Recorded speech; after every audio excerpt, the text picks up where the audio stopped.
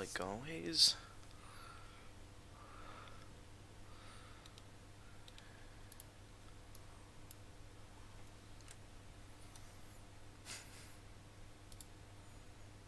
Alright.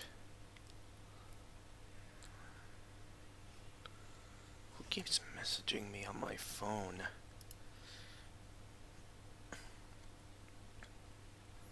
Well, we got a bunch of things in the process of opening up. They will be open eventually.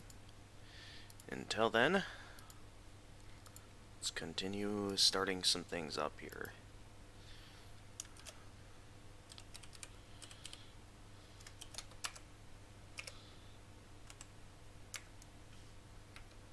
Hey, Lol Celine, welcome to this week's Friday streaming. I just started. You came in pretty fast today.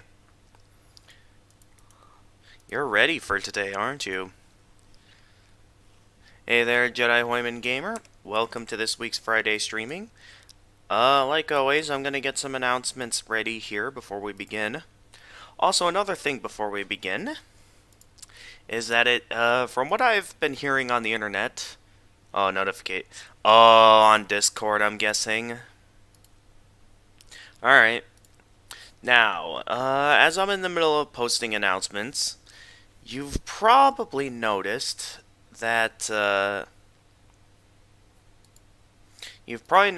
don't have the game open yet. And that is because, I have, something interesting to talk about with you guys. From what I've been hearing on the internet, sorry about that audio, and getting some links for this announcement. Here we go. It's that time of year again where, I believe the Steam Summer Sale is going on. While I have nothing planned yet, I know that, the Steam Summer Sale, they always have a large variety of good games they're selling. Now, I don't exactly know what games in particular I'm interested in at the moment.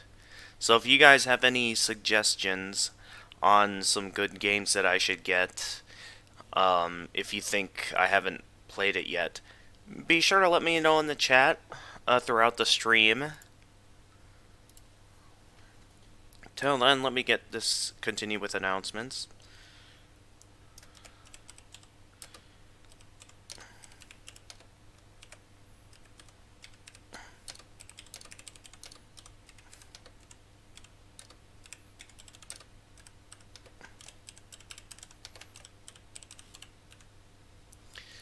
Little Nightmares.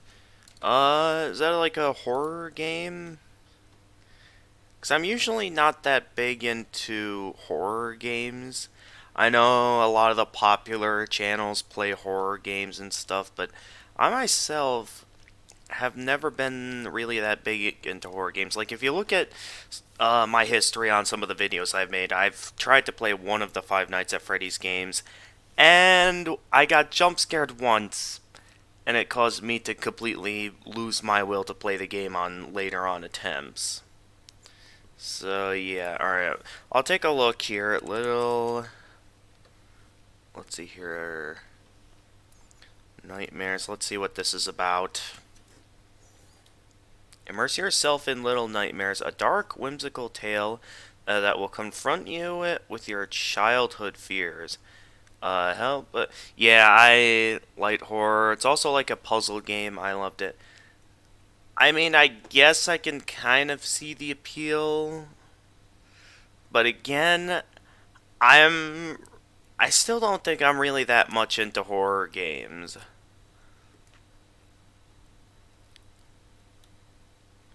Yeah, and I know, yeah, maybe Five Nights at Freddy's isn't the best example of good horror games, but in terms of most games I play, I just feel like I don't really want to go back to any kind of horror games on the channel. Yeah, I'm gonna have to say no to this one. Sorry. I'm certain some of the puzzle solving might be a bit interesting, but if I'm really wanting to play some good puzzle solving or something, I'd probably play something like Portal, and it's like, I already have played Portal on the channel before. Yeah. I mean, I'm sure there's plenty of other good games here.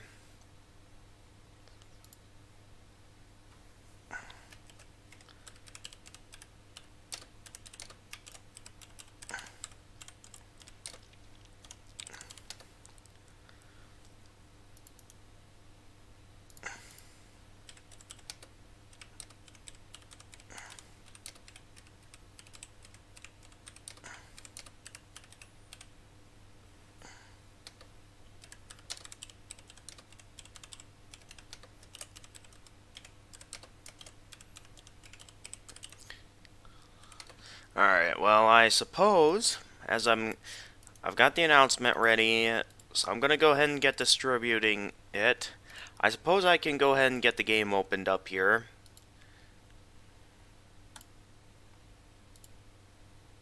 While I go ahead and prepare some announcements. Oh, I got a direct message from someone on Discord here. Maybe that's where all the notifications were coming from. And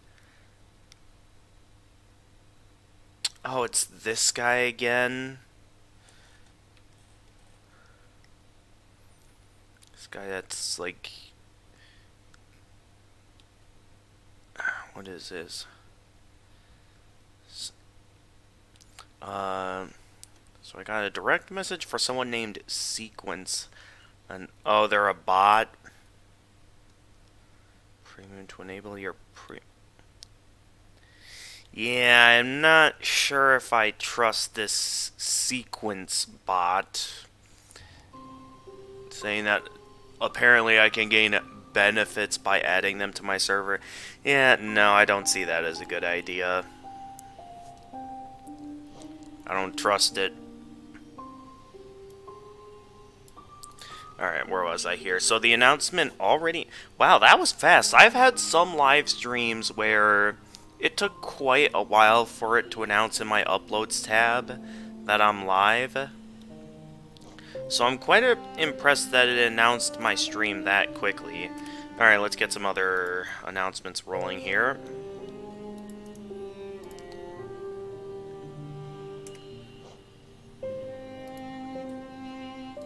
I did post it on... Oh no, I didn't post it on Twitter yet. There we go. Alright, announcement posted on Twitter. Now to finish my Twitch announcements. Keep forgetting that this channel got rid of their promotion tab.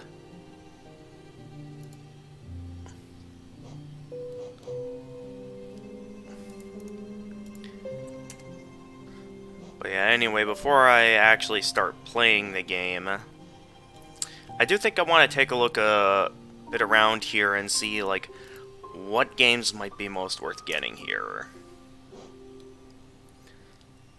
Gotta be careful, though, because, you know, I could end up purchasing a game but end up never playing it. Like, I remember there was one time a Steam summer sale happened where I think I purchased The Witcher 3 because I heard a lot of good things about its open worldness and having a lot of good variety that I've heard that, like, some people consider it to be, like, better than Skyrim. And I was interested in making a Let's Play of it for the channel when I got it. But then I think I was alerted that apparently, there's a lot of, not very good to show on the internet content in that game, apparently. So that kind of caused me to back away from ever playing that game. So I pretty much wasted my money on that game. I mean, at least I got it on sale during a previous Steam summer sale. Alright, let's see what we got here. Wait. Oh, did he also get rid of it? Oh, no, wait, here it is.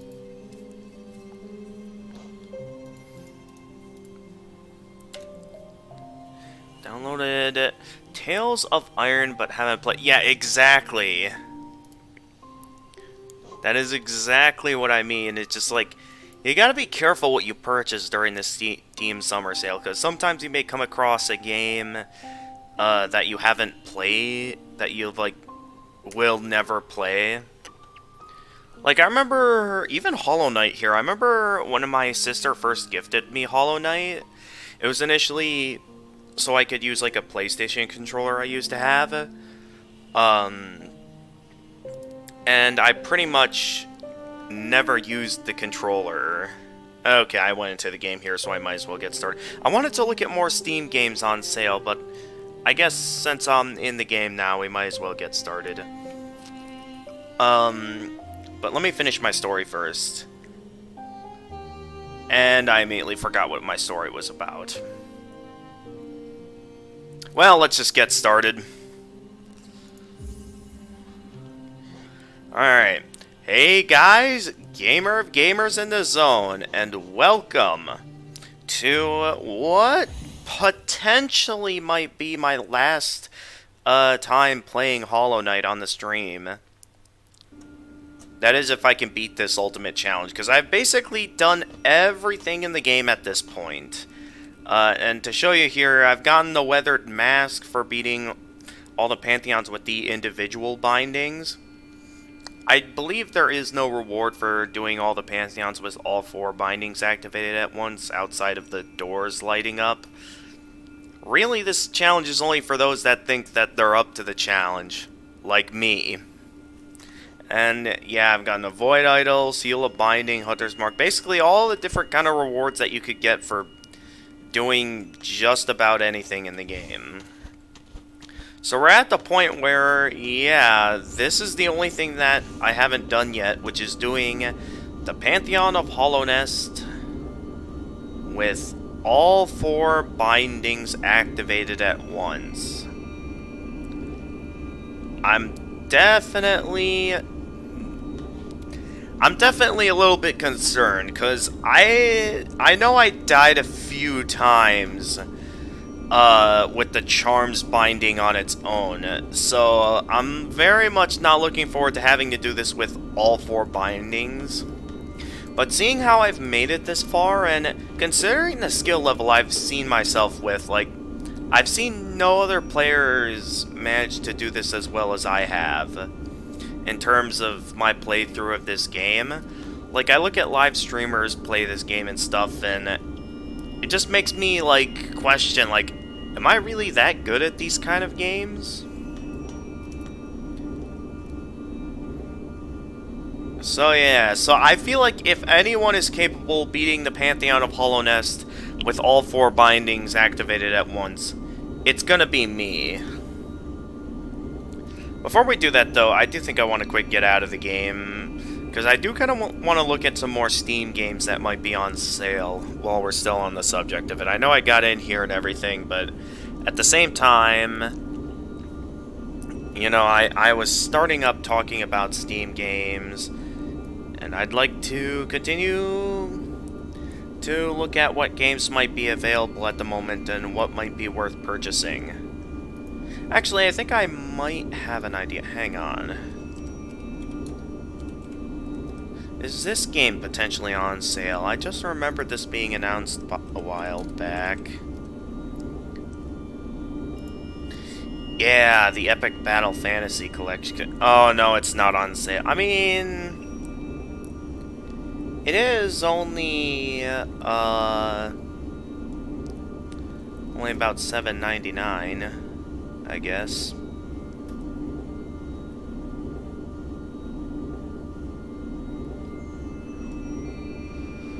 I'm buying it with the bundle, it puts it down to an even cheaper amount. But yeah, I was kind of expecting this game to be on sale, but nope, it's not. Though it is a fairly low price, which I think is fairly reasonable considering the fact that these were initially free-to-play Flash games before being moved over to Steam like this. No, I want to look at the store. I don't want to look at my own library of games. Let me see, what other games are being on sale right now? Let's see. Let's look around here and see if there's anything that maybe stands out as something that I might be interested in getting. Because I know, seeing how I've been really getting into, you know, playing these kind of hard games, I am kind of wondering if maybe I'm ready for something like Dark Souls. So, you know, I play a lot of Toho, and seeing how well I've done in this game, I feel like I could totally start to have the skills to take on Dark Souls. I don't have Dark Souls yet, but maybe I can get it at a good price. But the Jackbox Party Pack is also on sale for a pretty good price as well.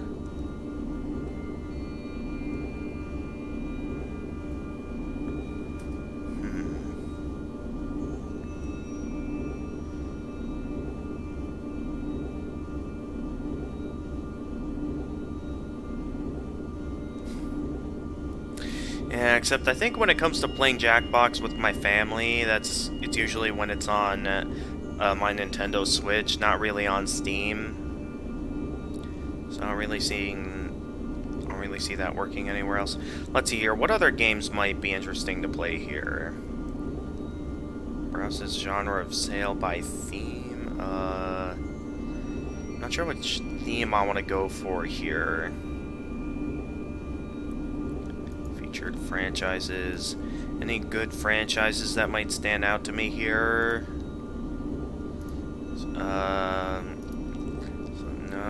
Nope. Nothing that's standing out to me yet. The Elder Scrolls fan. I already have Skyrim. At this point, I'm kind of just waiting on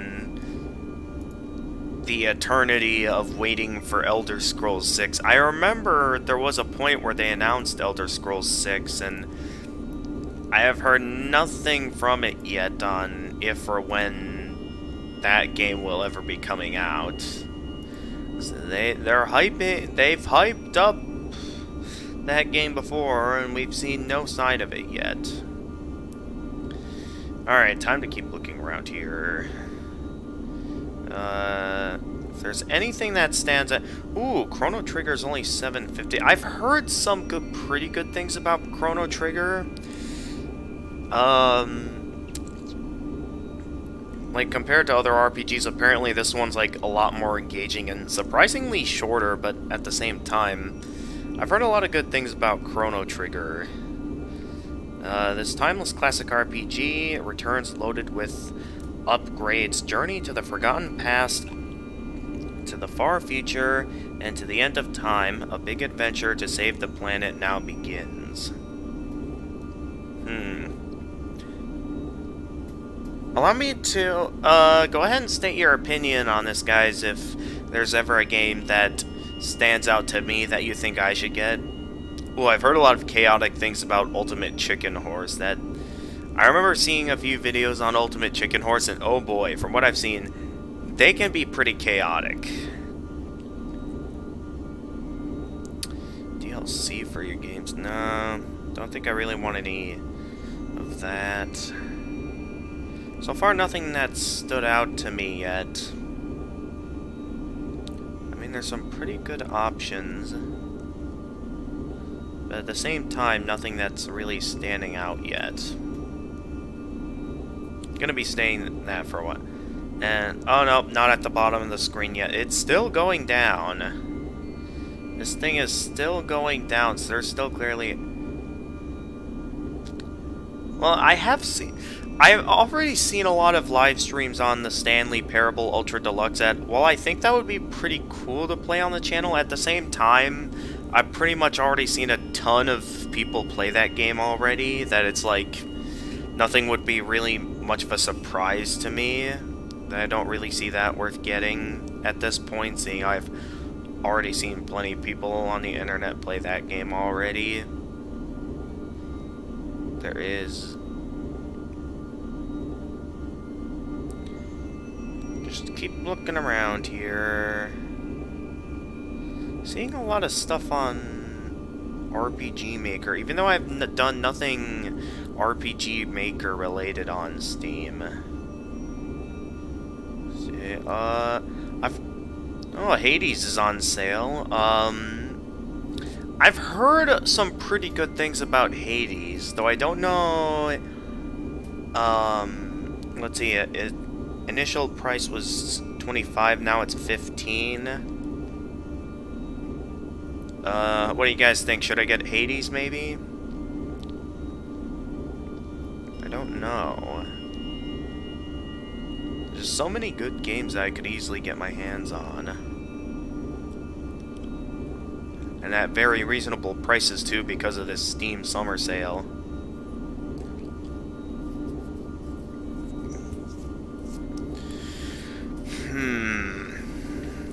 How far down are these featured games on Steam going? No, I've already played Shovel Knight Treasure Patrol for the channel. Celeste, I've heard, in terms of a platformer, I think is pretty good. Right now, it's only $5 to get Celeste, and I've heard that it's mainly platforming focused.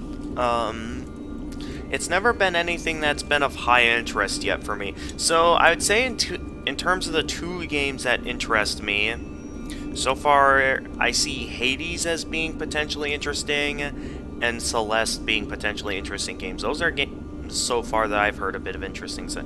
Oh, also Hat in Time. That's currently like half price right now. I've heard some good things about Hat in Time as well. Lots of options here. Oh, am I at the bottom of the list? And the scroller is breaking up on me. Okay, here we go. Have you ever played Mushroom Wars? Hang on, let me finish looking at this featured set of games here on Steam, and then we can think about that. Actually, you guys can't even see what I'm doing. Should I maybe turn on the display capture so you guys can see what I'm doing? Some of these games aren't offer much. Like, there's one game here called Little Witch No Beta, which I think from what I've seen on the internet is, like, supposed to be, like, an anime version of Dark Souls, from what I've been told. That's only, like, $1 less than the initial price. I'll take a look at the description of Mushroom Wars. Let's see, here's Dark Souls Remastered. It's not showing how much the price is off, though, so hang on here.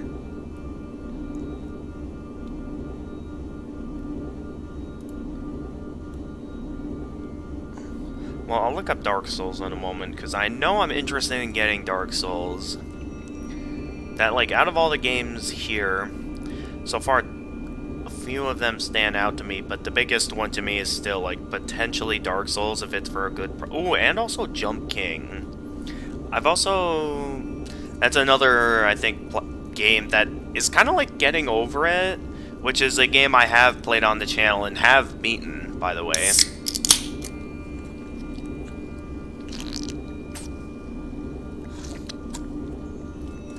So there's lots of games here that interest me. Though I'm not entirely sure yet if it's entirely worth getting. For now, I'm gonna keep scroll a little bit more here. This featured list really goes down far. I gotta say that. Because, yeah, it's really letting me go down far. Like, how far down is this gonna let me scroll? Though I do think I'm getting to the point that I should go ahead and check out the game you recommended to me. What was it called? Mushroom Wars? So yeah, let's go ahead and do that. Oh, so it looks like I'm just about at the bottom, maybe? Well, whatever the case. Oh, wait a minute, there's a Clanad video game? What? That's interesting. Alright, well, anyway. Oh, I have a game on my wish list? What did I put on it? Of course, Hollow Knight Silksong. Of course. Alright, so let me... Okay, Mushroom Wars is what this game is called. And let's see, currently 75% off, only $2.50. Mushroom Wars is a dynamic real-time... Used to have it on PlayStation, but I just play it on my phone now. Don't know if it's on sale. It's just a good game. From what I can see here... Command the Mushroom Army. Is it dynamic? Oh, I've seen a games like this before. This kind of reminds me of on Addicting Games and like those Flash game websites. There was a series of games like this called Civilization Wars.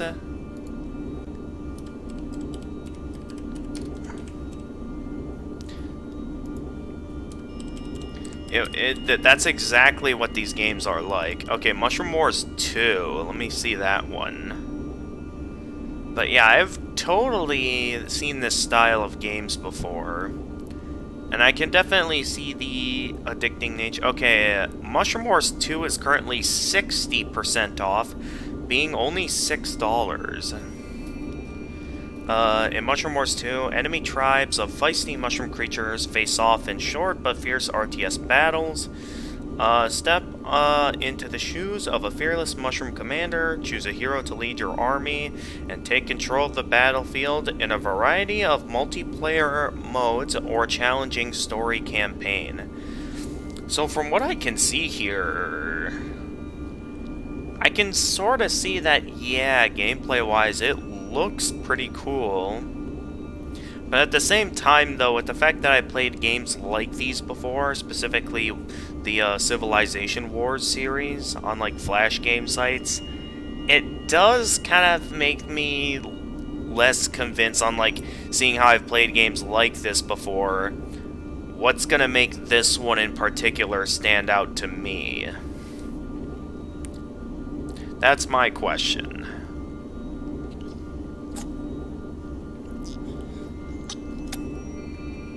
Alright, now then. One last game I want to see if it's on sale right now. I already mentioned it before, but I want to take a look at good old Dark Souls.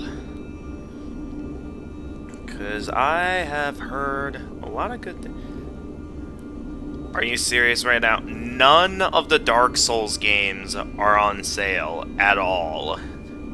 Like, absolutely none of them. Oh, you gotta be kidding me. Well, in terms of the games that I have mentioned stand out to me, which one do you think is most worth getting? I know there was Hades, I know... should I consider getting Dark Souls at full price? Even though this is supposed to be the Steam Summer. Why do they not have that game on sale? Because, like... Dark Souls is still a fairly popular game. Like, I know there's currently Elden Ring, is it called? Which is like an open world Dark Souls from what I've heard. Okay. That game from what I've seen is also seems to be full price.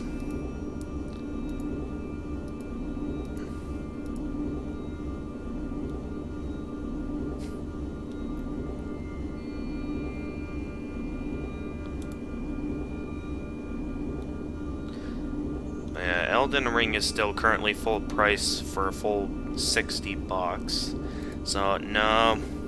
I think that's going to be a bit pricey.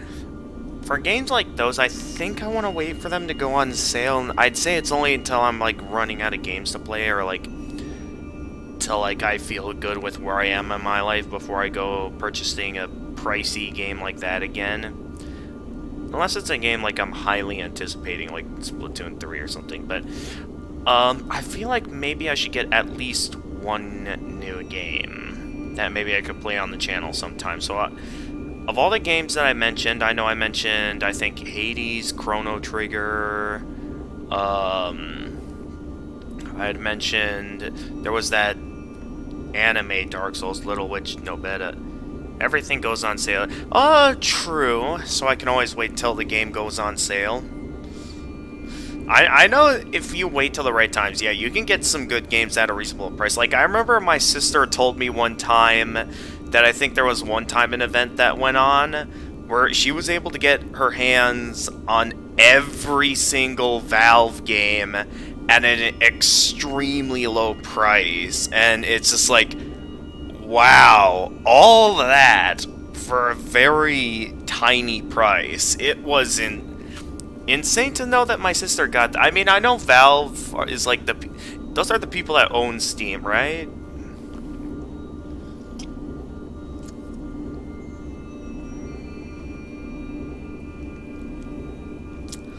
But yeah, okay, let me look again at what games I was interested in. I know I was interested in that. So Hades, Chrono Trigger, Little Witch No Beta. I think I said also Jump King. So out of all those games, which one do you think would be the most interesting for me to play, maybe on the channel or something? Or if you think it would be better to just play it for myself? Because I think those are the games that I'm most certain on at least one of those I should get.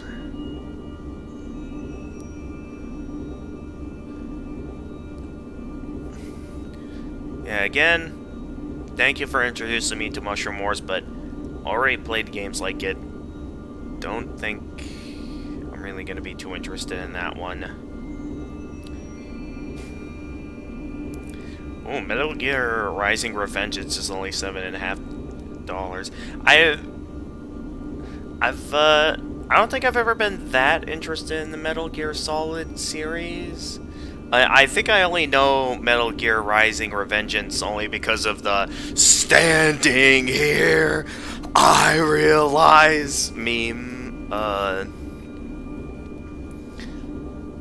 as well as I think, because I think, like, from what I've seen and from what I've heard people talk about, I've heard that, like, the final boss in that game is absolutely insane, like, both funny but also, like, really, like, interesting fight at the same time, from what I've heard.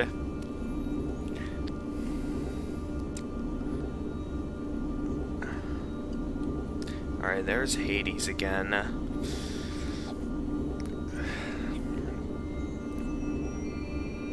Well, I'm kind of at that point where I've looked at a lot of stuff here, and I'm just not... I would say it's kind of going to be up to you guys to really point me in a direction here. Otherwise, I might just not get anything here and just focus back on the game that I planned on doing this stream, which is, of course, Hollow Knight. Because a lot of these games, they look like they could really be interesting to play. Had in time, just lots of good games, and it just... I'm unsure which one I should get, because I think I could totally get any one of these, and... Which no better. That game is only 10%. I mean, initial price is only $10, but to only put it down to $8.99, that's kind of... That doesn't really seem like a... that amazing of a sale, you know what I mean? So I think if I'm going to be buying any games today, I'm thinking Celeste is only $5. So why don't we get Celeste? Go with you. Okay, I think I'm interested in getting Celeste because I think I've heard a lot of good things about this game. Precision platformer, difficult pixel graphics. So yeah, why don't we get that one? And then, what do you think? Should I do a regular Let's Play of Celeste, or do you think I should save it for another time that I do Friday streaming? Because right now on Friday streaming, I'm focusing a lot on, like, ultimate challenges and stuff in this game. Alright, let's get... They charge extra just so you can buy the soundtrack for this game? Wow. Alright, I am going to take a moment to turn the camera away, because I'm going to be whipping out some stuff here while I purchase this game.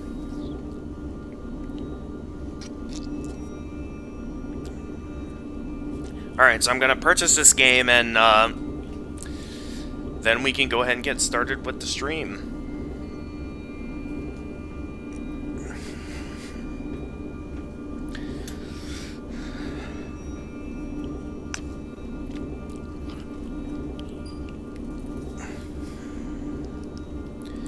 Alright, just give me a minute, everyone. I just want this, the camera turned away so no one can see any personal information that I'm putting in here. So just give me a minute and I will be ready in a moment.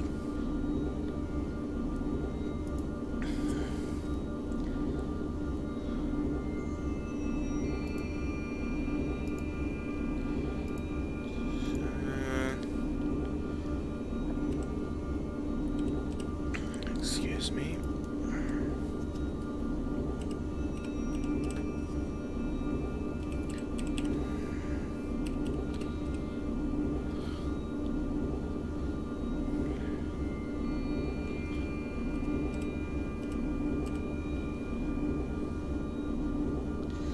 Alright, there we go. Alright, that should be good. Wait a minute.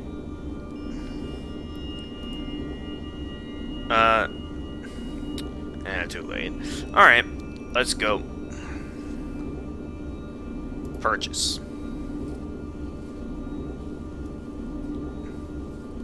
There we go, I now have Celeste. Initial price of Celeste would have been 20 bucks, but thanks to the Steam Summer Sale, I only got it for 5 bucks.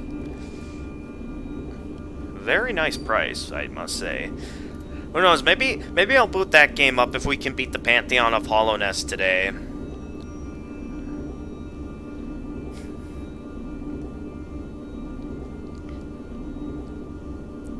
Alright,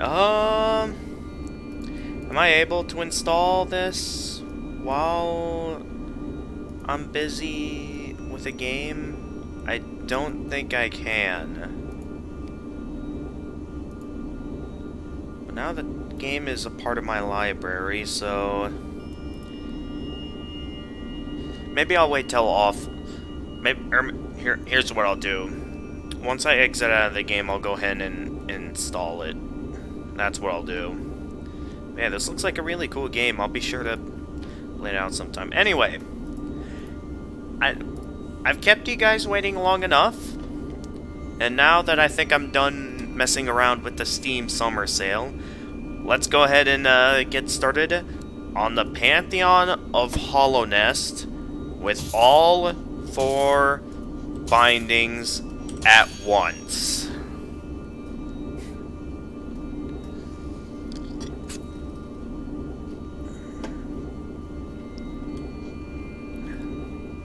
Let's go.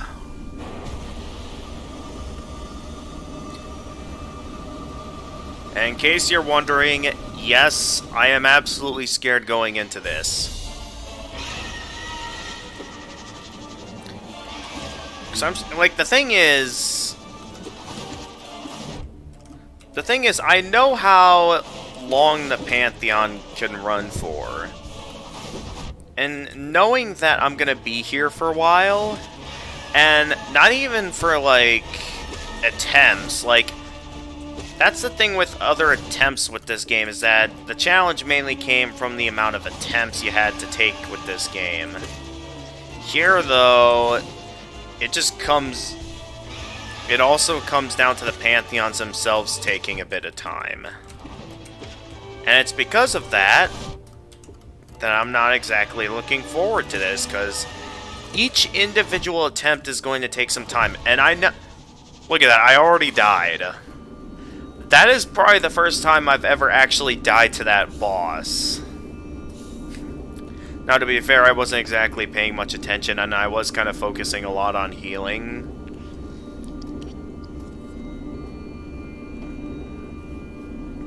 But, like, this thing is long. And I'm already dying.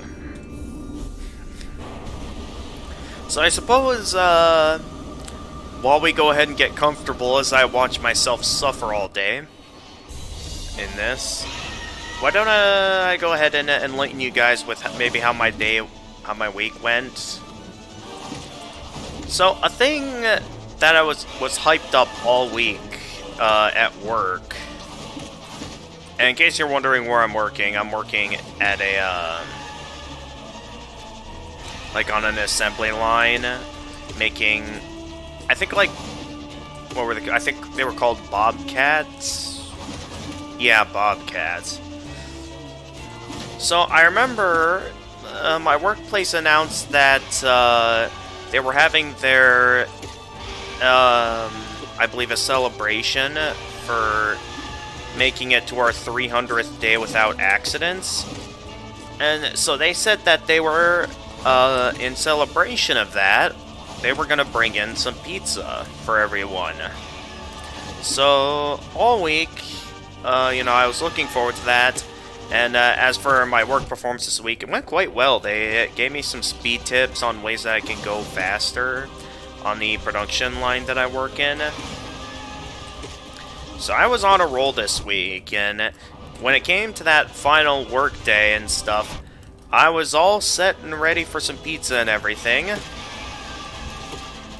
And the time came, I came in to grab some pizza, and then I found out that they made a last-minute change. I don't entirely know the details behind this, but apparently they ended up ordering subs instead of pizza. They had promised pizza ever since they first mentioned that we were getting close to our 300th day without accidents, and then they bring in subs instead of pizza. Considering how hyped up that was, I was very disappointed. I mean, I didn't complain much. I still accepted the sandwiches. The sandwich I got, along with some chips and a cookie, it wasn't bad, but it's like, you hype up pizza all week, and then not bring in pizza. It's not the fact that I got a sandwich instead of pizza, it's the fact that you hyped up pizza and then didn't bring in pizza. That's how I see it. Because it's like, I would have been fine if it was just subs, but what disappoints me is that, again, they hyped up pizza and they brought in sandwiches instead of pizza. That's how I see it, and it makes me feel betrayed. And while the sandwiches weren't bad, they were actually pretty good, but at the same time, I feel kind of betrayed and still have that lingering feeling like they owe me something for toying with my emotions like that.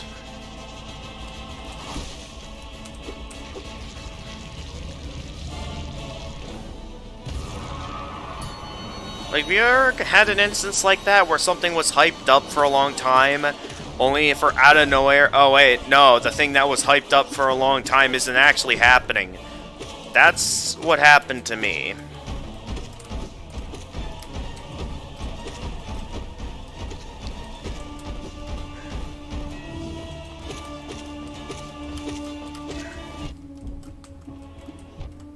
Oh my goodness, what are you doing, buddy? What are you doing? Oh my goodness, you have got to be kidding me. I know this was going to be hard, but to be dying this early on in the Pantheon, I'm quite disappointed. To be dying this early on. I'm better than this, considering the fact that I even managed to make it this far. So why out of nowhere I'm doing this bad all of a sudden?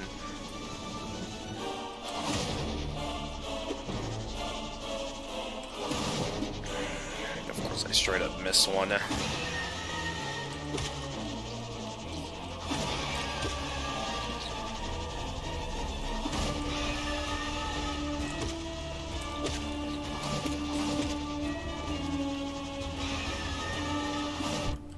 Are you serious?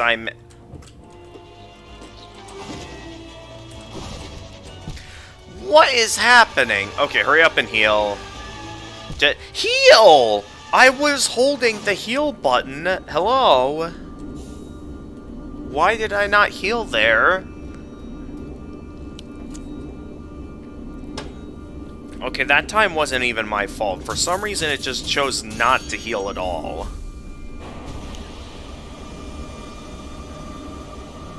Come on, we just started and already I'm getting annoyed by this.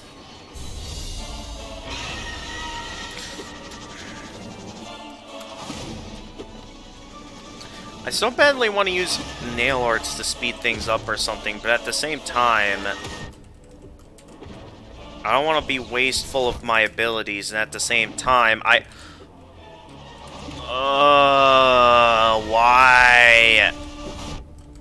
Why?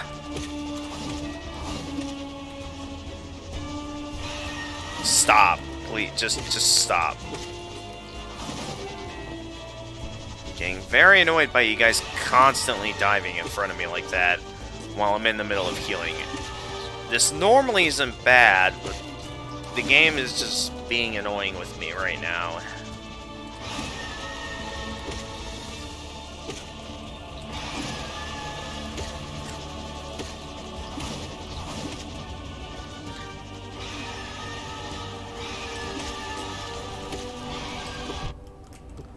Stop getting hit by the weakest enemy in the game.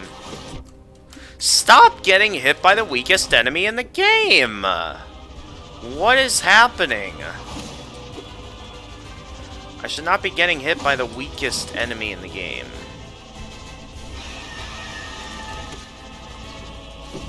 Okay, you need to get out of here. Go, go, go. Come on. Getting very tired of this. And I'm gonna have to start with this every single time I do it the Pantheon too. I'd just like to point that out now.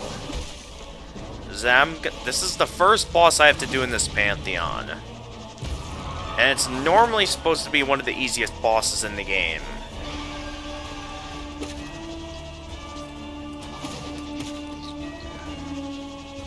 So, what's going on that I'm not doing very well against it?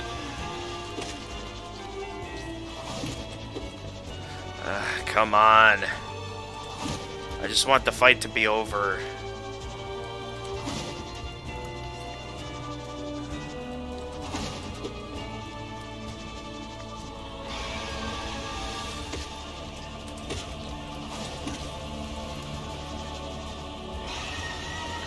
Well, enough about me disappointing about being denied things that were hyped up. Why don't I talk about some things that I am looking forward to? Like, I know it's still gonna be a while till it gets to this point. Like, probably still like almost an entire month. But one thing hey, hang on. I'll read that chat message in a quick second. But welcome to this week's Friday streaming. Actually, I can't read. Hang on. I'll translate what your name says in a quick moment. I'm a bit busy right now with pure torture.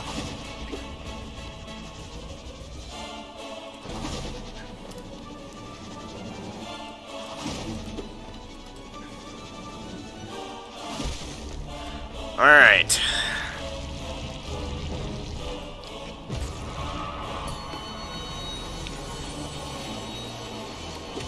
Alright, let's not mess up as stupidly as I did last time with this boss. Because I'm quite disappointed I've been quite disappointed in my general performance throughout this entire stream so far. I'm normally better than this, and to be dying to these two first bosses so many times, yeah, we're doing the Pantheon of Hollownest with all 4 bindings. I'm certain it's gonna take us quite a few attempts, especially considering how long this Pantheon is. Jedi Hoyman Gamer, I would not recommend making assumptions about certain audience members. I know it's interesting when someone of a different language or something shows up on someone else's live stream, but at the same time, I would not recommend making assumptions like that.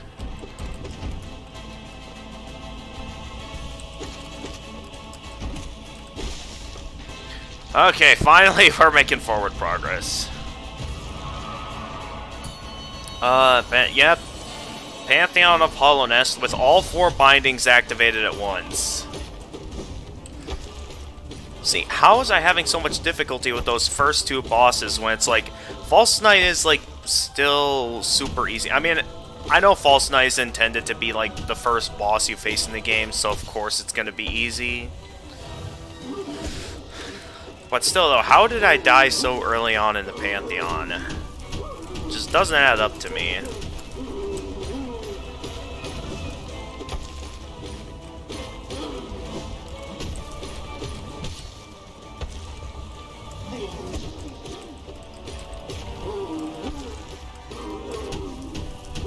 Like, if I'm dying to that, how am I gonna beat, like, absolute radiance at the very end of this Pantheon? That's my biggest concern, because I know out of all the bosses in this game, like, considering how much experience I have with even some of the hard bosses, like the bosses I regularly initially considered to be the hardest bosses in the game, I'm really noticing how unpredictable the absolute radiance can be, considering how long it took me to beat her on Radiant difficulty in the Hall of Gods. And seeing the difficulty I had going into this Pantheon with all charms, yeah, this is going to be tough.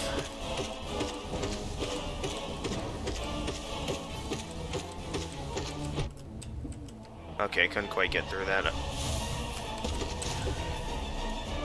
Alright, let's get back close to the middle and start the combo again. Fairly easy to heal damage. Hard. Of course, it's going to be very hard.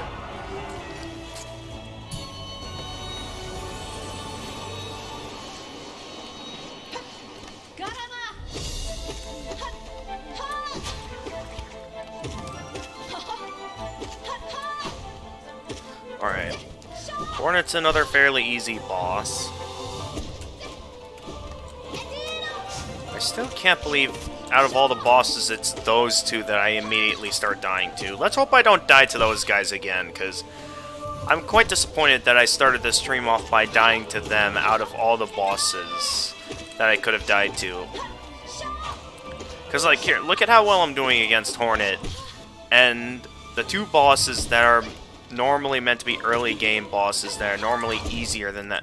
I did not mean to unleash the nail art right there. I probably should not have charged up a nail art in general. Alright, hang on, give me a moment to heal.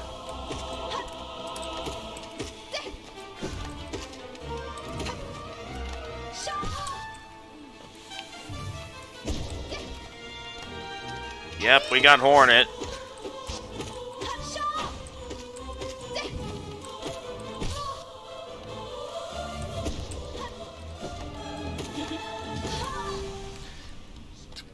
Alright, Hornet's down. Hey, welcome to this week's Friday streaming. Who do we got in the chat? Okay, we have quite a few people showing up in the chat today, both on YouTube and on Twitch. Hang on, let me get a moment to translate all your names here, because we got quite the audience here today, folks. Give me a moment to open up Google Translate so I can translate these names. Okay, the first one we had earlier was Brick Bebrovich. I hope I pronounced that correctly. Welcome to this week's Friday streaming. We also have... let's see here. Over on Twitch we have Neri Maruko. Welcome to this week's Friday streaming. Thank you for coming in. Let's see here. What message do we got here now? We got another message from Brick saying, oh, you're Russian. Okay, that's pretty cool. So yeah, welcome to this week's Friday streaming. We are doing the ultimate challenge of Hollow Knight. We're doing the Pantheon of Hollownest with all 4 bindings activated at once.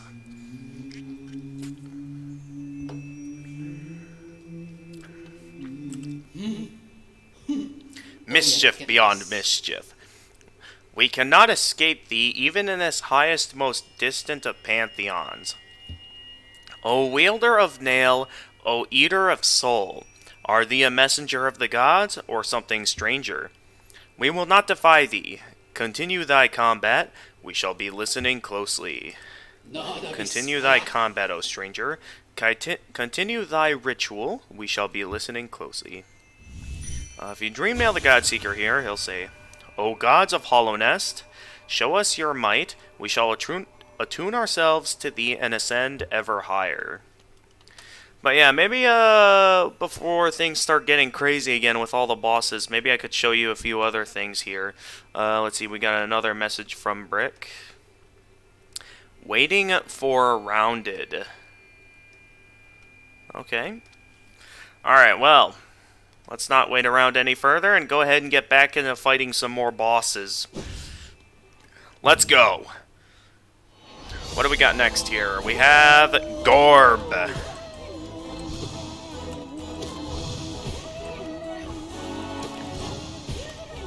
Alright, stop teleporting away from me, Gorb, please.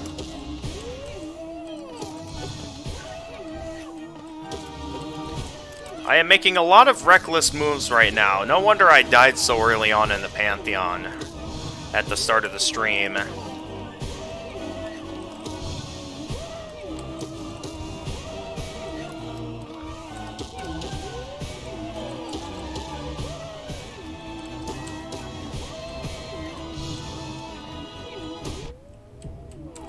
Okay, I'm getting really careless with these moves.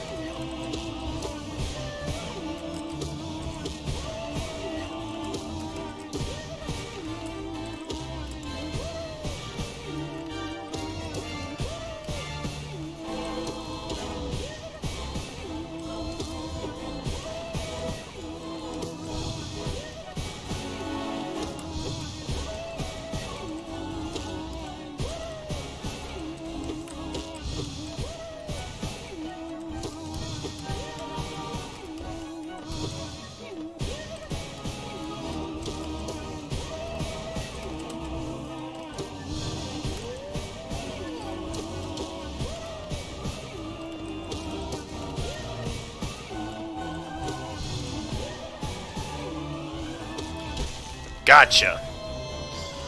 Alright, next boss. Here we go.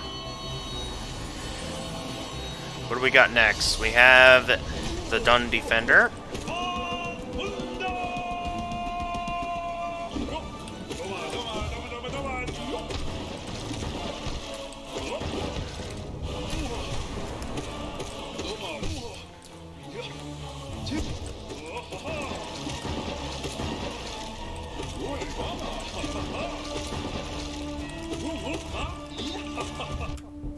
Oh, whoops.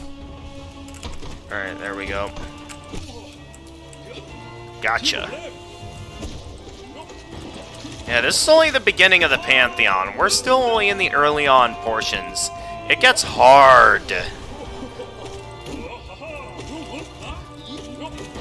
Like, the Pantheon of Hollownest is already a very hard challenge on its own.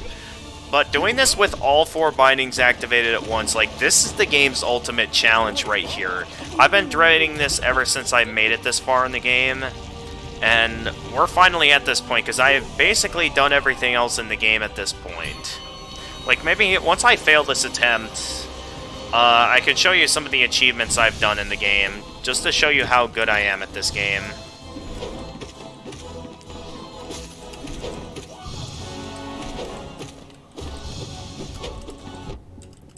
I let that ghost walk right into me. Alright, please allow me a moment to heal. Thank you. I know you back early on in my Steel Soul run, you weren't exactly the most forgiving with letting me heal, to the point that you were like the one boss in the game that I think was actually able to get me down to only 1 mask remaining back early on in my Steel Soul run.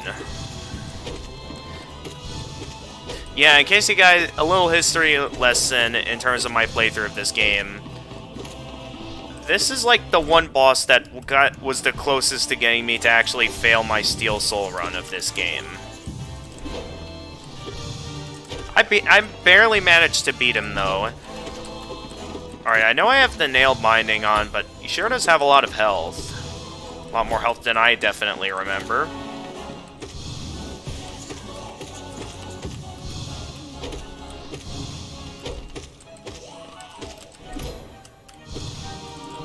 I don't want to take any chances with healing. Alright, there we go.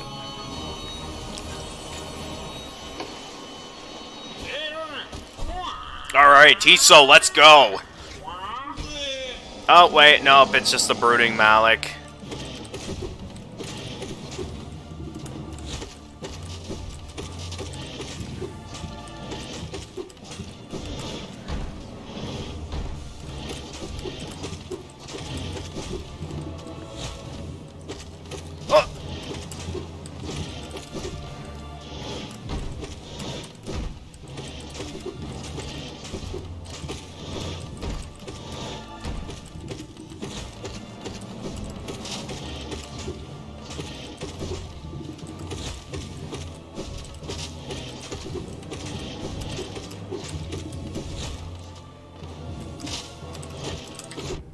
I managed to land a hit on me there.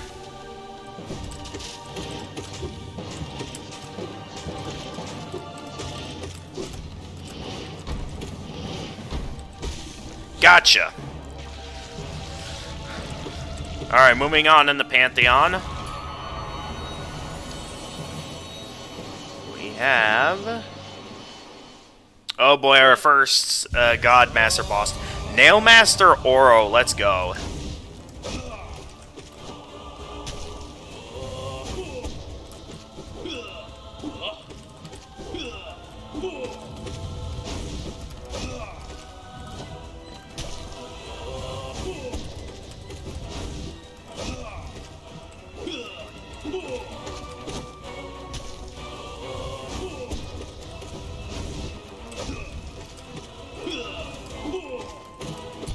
Nope. Okay, okay, nope, never mind. Alright.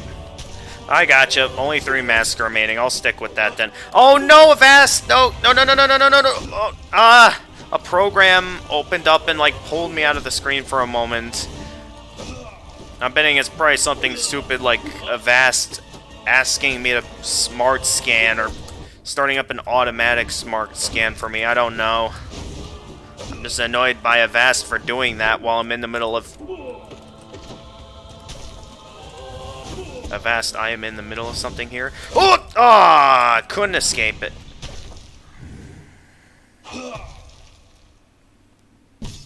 Here we go. Half health. Now having to face both Oro and Mato now.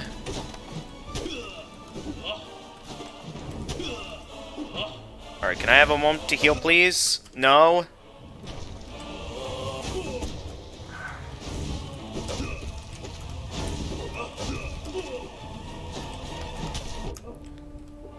They just don't want... I was not expecting that to have that much reach. Okay, well... there goes that attempt. Lost to Nailmasters, Oro, and Mato. Let's see what's been going on in the chat. Thank you guys for cheering me on as I proceed throughout this. Just get comfy, because we're going to be here for a while trying to beat this. Yeah, as you can see on screen right now, I have managed to beat the Pantheon of Hollownest with each individual binding here. And to show you some of the things that I have done here, I've gotten just about everything. I've gotten the Weathered Mask for beating all the Pantheons with each individual binding. And in case you're wondering, I did beat all the other Pantheons, Pantheons 1 through 4, with all 4 bindings activated at once as well. This is all that's left. This Pantheon with all 4 bindings activated at once. I've gotten the Void Idol, which you get for beating the entire Hall of Gods on Radiant difficulty. Specifically, its final form, of course. The Void Idol has 3 different forms, depending on... everybody's singing, yeah! But yeah, the Void Idol has 3 different forms depending on if you beat every boss on Attuned, Ascended, or Radiant difficulty. And of course, Radiant is the hardest, so here we have the Void Idol, which you get for beating the Pantheon of Hollownest with... no, beating the Hall of Gods on Radiant difficulty, the entire thing. I have the Seal of Binding, which you get for beating Path of Pain. Come to Foray? Wait, what is this? So let's... I also have the Hunter's Mark. So, yeah, I've pretty much done everything in the game, and I do have pretty much every achievement in the game as well. So, yeah, again, this is all that's left for me to do at this point in the game. Is this last ultimate challenge. So let's keep at it.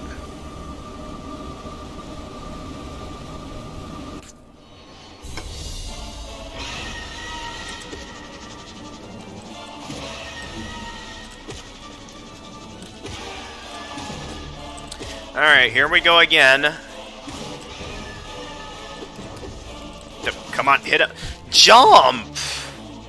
What are you doing, Knight? Jump!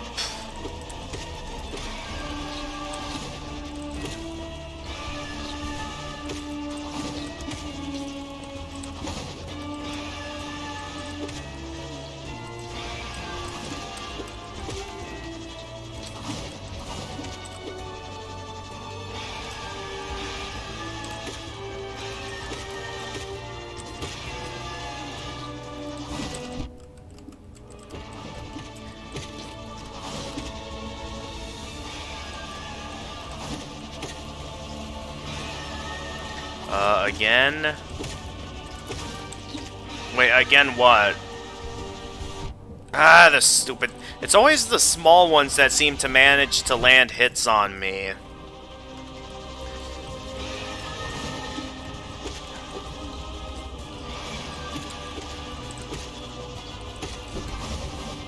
Oh! Ah! Okay, give me a chance to heal, please. Thank you.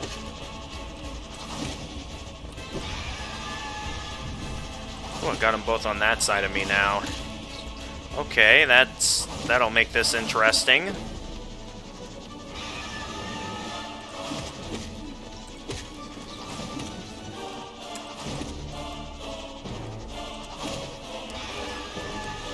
But yeah, again, I've pretty much done everything in the game at this point, so all that's left to do is beat this, and no matter how many times I fail, I'm gonna keep at this until I beat it.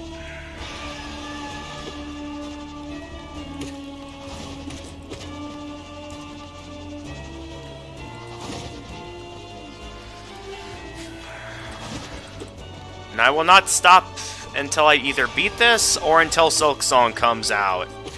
Which I believe, from what I've been told, I have taken the time to look at the new trailer for Silk Song that came out at the Xbox Summer Game Fest presentation.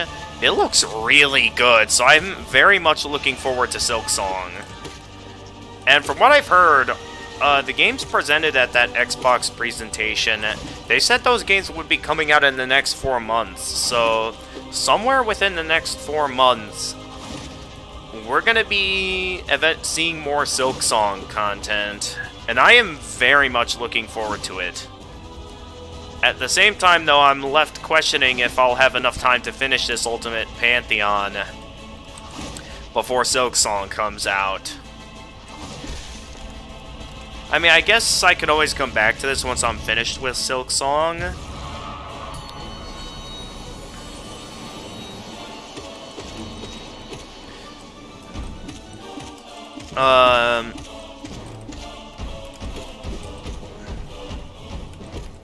Hang on, I'll read chat messages in a moment.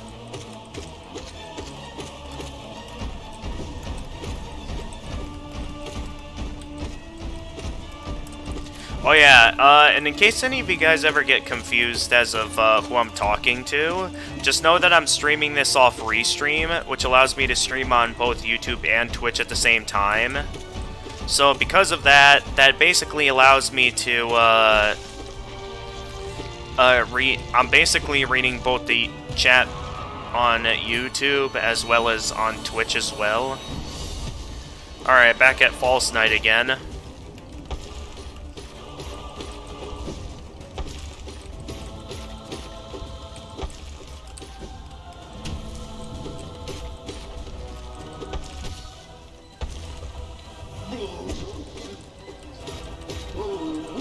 Yeah, a lot of these early game bosses are normally easy.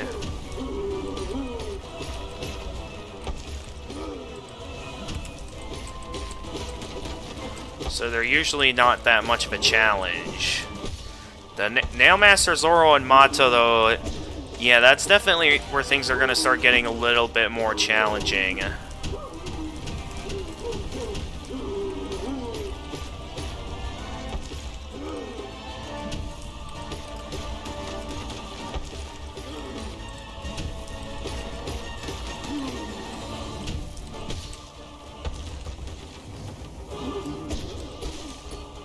Alright.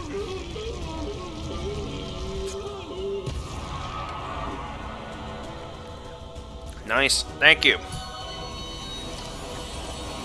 Just gotta keep going at this.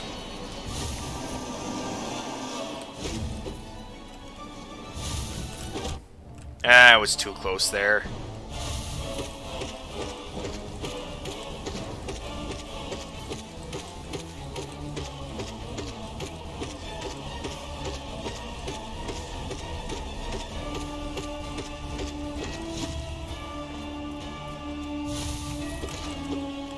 Oh, only needed one more hit there.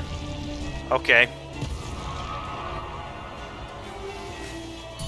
Yeah, Moss Charger is without question the easiest boss in the game. Like, with the right charm combination, you can easily, like, mop the floor with that boss without getting hit once. Like, even on Radiant difficulty.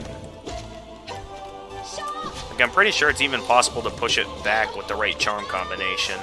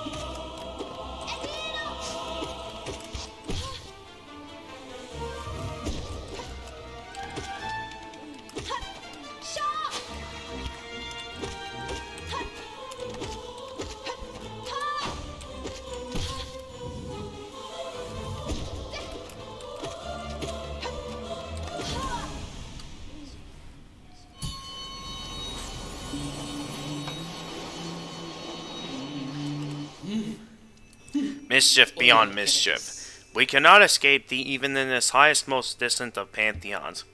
O wielder of nail, O eater of soul, are thee a messenger of the gods, or something stranger? We will not defy thee. Continue thy combat, we shall be listening closely.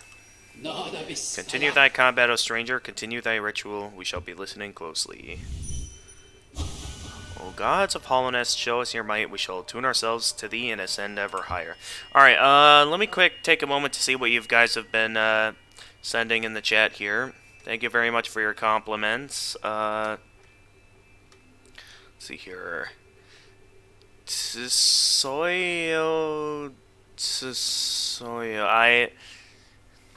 Yeah, I don't know what that means in English. Sorry.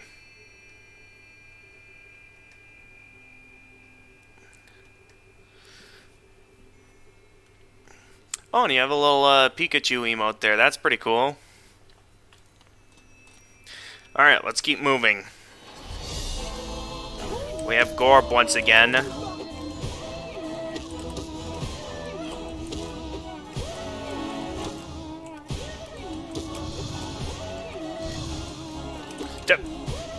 Alright, you gotta stop teleporting all over the place, Gorb. Because it's confusing me.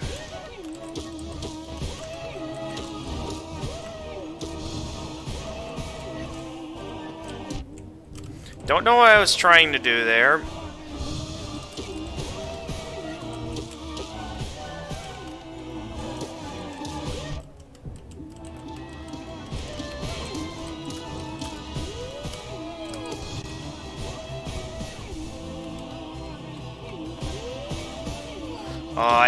I had a very certain feeling that that was gonna hit me, but then I somehow managed to barely avoid it. Dope. How did I get hit there?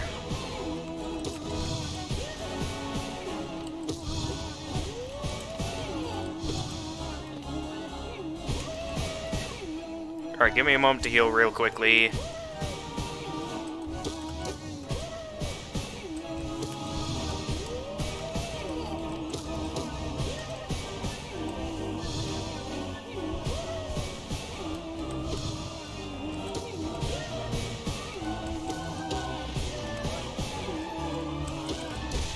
Gotcha. Okay, moving on.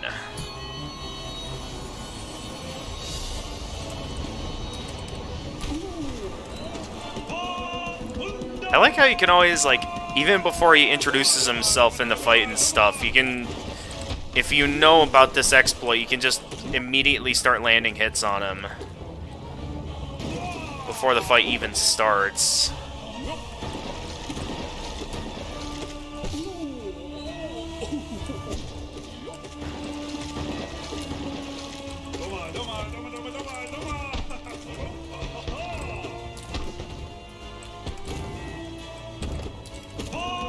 Alright, he's going into his second phase. Dope.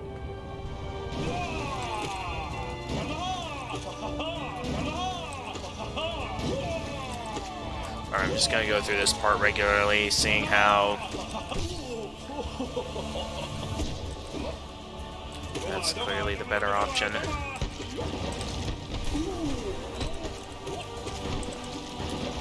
Excuse me.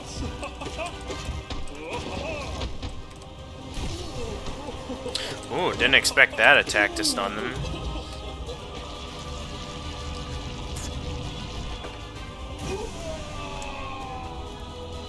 Moving on. Alright, let's try and do better against you this time. I wasn't...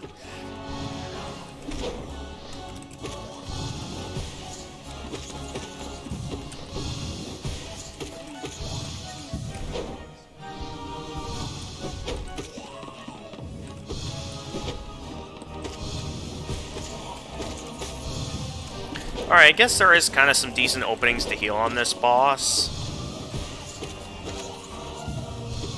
If you know what you're doing.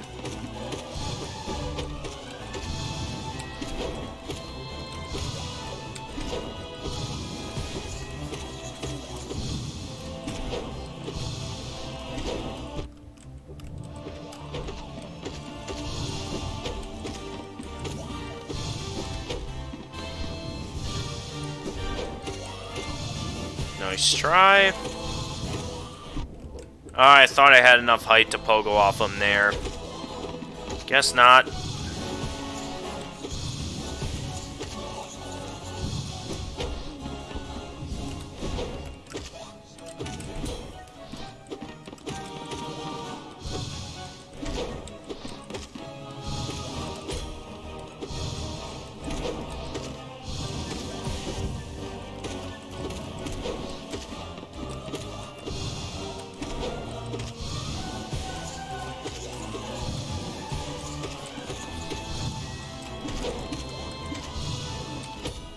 Wow, it was really high up there that time.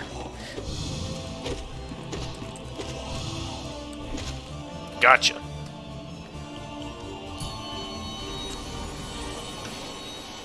Okay, no, this is where I go up against the Brooding Malik.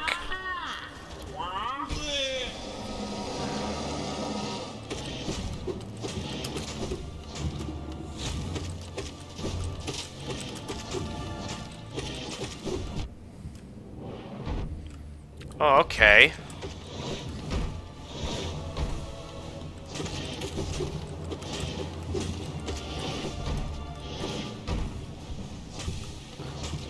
Alright, thank you for giving me some time to heal. Okay, he's cornering me.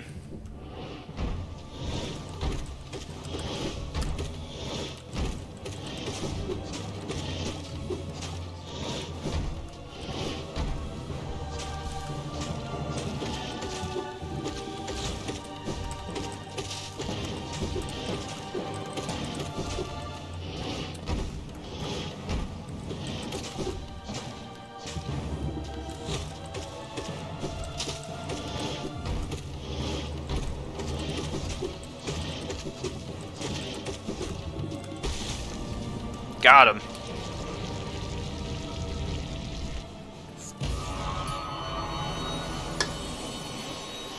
Alright, here we go again. Let's try not to mess it up this time, because... So I'm gonna want to play my moves very safe here. And, like, assume that at any moment he might do that quick attack, that always seems to be what hits me. That. I don't know why I didn't dash away from that attack, but I didn't.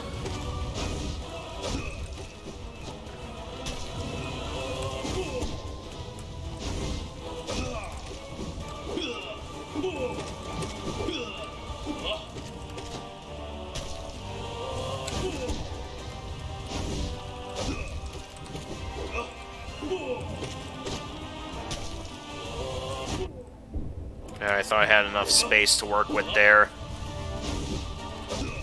Well, at least I managed to get a decent heal in.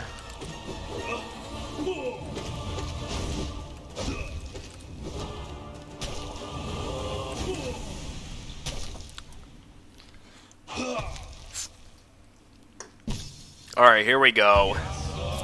Let's try not to mess up this time. Because, yeah, there were a lot of mess-ups last time, and it's very easy for those mess-ups to add up, considering how little health I have and how little I have to heal, and especially how long it takes me to heal it. Like, I have little to basically no room at all to mess up.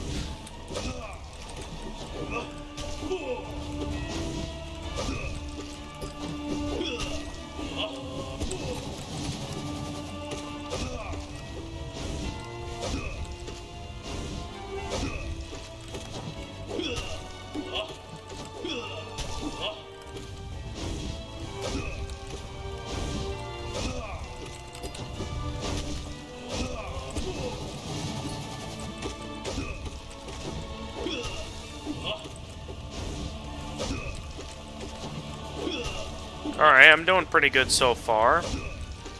It is definitely a better looking run so far. I think it's because I was trying to focus a lot on trying to heal. And I just wasn't finding very good openings to heal.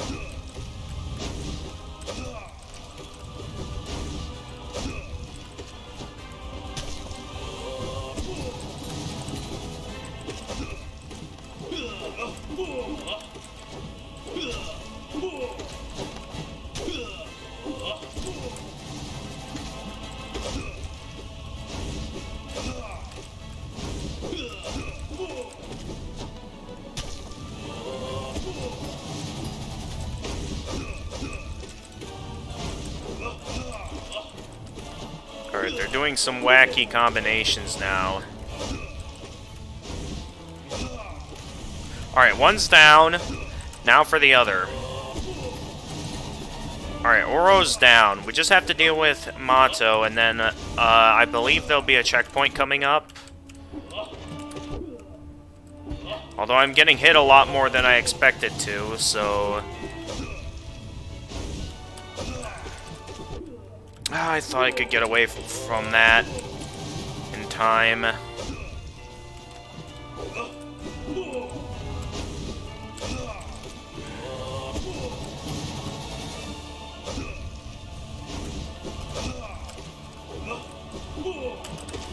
Ah!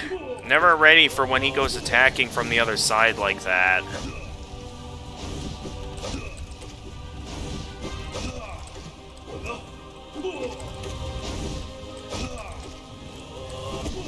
Come on, he should be going down soon.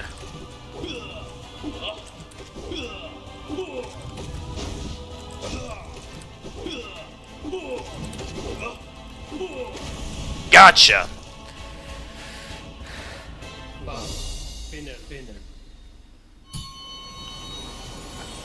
I always like bowing back in respect.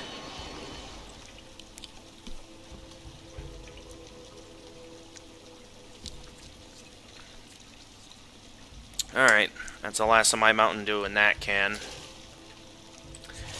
So occasionally you'll come across these checkpoints throughout these Pantheons. You have a bench, hot spring, and I believe you only get lifeblood if you beat a certain amount of Pantheons with individual bindings. Which I've already, you know, beaten every Pantheon with every individual binding. So I pretty much have the maximum of 5 Lifeblood Masks per cocoon. So I'm going to want to work really hard to conserve these.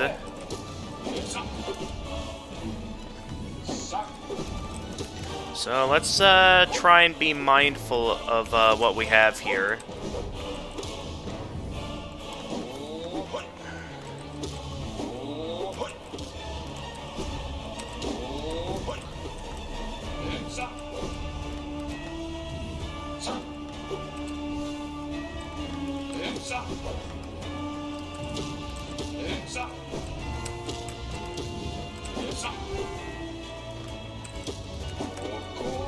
Oh, okay. Oh, jeez, I wasn't ready for him to fire again. Gotta be careful, because this is all the lifeblood we'll be getting for now, so I really gotta make sure that I'm able to hold on to as much as possible. Because there's occasionally some bosses I know that exist in these Pantheons where I know I'm gonna want these lifeblood masks. I'm gonna be disappointed if I lose them all to 0.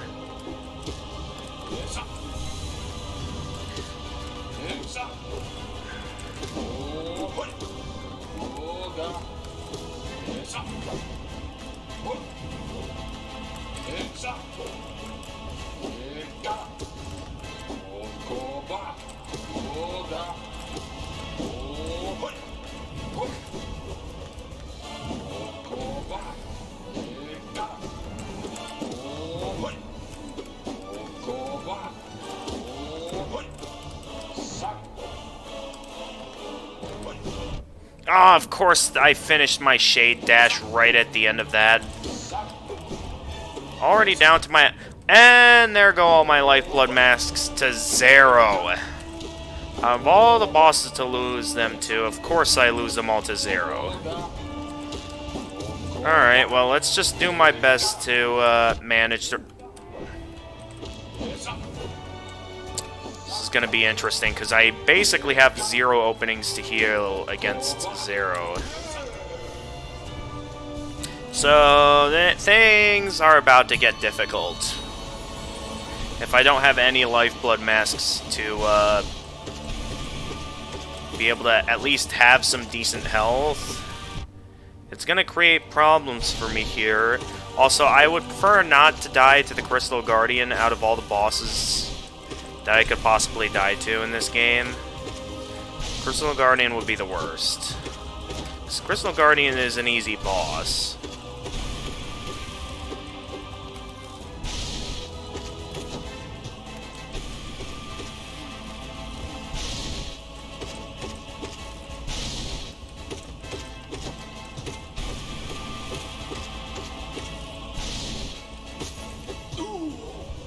Still have 1 Lifeblood Mask missing, so I gotta be careful. Of course, we got the Soul Master. Well, there's plenty of openings to heal when fighting the Soul Master.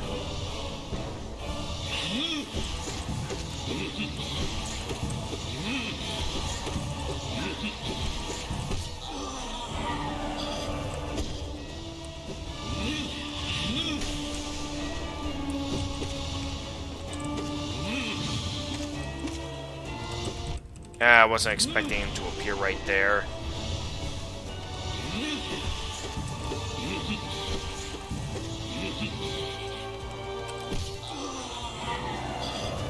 Managing to stun him in the most unexpected points.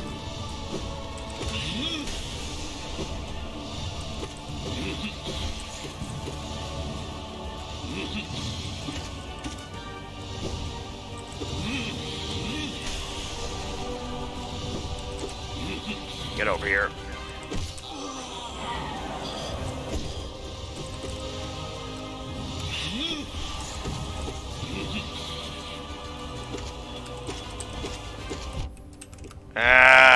Oh, come on! I got hit by twice by the same attack.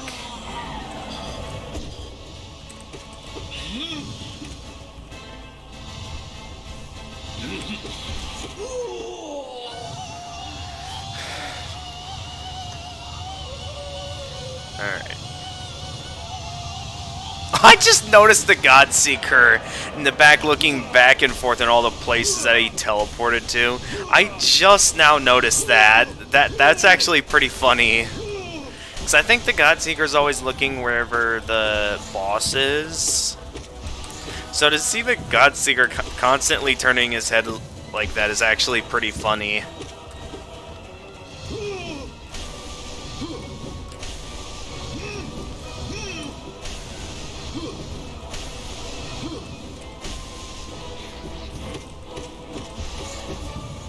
Alright, how many times am I going to need to loop around like this?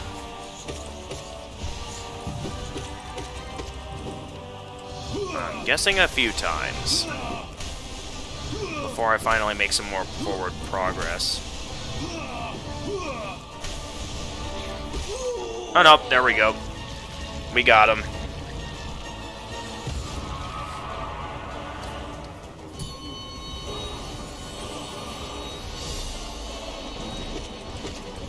Oh boy, this is one boss where I feel like... I mean, I'm pretty sure, lose all my lifeblood masks to this boss in particular. I'm getting it hit a lot more often than I'd like to. So I'd like to be careful here. So that way we don't go dying to this boss out of all the bosses in the game I could be dying to. Are you kidding me? I got hit by that.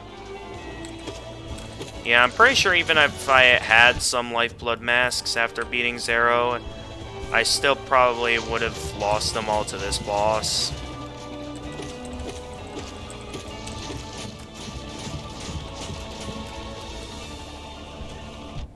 Are you kidding me right now?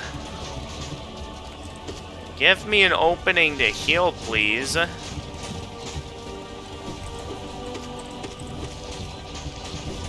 Alright, I just want an opening to heal.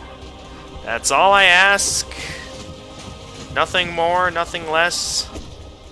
Just an opening to heal. Be well appreciated.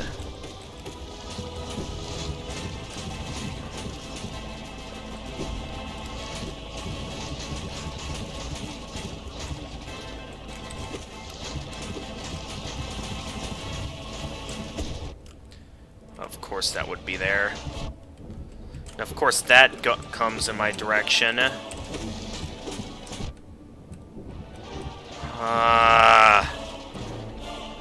This is really beginning to go downhill.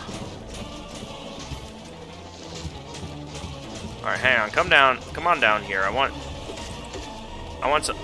Okay, I was not expecting to take one of them down that turn. I was ready for an opening to heal, like this.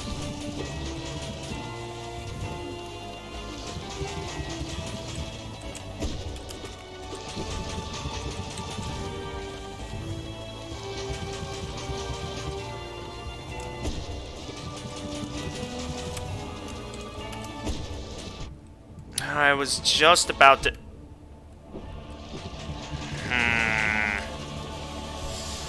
Okay, time to get in some quick jabs so I can heal.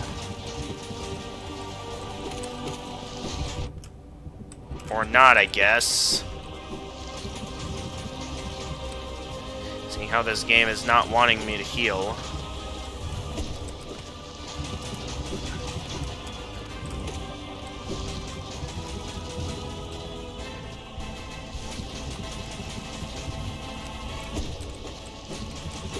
Alright, how many more hits until this boss goes down? So I already managed to take the first one down. I'm just waiting for this one to go down at this point.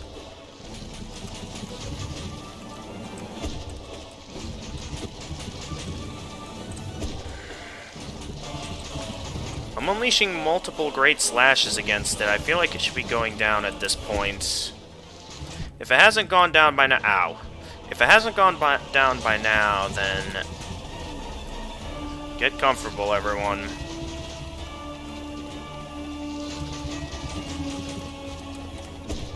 Oh, now it goes down. Okay. Well, at least we made it through that one. And, oh boy. This is one that... I don't know if I should be thrilled that I get to face these guys with all bindings. Or not. Because now we have... one of the bosses unique to the Pantheon of Hollownest. So I have no experience doing this one with all 4 bindings activated at once. I mean, either as the weaker variant, as well as with individual bindings, but all 4 bindings, I don't know.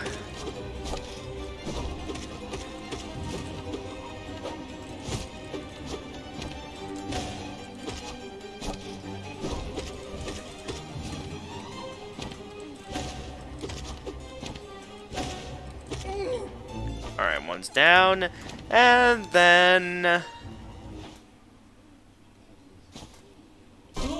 Sisters of Battle. Let's go. Oh boy,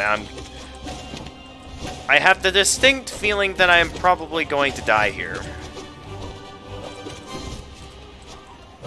Oh, oh, oh, oh,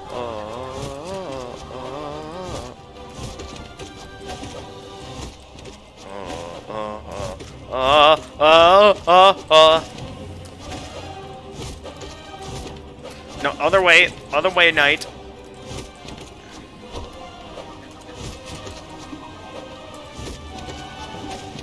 Oh! Haha!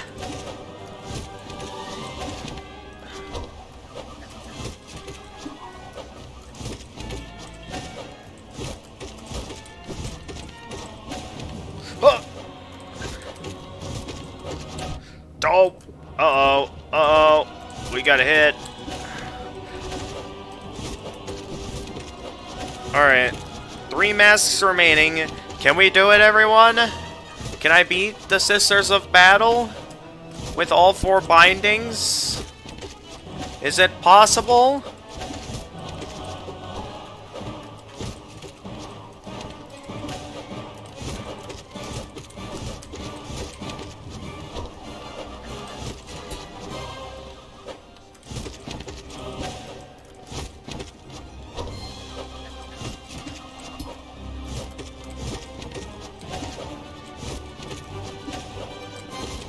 Dude, these guys don't offer any... Oh, okay, one's down. One's down.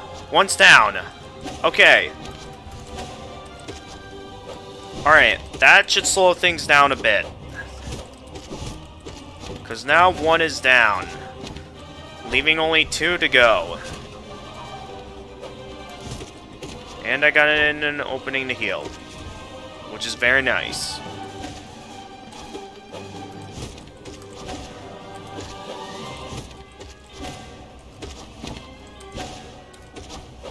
Alright, we should have it from here, folks.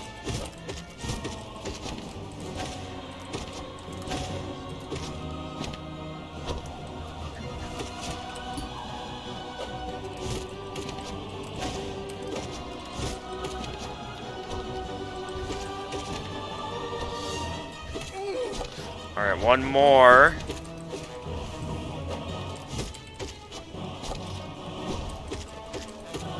Just gotta take that last one out, and then, I think there should be a checkpoint after this one where we can... There we go. Huh? What's happening? Oh, have a good night. That was my mom, everyone.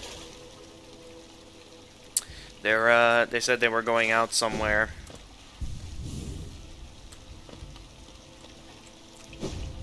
Let's hope they have a good time wherever they're going. Alright. Oh, my left leg. Hang on, it just cramped up. Oh!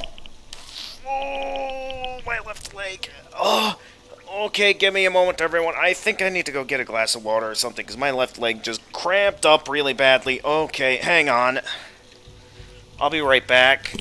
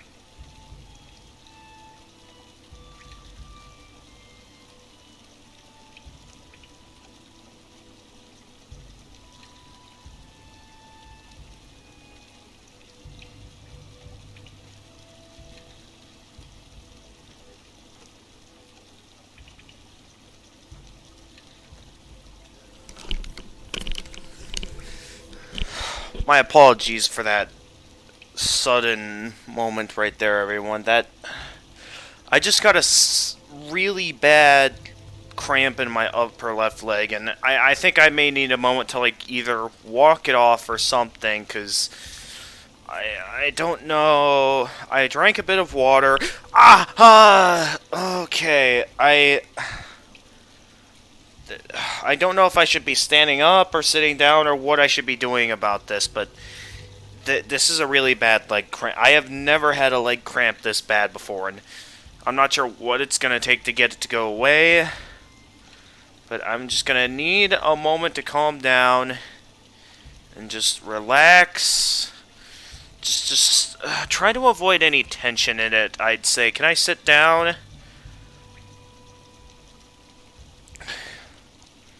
Okay, I can sit down with my legs like this.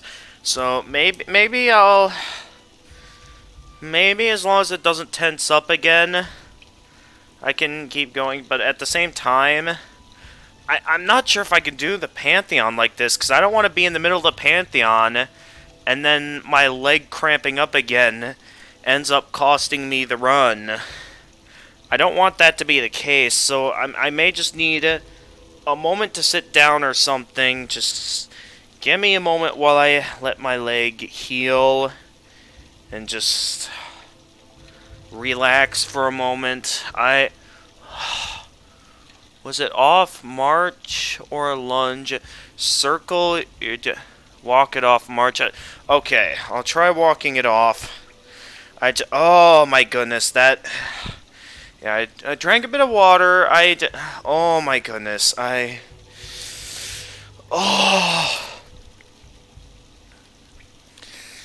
Alright, let me check my phone, because I remember back when I started the stream there were a few notifications.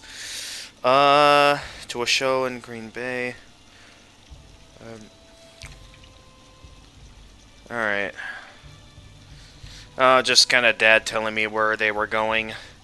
Okay. Glad to see you're still here, though, Lawseline. You can also lay down with your legs up. That's kind of an odd position. Let me just... Yeah, I would think standing up would be a bad idea, considering the fact that I was spending the entire week having to stand up while on the assembly line all week. But, oh man, that yikes. I have, like, usually most cramps I get are usually, like, lower leg cramps, and, like, yeah, they're also pretty painful, but those are kind of what I'm used to, and usually can be ready for them or something. I have never had one in, like, the upper part of my leg before like this. Oh, that did not feel good. That just sprung out of nowhere while I was doing this Pantheon. Oh. Yeah, just give me a moment to pace around, and yeah, I'll be back in the game in a moment. In the meantime, I guess how's your day going, everyone? While I walk off this leg cramp.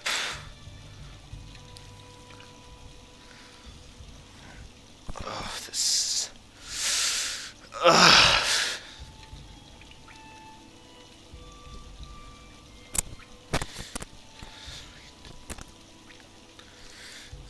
So anyway, in terms of where we are now, I just beat the Sisters of Battle in this Pantheon. And, yeah, I'm gonna need a moment to walk around, because I do not want another leg cramp causing me to be distracted, because if I cramp up when I'm in the middle of a boss, that's gonna get the knight killed. And then I'm gonna have to do this entire Pantheon all over again. And this Pantheon's gonna require my full concentration if I want to beat it. I mean, I know... Okay. I know we already talked about this early on the stream, but if there are any other Steam games you think that might be on sale right now during the Steam Summer Sale, let me know in the comments below, because I'm just thinking of ways to pass the time until my leg heals up. Because it still feels unstable. Not as bad as before, to where I'm in agonizing pain, but I can still feel that it's still tense. So just give it a moment to walk around.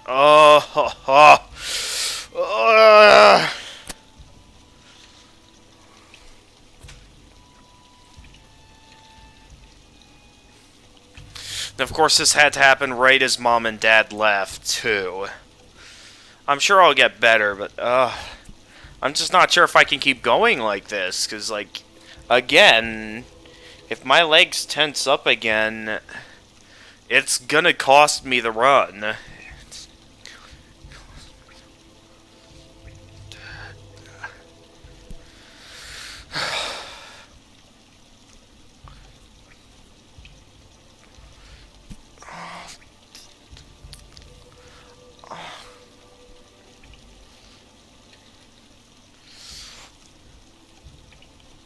Okay, at least I can, like, move my leg around again. I feel like I can, like, stretch it around and stuff. So it's definitely getting better, but I may need a moment, guys. I just, what was that? Maybe it looks like a very nice day outside. You guys think I should maybe go for a walk outside or something? To let this heal up or something? Because,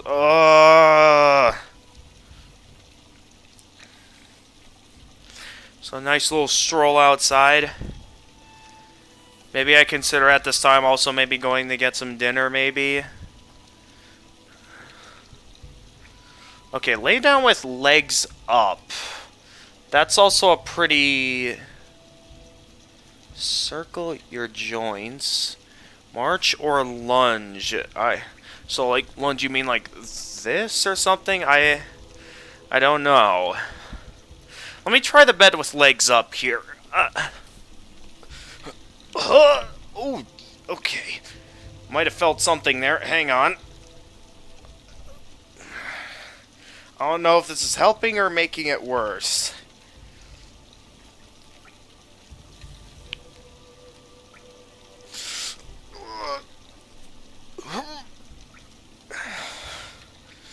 You might be doing something.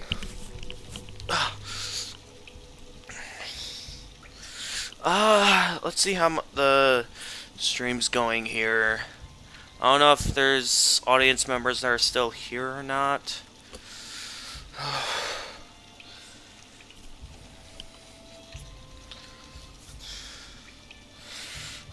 What should I do while I'm letting this go?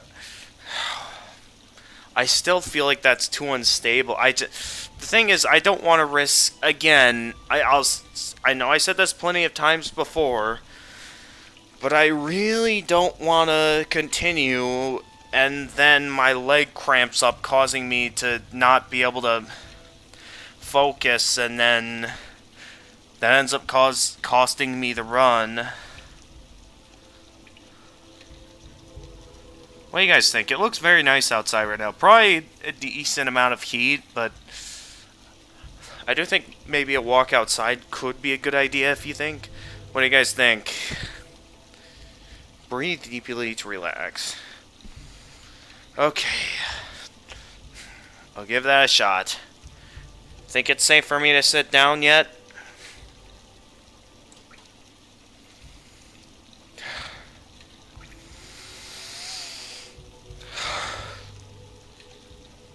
Okay, I'm gonna try to sit back down. Okay. It still feels kind of tense, though.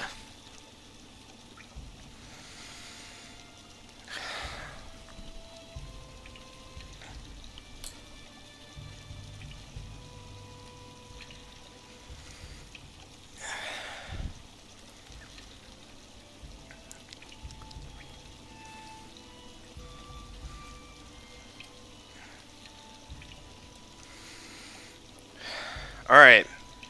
Think I'm ready to continue?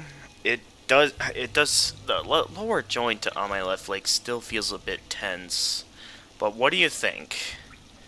You think it's okay to continue? do you think it's okay to continue?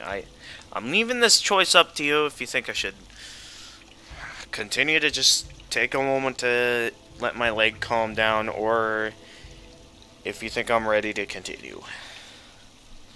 I'll give you all the time you need.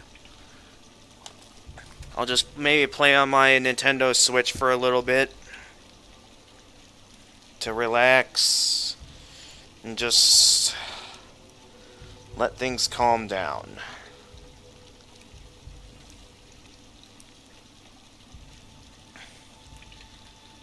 Only you know how your body feels. Well, like I said, I don't want to take any chances. Let's just wait it out, regardless of how long this takes.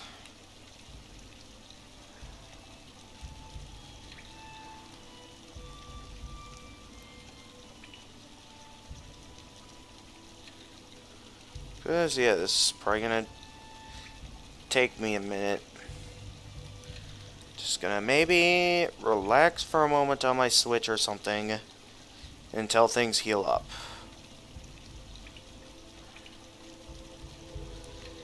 Just gotta wait it out.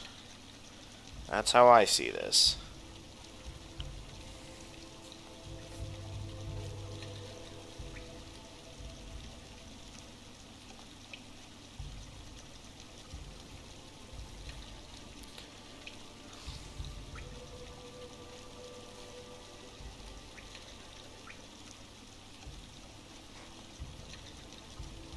Well, at least cramped up when I was at a resting spot instead of in the middle of a boss fight. That would have been terrible, because I was really doing well against...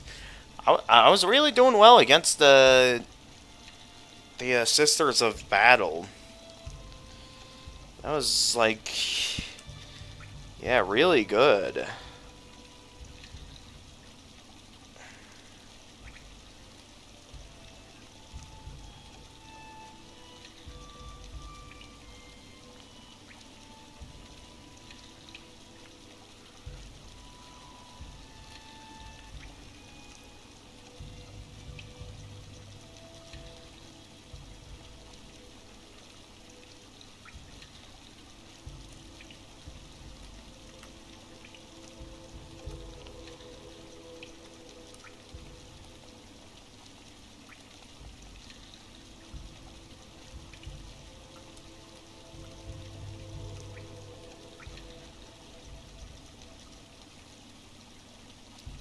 Alright, I'm sure I'll feel better soon.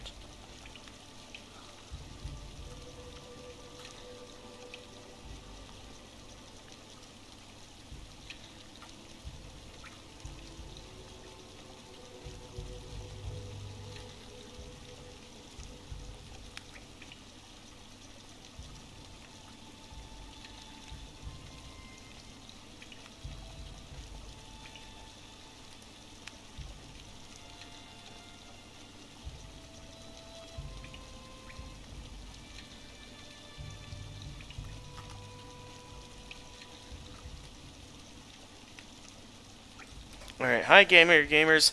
I'm here, for only a short time. Doesn't have to do anything with your streams, just preparing for exam. Okay, well thank you for coming in, freezing time. I'm glad, being here makes, you feel better about my exams. Currently, I'm just taking a moment to relax, because my leg just cramped up out of nowhere, so I'm just currently taking a moment to relax and let my leg heal up for a moment, because, yeah, it's currently feeling kind of tense, and I don't know if I'm going to be able to do well in this if my leg is cramped up like this. So I'm just taking a moment to relax for a moment while things heal up.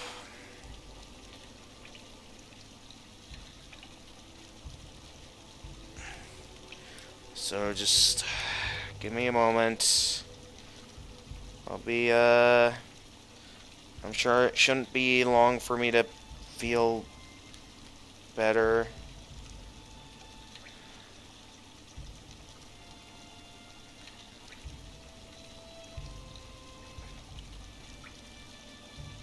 Again, though, thank you very much for coming in and saying hi. Even though I'm currently in a state where I don't exactly feel safe continuing until I feel better.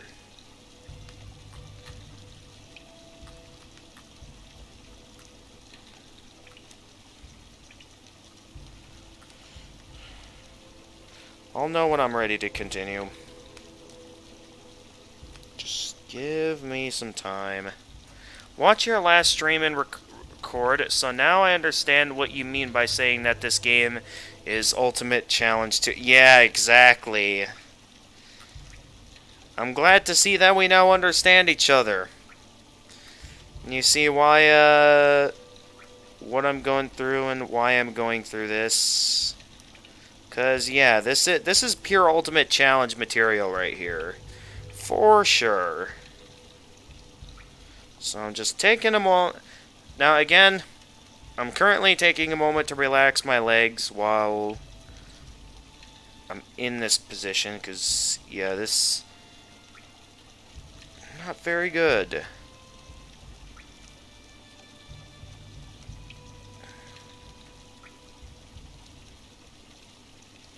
Alright, I think I need to stand up again. Well, hope it's not something... no, it's just a cramp. I'm sure it'll go away eventually. It's not as bad as before, but it does hurt a lot. But yeah, I'm certain that after a while it'll eventually go away. It's definitely nowhere near as bad as before. I can guarantee you that now.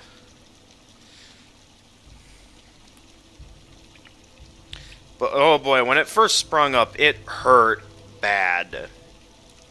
So I'm just taking a moment to relax here, because I want to be at the top of my game for the rest of this Pantheon, and I don't really see myself being at the top of my game when I have a cramp. So just take some time to relax, and I'm sure I'll feel better eventually.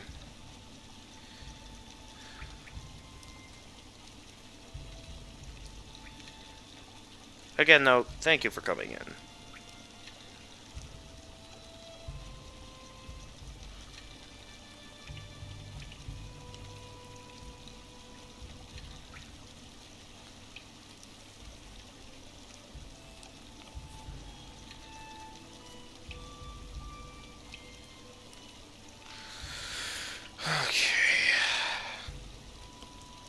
Alright, I think I've been standing up for about long enough. Oh, yeah. So I think, as long as nothing tenses up again, maybe I can get back into this and try again.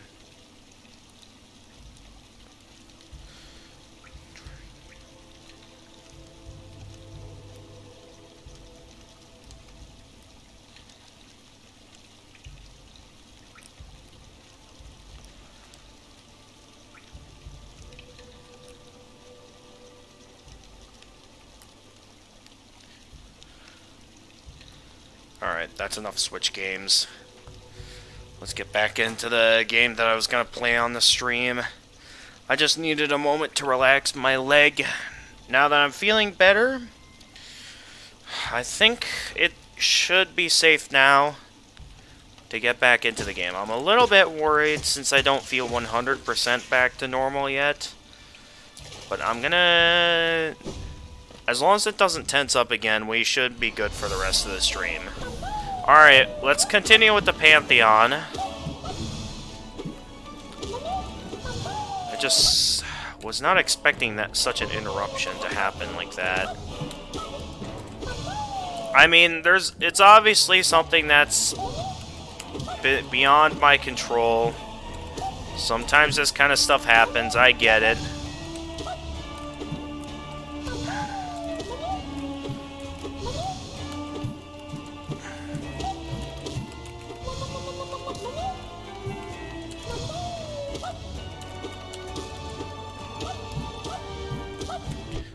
come on. I don't want to lose any... I really need to hold on to these lifeblood masks, because they're going to be, you know, highly important. Not surprising, since those Pantheons is usually harder after a break. Really? Alright, Fluke Marm. Fluke Marm's easy.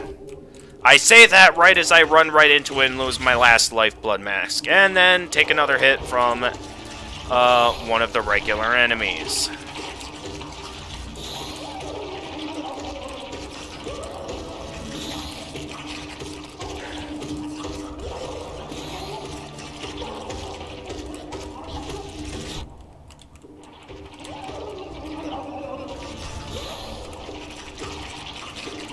Hit it.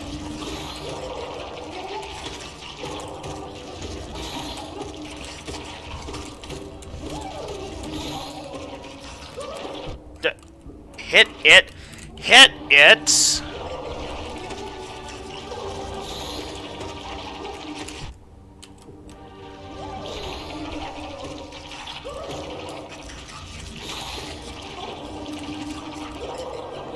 Alright, I need a moment to heal. I'm very unsure of this, 'cause I'm still kind of unsure of this, because my leg still feels like it could easily tense up at any moment if I'm not careful. I just really don't want it to tense up again, especially in the middle of a boss fight. Maybe in the next checkpoint we reach, I'll take another moment to just stand up and...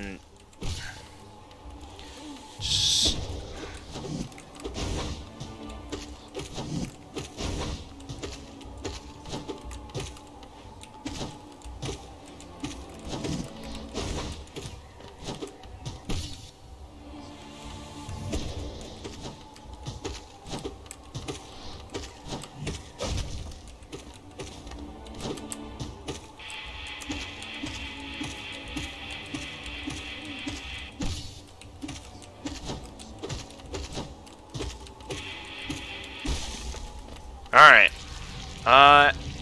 Break after 5 bosses where you can collect extra lives. Sorry, don't know this game exact term. You're referring to the lifeblood. I'm not entirely sure how to consider the health currency as well, because I know they're kind of like masks, I think, because, like, I know when you collect pieces of health, you get what's called mask shards. So I guess they're like additional masks for extra health. Of course, I'm doing well against this boss when I don't even have any lifeblood at this point.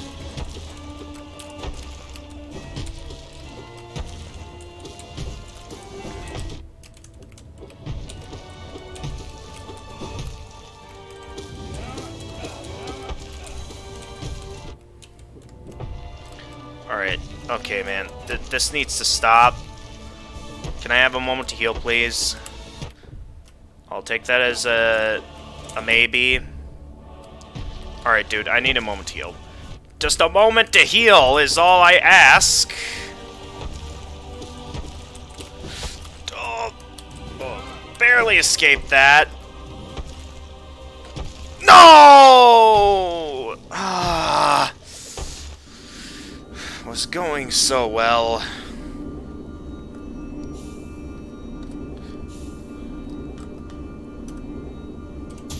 Alright.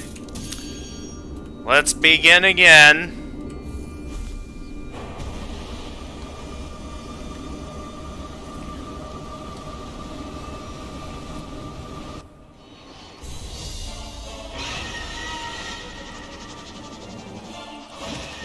Yeah, every time I die, I have to start all the way at the beginning of the entire Pantheon. So, we're gonna be here for a while if I want to beat this. Because, yeah, I'm doing this with all 4 bindings. So, here's what each binding does. The nail binding basically reduces the amount of damage my nail does. The shell binding decreases my max health. all the way down to only 4 masks.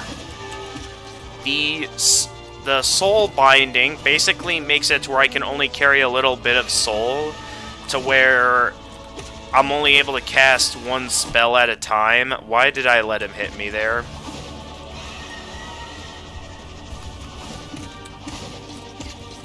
Alright, please grant me some time to heal. Nope, I'll take that as a no.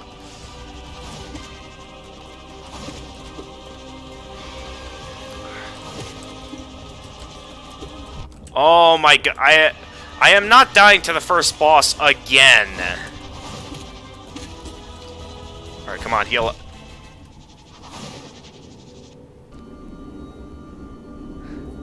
With all of previous insight. Yeah, pretty much.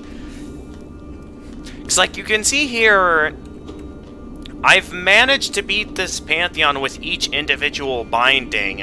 And yeah, like down below, I've beaten the first 4 Pantheons with all 4 bindings activated at once. So I've pretty much done everything there is to do in the game. Like you can see down here, I've gotten about every reward you could possibly get in the game. So Weathered Mask, Void Idol, Final Form, Seal of Binding, Hunter's Mark. And I have gotten every achievement in the game. Don't worry, I watched your last stream. I know what those bindings are already. But yeah, Nail Binding reduces damage of Nail. Shell reduces your masks down to 4. Charm Binding pretty much disables all of your charms. So, well, except the Void Heart, of course, since that's a part of you. But yeah, it basically makes it to where you can't equip any charms throughout the Pantheon. And Soul Witch, yeah, limits the amount of spells you can cast with Soul. So yeah, this is tough.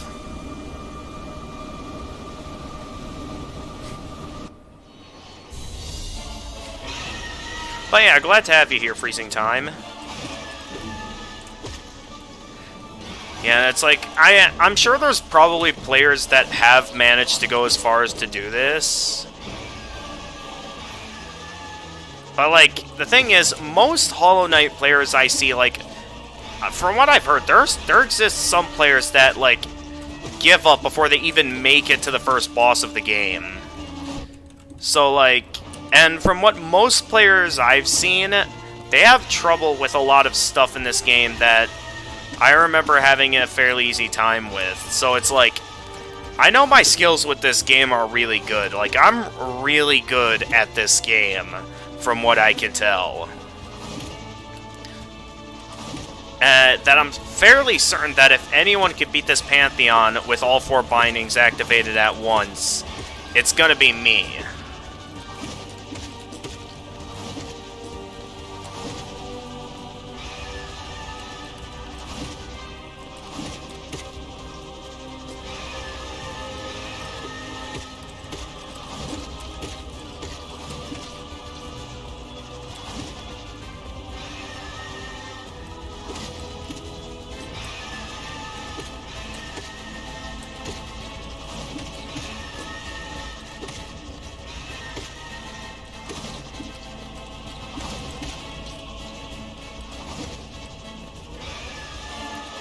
But yeah, even then, I'm still having a lot of trouble with this.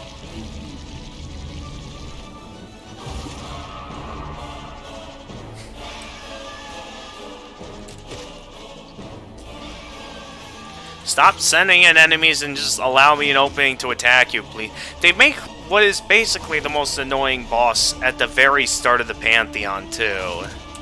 I mean, at least it's early on, but still.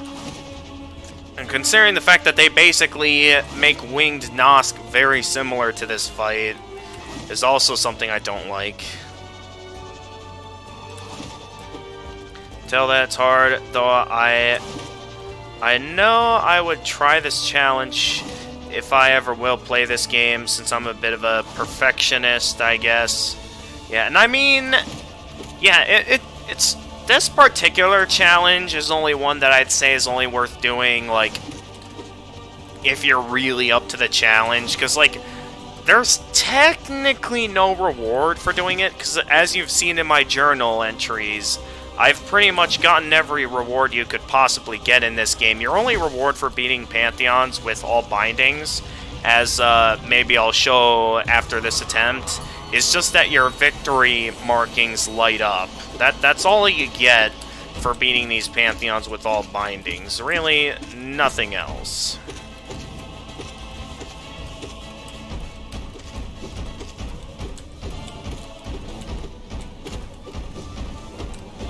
Well, at least we made it past that annoying first boss. I think one of the biggest things for me that makes this a challenge is the fact that I have so little health, and it gets to the point that once I take like one mask of damage, it gets to the point where I'm like struggling to try and get that health back, because I know I'm like gonna need as much health as I can get my hands on for the rest of the Pantheon. And then next thing you know, like some bosses, like these last couple of runs I've had, I'm like struggling to find whatever openings I can get to heal, and that usually adds up to me dying.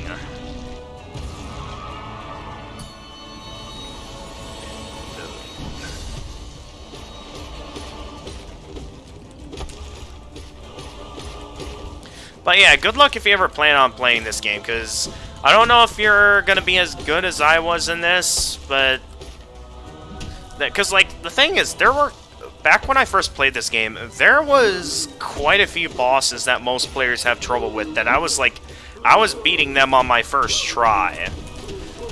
So that's what I mean when I say that I'm good at this game.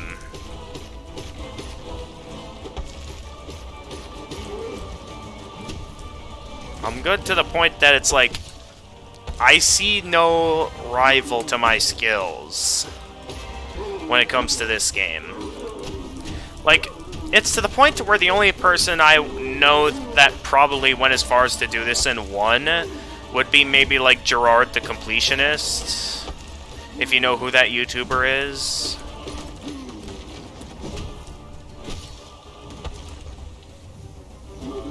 He's the only one that I'm pretty sure, like, actually went as far as to do this.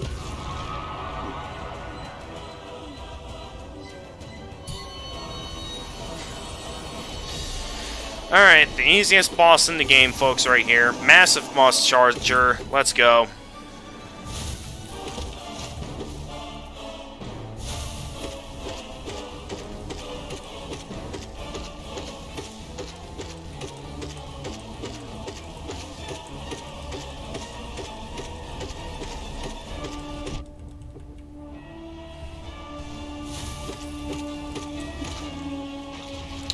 Oh, of course, that's the last hit.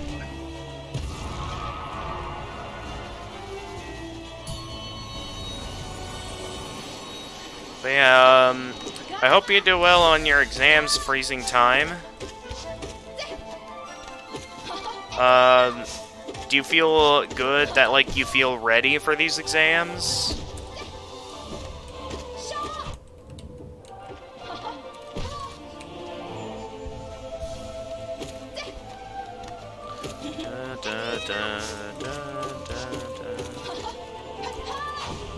Oh, I wasn't expecting her to dash there.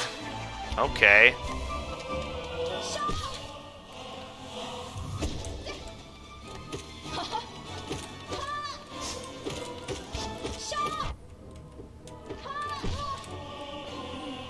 Understand. Hang on, I'll read that in a quick second.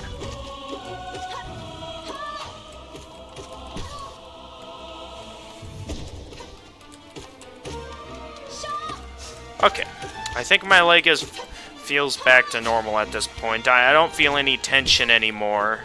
Oh, I thought for sure I was gonna get hit from running into her by mistake.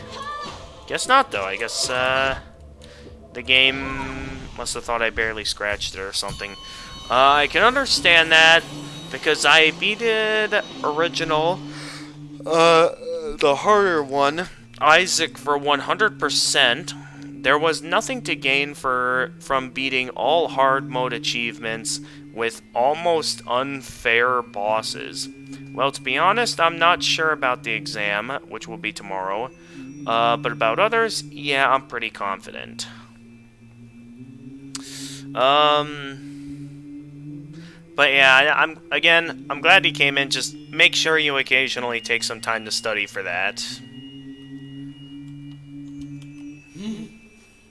Mischief beyond mischief. We cannot escape thee even in this highest, most distant of pantheons. O wielder of nail, O eater of soul, are thee a messenger of the gods, or something stranger? We will not defy thee. Continue thy combat, we shall be listening closely. Continue thy combat, O stranger. Continue thy ritual, we shall be listening closely. O gods of Hollownest, show us your might. We shall attune ourselves to ascend thee, and ascend ever higher.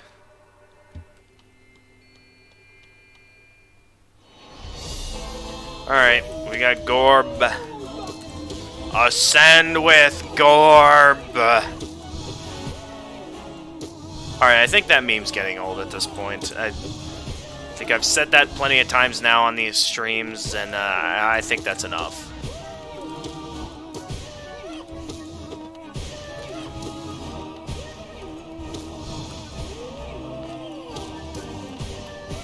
Oh, okay.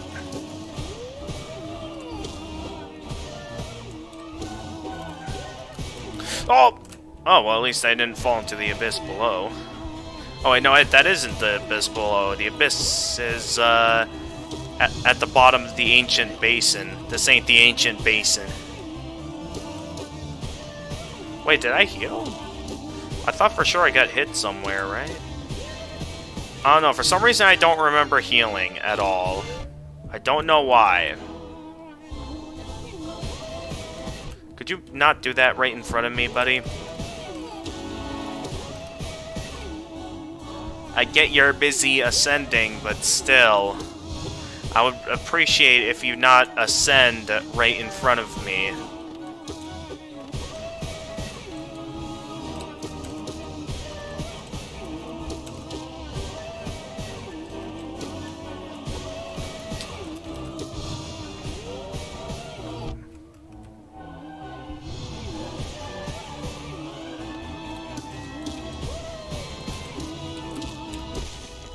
Gotcha. Yeah, I think I'll keep it coming for 10 minutes and I'll go to sleep. It's past 3 a.m. for me after... Oh, yeah, be sure to get to bed soon. You healed some time ago. Okay. I'm just still worried, because, like, that's never happened before, and I'm just worried, like, if it happens again, because, like, I'm in the middle of a very, you know, challenging boss rush, and I would very much not like it if I ended up getting another leg cramp, that I end up dying in the middle of a boss fight all because I had to deal with a leg cramp. I would very much not like it if that were to happen.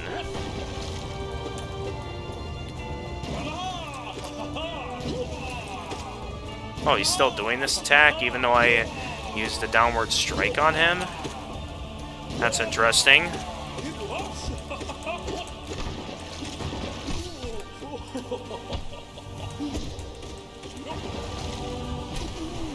Gotcha.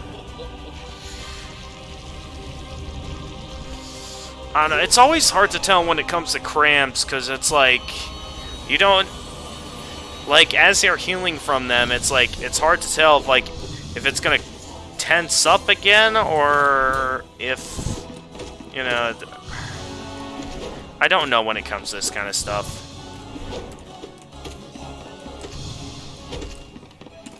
All I know is that it hurts a lot.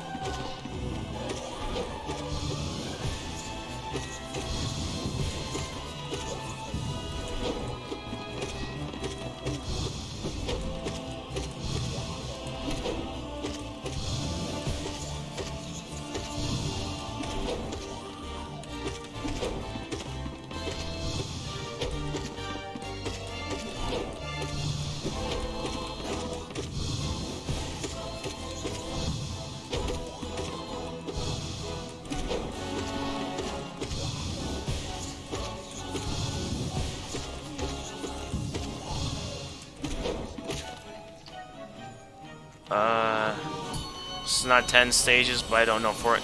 Yeah, I think roughly 40 bosses, I believe, is the amount that... like, it's a boss rush of roughly every boss in the game. Like, whatever bosses are excluded from the Pantheons, I think, like, they use a harder version of it in its place. But yeah, it's basically the ultimate challenge of the game. Like, yeah, there's no way you're beating this your first try. You might be able to... I need to watch where I'm healing here, because... this game ain't giving me any good openings to heal here. Okay, I got everything back.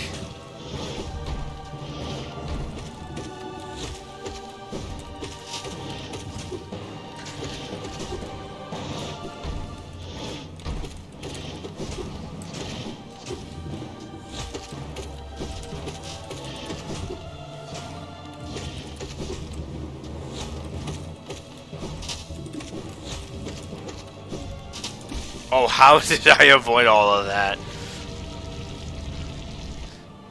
Yeah! Exactly, freezing time. Exactly!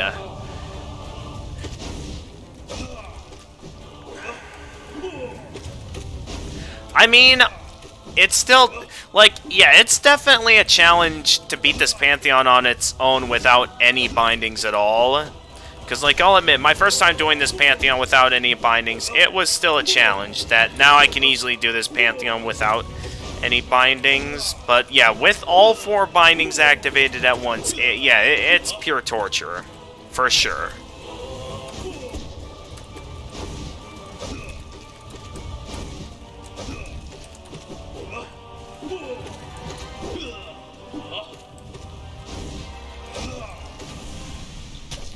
Alright. We have Oro and Matzo working together. So, whoa, that had a nail clash there.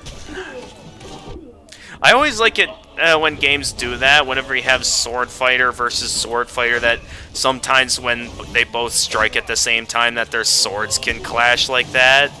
Like, it's nothing too significant, but I always saw it as like a neat kind of detail in boss fights, just the fact that that can happen.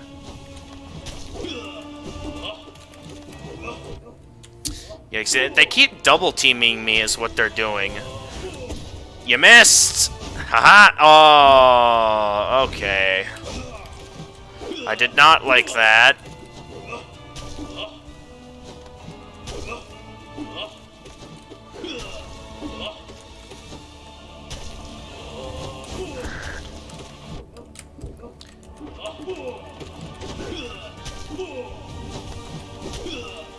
You missed! Haha! What you gonna do?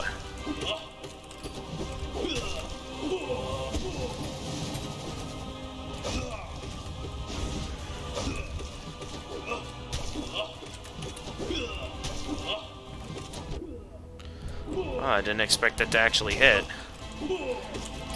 Just a little bit short on your timing there, buddy.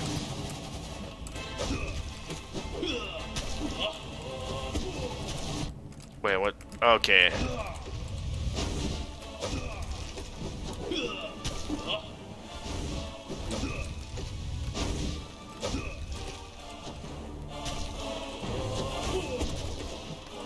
Wasn't quite expecting that, but I somehow managed to avoid all that.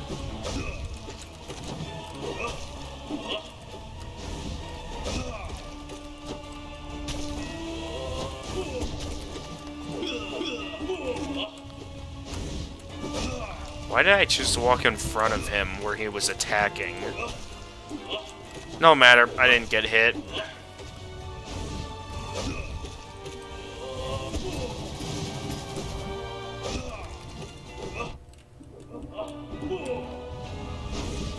Cut! Aww.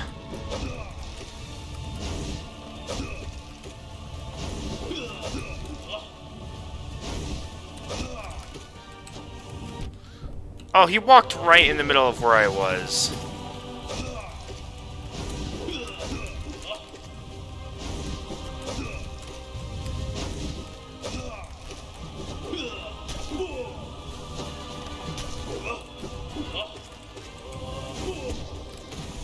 Alright, one down. Now to just take out Mato. Oro's down, now it's just Mato remaining. And why did I want to attack him so much there? The world may never know. Gotcha. Why does charge up still happen there? When he was clearly down. But I just found myself a bug in the system there. Bug in the system. Because everyone hears bugs.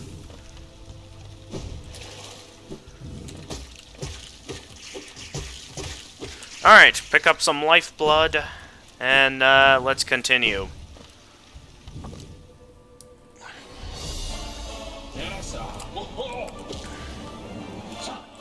Now, let's try not to lose them all to 0 this time.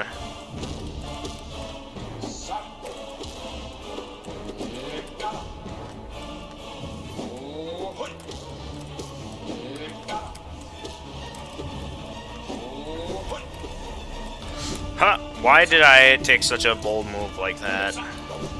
I don't know. At least I didn't get hit.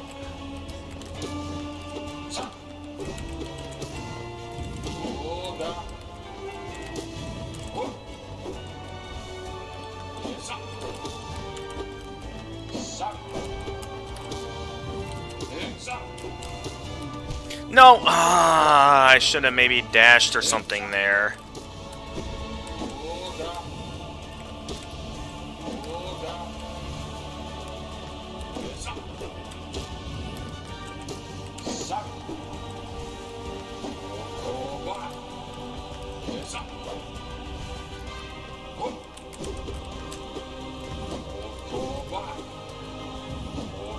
No!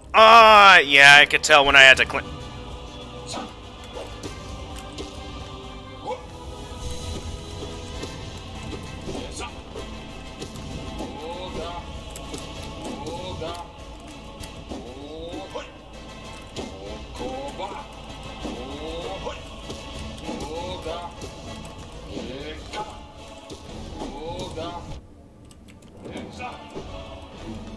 Am I seriously losing all of my lifeblood to 0 again? Why did I dash in that direction? You said I didn't get hit. No! No, no, no! Ah! Why? Alright, 0, you need to go down. What? I have never fought 0 like this before. That was interesting. Except okay.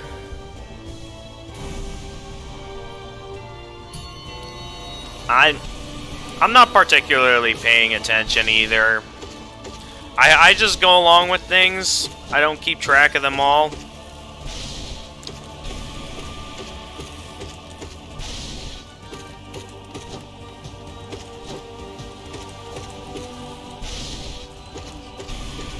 Quite interesting. I haven't even made it that far into the Pantheon yet, and I can tell that, yeah, we're in for... I should not have tried to heal. Why is it always when I try to heal on some of these bosses that they end up...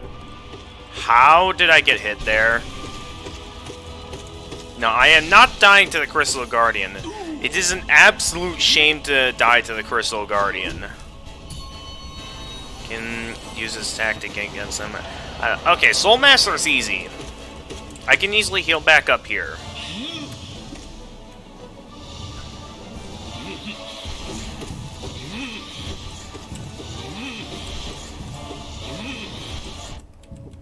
And of course I get hit. And okay, I gotta stop healing every single chance I get to heal, because it's clearly not gonna work. And I'm never gonna get back to full health if I keep doing that.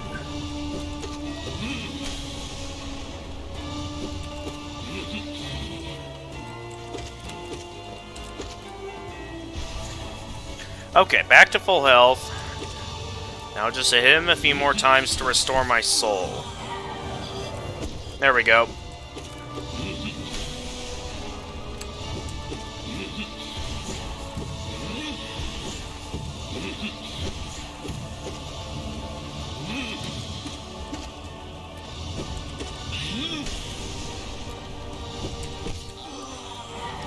Well, I'll think about it, because, like, it's easy to attack him from underneath, because, like, you know, go on top of him and stuff. But yeah, maybe if I can, like, find a strategy for being on top of him like that, without getting hit by any of Zero's nails, maybe I could have a way to take him out faster without having to wait patiently for my openings like I have been doing.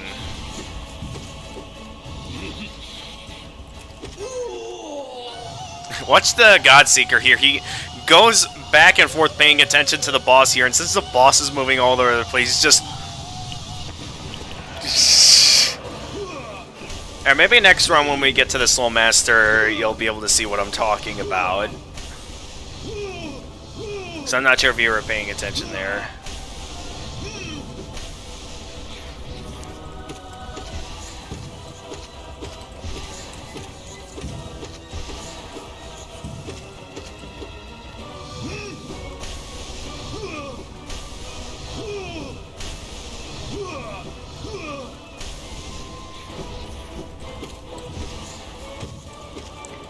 Yeah, I remember when I announced my, like, progress in this game to people, they were, like, telling me that, like, Pantheon of Hollownest with all bindings is the point where you should stop, and it's like, why would I want to stop when I made it this far? It's like, if no one else made it this far, I mean, I gotta keep going at this point, because, like, I feel like it's possible for me to do this.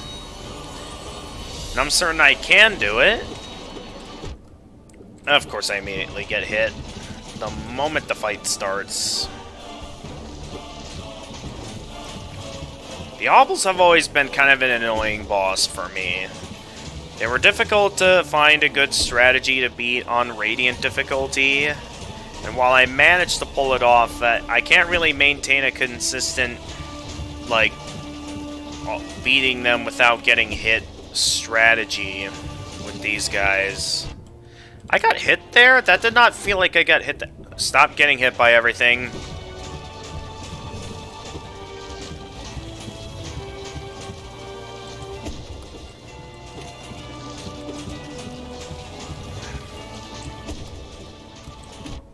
Stop crawling into my corner, please. Okay.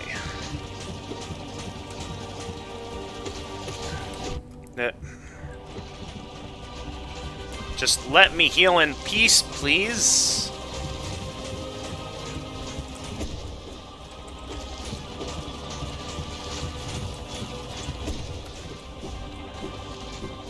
Alright, I'm on the corner of the map. This game does not want me to heal.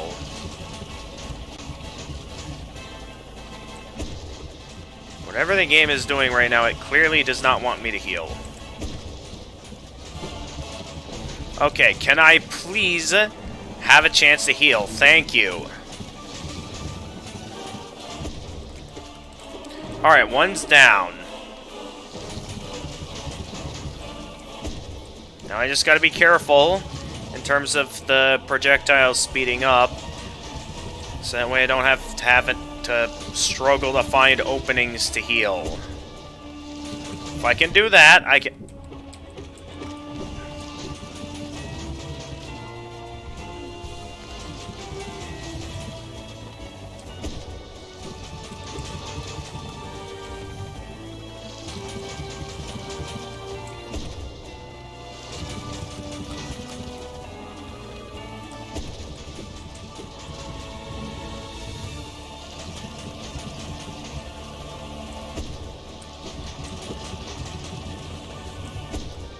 Ah, missed.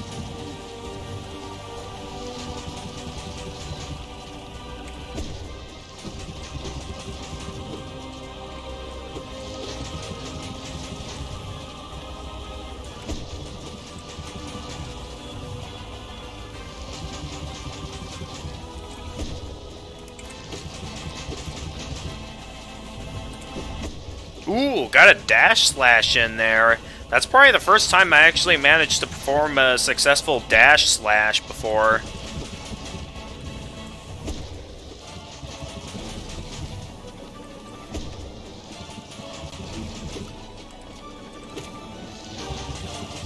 Come on, how much more health do you have, buddy? Hang on, I'll read that chat message in a moment. I missed.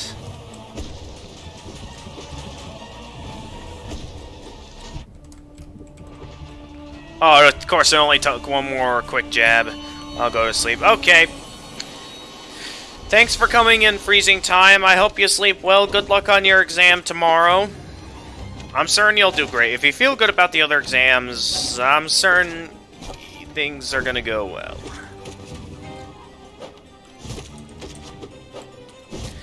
I mean, you can't possibly do as bad as how I did this last spring semester at the college I've been going to. I'm like at the point where I'm clearly like too unmotivated to be doing much of like anything there at this point. And I think I sort of feel like it's mainly because majority of the program I was doing kind of wasn't really what I was wanting to get into. Like, it has some video editing elements in it, but it's not exactly what I wanted to get into. So I think I'm gonna, so I'm planning on this next fall going into a technical college for a associate's degree. I was initially going for a bachelor's degree at a university, but I'm at the point where I don't really see myself getting any farther, and I'm just not really fully into it anymore as I used to be. So I'm at the point where I'd say, if this is the case, then I'm clearly ready for something else. I'm ready for Plan B. And Plan B for me is going to be going for an associate's degree at a technical college. That's my Plan B. And it's going to start this next fall.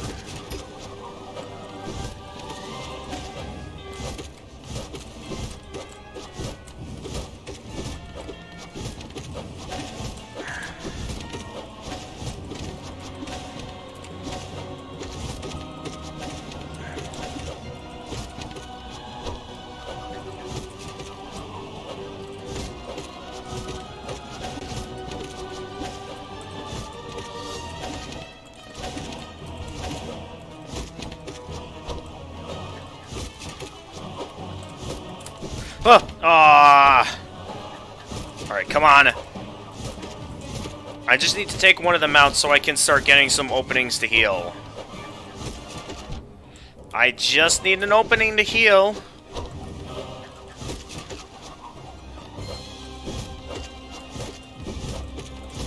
I wasn't expecting that dash to lead me into the spikes like that. Alright, pay attention now. Okay, one's down. I just need to wait for them to do this attack so I can have some openings to heal again. Oh, that would have been a perfect opportunity to heal, and I messed it up, not only by being late to it, but also by using Shade Soul instead of healing. Whoops. That... Oh no, I avoided it.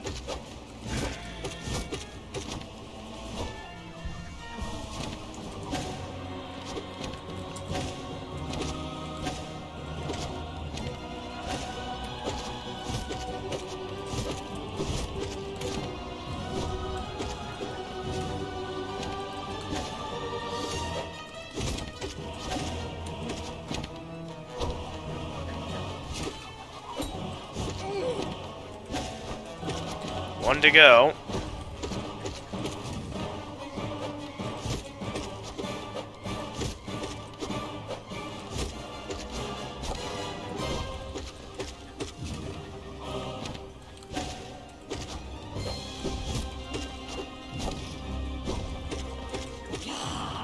Alright. Okay, I'll go to sleep for now. Wish you good luck with beating this ultimate challenge. Knowing your determination, you can pull it off, despite what everyone's saying. I'll go to sleep. Okay, thanks. Yeah, it's good to have a plan B. Okay, now I'll really go. Again, wish you good luck with this ultimate challenge. I believe you can pull off. Yep. Thank you very much for coming in, Freezing Time. Have a good night. And with that, let's keep at it with this attempt. Okay, now that Freezing Time's gone, I think what I'm going to do is I'm going to keep at this attempt, and I think once this attempt is over, I think I'm going to go get some dinner.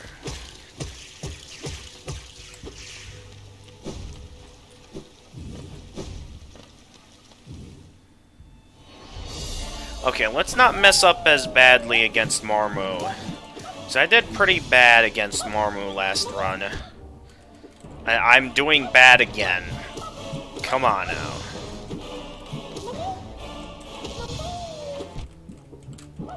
Okay, what was I supposed to do there? It's always when he comes zooming towards me or, like, coming in from the left or right that I'm never ready for. I hit him there and bounced him away. How did that still count as a hit? And I lost all my lifeblood to Marmu. A boss that is regularly easy.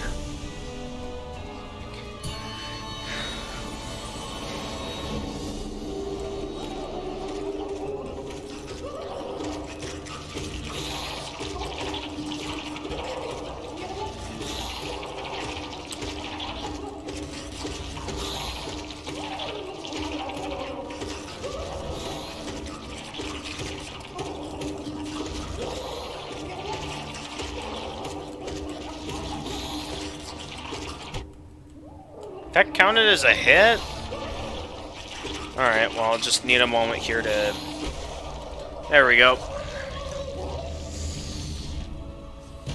Alright, so... I think the parents said something about there being frozen pizza in the freezer downstairs. Wouldn't say it's as good as going out for pizza, but I guess if the parents think that that's a decent substitute, I guess I'll take whatever pizza's down there. I hope it's not like DiGiorno. I know DiGiorno isn't a bad pizza, but at the same time, I'm mainly just kind of in a position where I'm getting kind of tired of DiGiorno all the time when it comes to store-bought frozen pizza.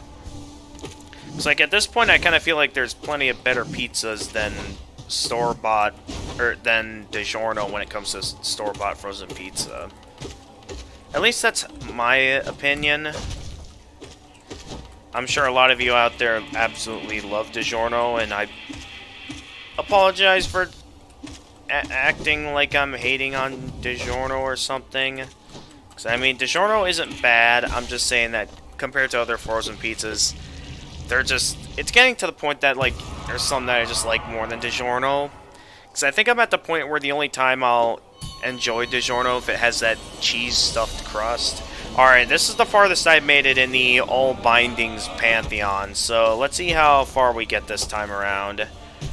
Again, I really think the key here on what allows me to do well or not is kind of dependent on whether I'm trying to heal or trying to focus on hitting the boss. Because, like, I'm doing a good job avoiding the attacks when I'm just trying to focus on attacking the boss. But you can see here that, like, whenever I'm trying to get those opportunities to heal, that, like,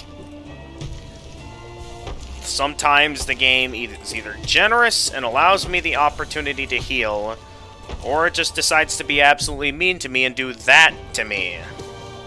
And that's what's going to make this boss a bit of an annoyance, because I have no idea whether it's going to be nice to me and let me heal, or if it's going to be annoying and do that to me.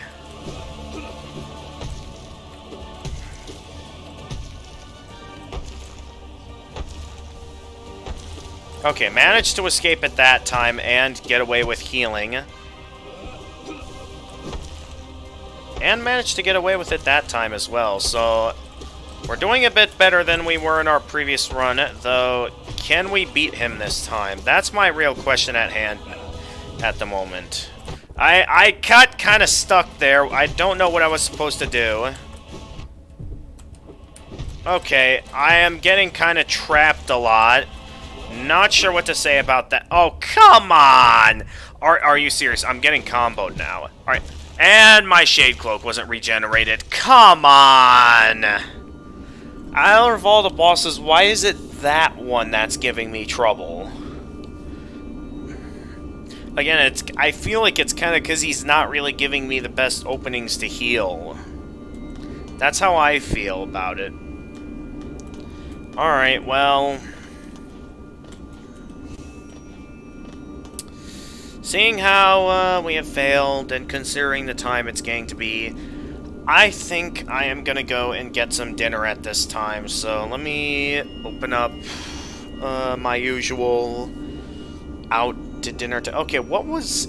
Oh, yeah, because I remember earlier this stream, my Avast opened up randomly, and they straight up just did an automatic smart scan, which was very rude of it to do, because it's like...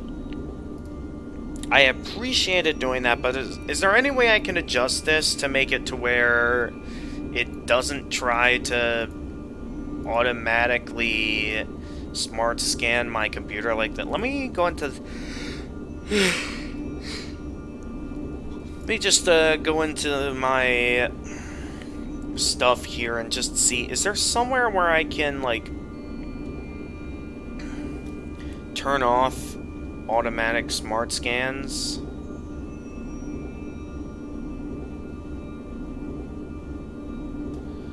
Content-based types.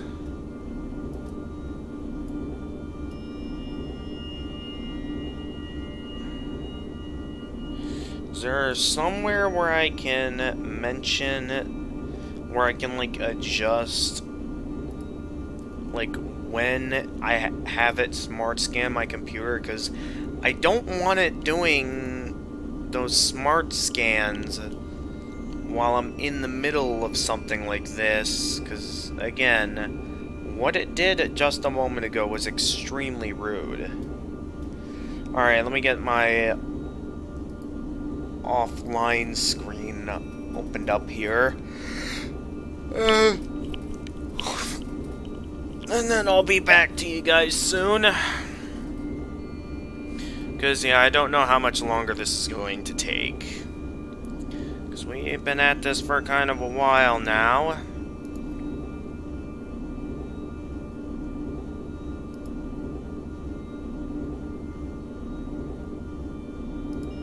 So let me just here...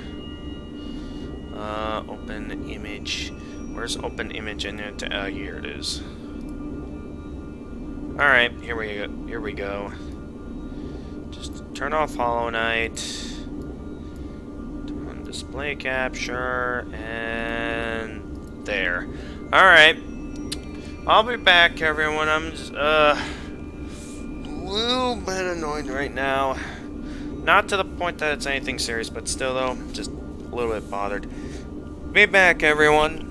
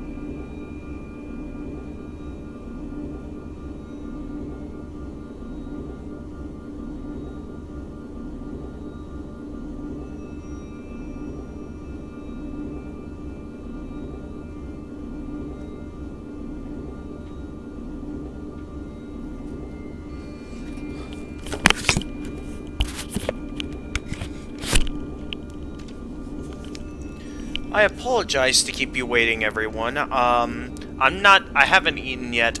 It turns out, so I'm making a pizza, and I went to preheat the oven, and I had completely... I don't use the oven often enough that it's like I know everything about how it works. I thought I had to wait for the preheat light to light up, which I thought that would indicate that it's preheated.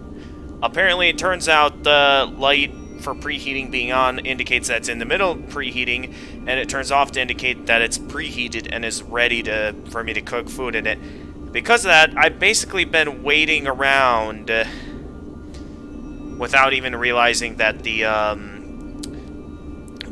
I could have started cooking the pizza much sooner than I thought. So I just wasted a ton of time. I apologize for that, but you guys are going to need to wait a bit longer until I'm finished eating. I apologize, everyone.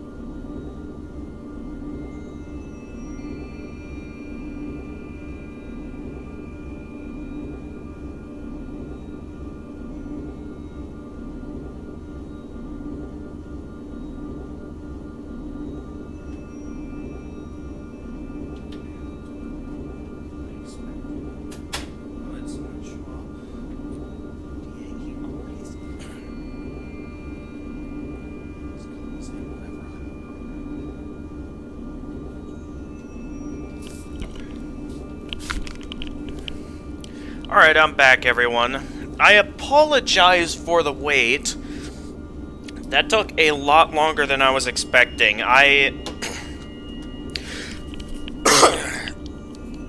So, in case you didn't hear what happened earlier, when I mentioned it on stream, basically, I was disappointed I didn't get any pizza the other day at work. They had brought in subs instead of pizzas, when they had promised pizzas. So, the parents said that they had some frozen pizza in the basement that they said I could cook. Should I, be looking for something to eat for dinner? So I went and got some of it. I preheated the oven, only to find out that the oven was already preheated. Because I was confused on how it indicates when it's preheated, and I mixed things up, and that led to me to basically waiting a lot longer than I needed to. So it took me quite a while for my dinner to be ready. And there's also the fact that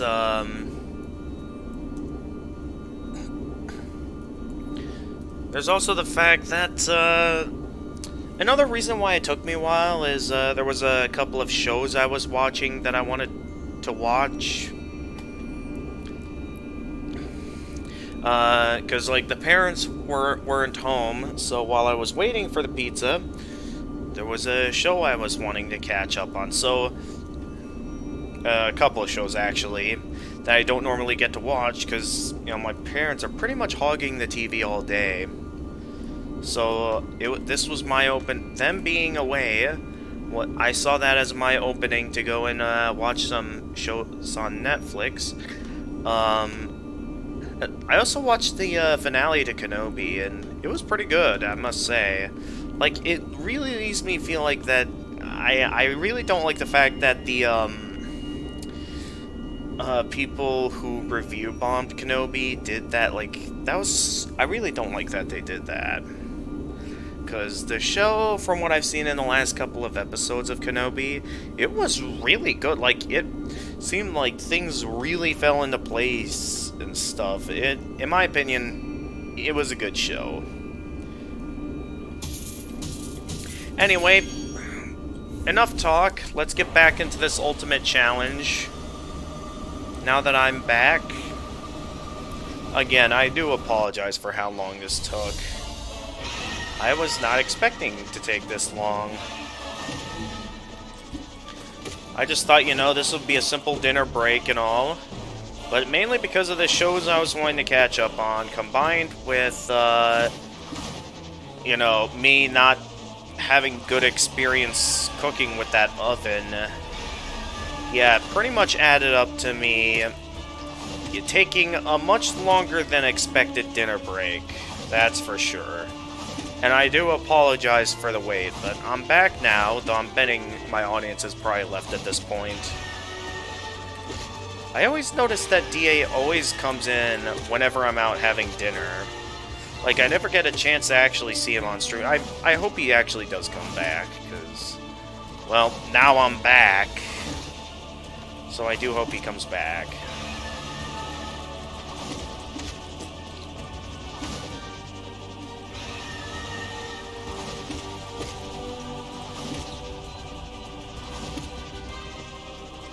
Alright, so mainly now it's just getting back into the grind now.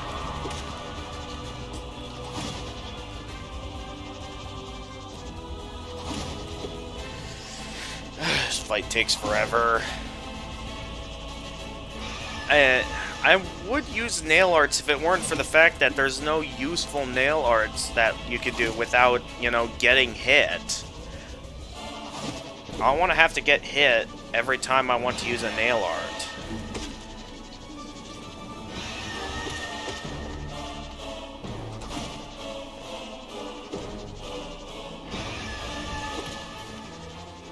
Alright, managed to land a hit there. Come on!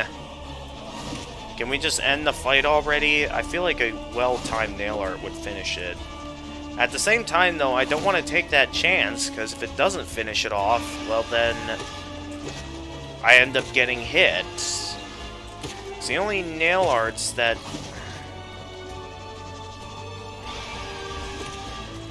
Come on, go down already. We're gonna be here a while. Alright.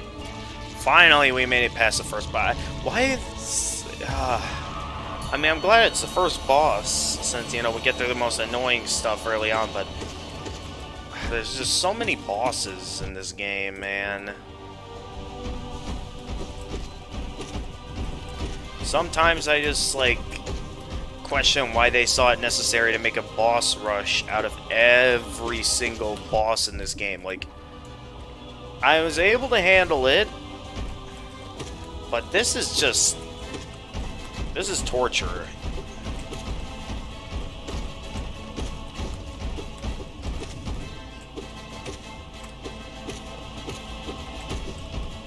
Just pure concentrated torture.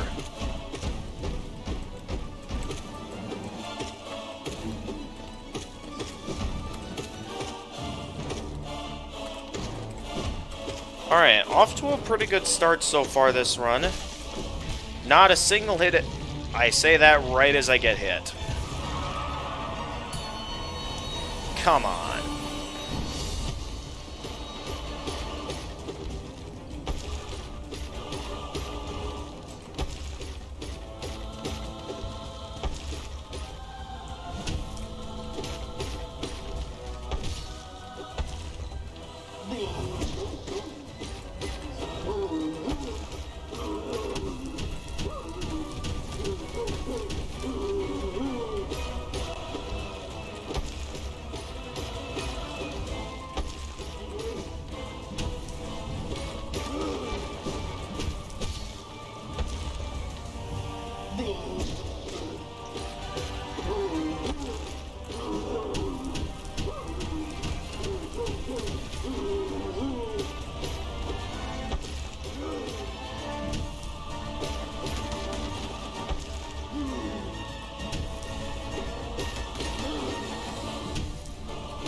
Keep forgetting that he doesn't have the same speed as Failed Champion.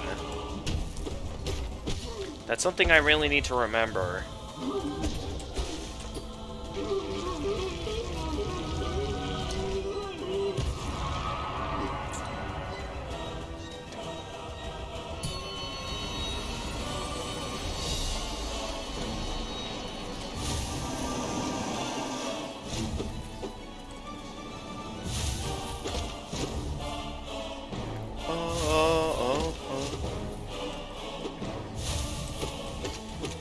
I miss a lot. How's your leg doing? Does it? No, no more cramps in my leg at the moment.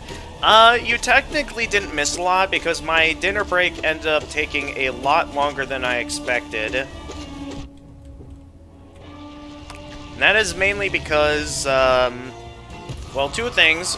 One, there was a couple of shows I wanted to watch while the parents weren't home. Because, you know, it's when the parents aren't home that's kind of my only opportunity to have the TV to myself. Because the parents are pretty much all... Whenever they're here, I feel like they're just hogging the TV 24/7. And I mean, some shows they have on aren't bad, but...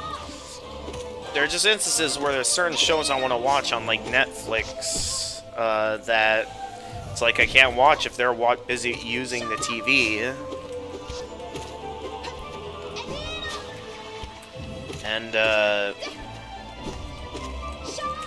so pretty much, there's that, and then what I see is the main reason why it took me so long to, get back onto streaming is because, of what I had for dinner. I had, baked a pizza in the oven, and here's what caused me to take so long is that when I turned the oven on to preheat, I thought that the preheat light would, like, light up as an indication of when the oven's preheated.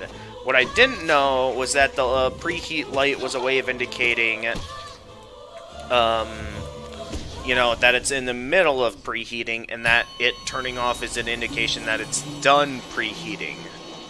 That's something I did not know, And because of that, it caused me to wait for a lot longer than I needed to put the pizza in the oven. So it kind of added up for me to take quite a while for me to cook the pizza. And it basically added up to me, yeah, taking a while to have the pizza ready. I mean, it did give me plenty of time to watch some of the shows I was wanting to catch up on, but at the same time, I'm sure if I just focused on cooking the pizza, I'm sure I would have been finished much quicker. Nonetheless, I'm back now, so let's keep at it with this Pantheon. Mischief beyond mischief. We cannot escape thee even in this highest, most distant of pantheons. O wielder of nail, O eater of soul, are thee a messenger of the gods, or something stranger? We will not defy thee. Continue thy combat. We shall be listening closely. Continue thy combat, O stranger. Continue thy ritual. We shall be listening closely. Say, O gods of Hollownest, show us your might. We shall attune ourselves to thee and ascend ever higher. I will say this has been a pretty good run so far, seeing how I didn't die to the first boss, so I have a bit more confidence that we might make a bit more progress this run. Because we haven't been making it very far these past couple of runs. Usually, like, I'm able to make it pretty far into these Pantheons in most of my runs, but these last couple of runs have been difficult. I mean, obviously, it's because I'm doing this with all 4 bindings at once, but yeah. Of course, he teleports right as I'm going in for my attack.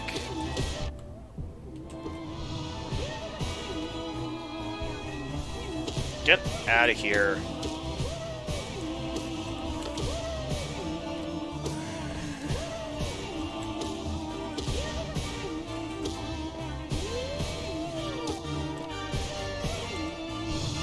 Alright, I need to stop looking at chat and pay attention to the game. Chat's gonna distract my focus, and I know when I get to Galleon, that's when I really need to be focused, because I really don't want to keep...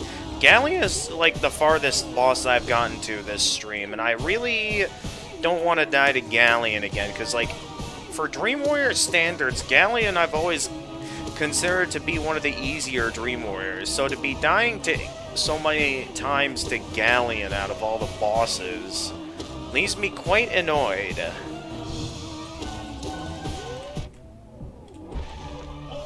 Of course, I finish it right as I get hit. But yeah, just so you know, you didn't miss much. Alright, let's go, Dun Defender.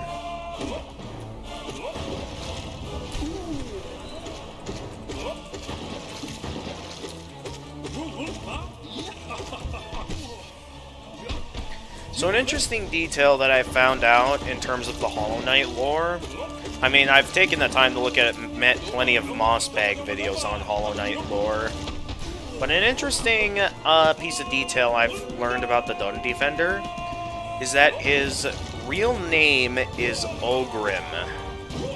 He was one of the...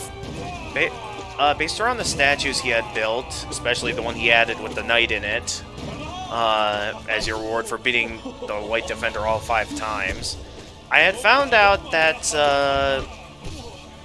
yeah, Ogrim here was one of the 5 knights of, like, I think we're, like, the elite protectors of Hollownest or something. I don't entirely know the details myself. They were kind of like the ones that kind of, I guess, kept the peace and were kind of the champions that would fight for the peace of Hollownest. And, yeah, they were basically useless to fight off the infection, since, you know, the infection was the ancient light plaguing dreams, and these knights, like Ogrim, were, you know, designed to deal with physical enemies. Well, obviously, the Radiance is, like, you know, attacking using through dreams. So, obviously, these 5 knights were practically useless against the infection. Come on, this is starting to play out exactly like what happened in my encounter with him in my early on in my Steel Soul run. Well, maybe not that early on. But you get my point. Get rid of that ghost. I don't want to keep playing with that on screen. I gotta find a good opening here to heal, except I'm not finding any good openings here.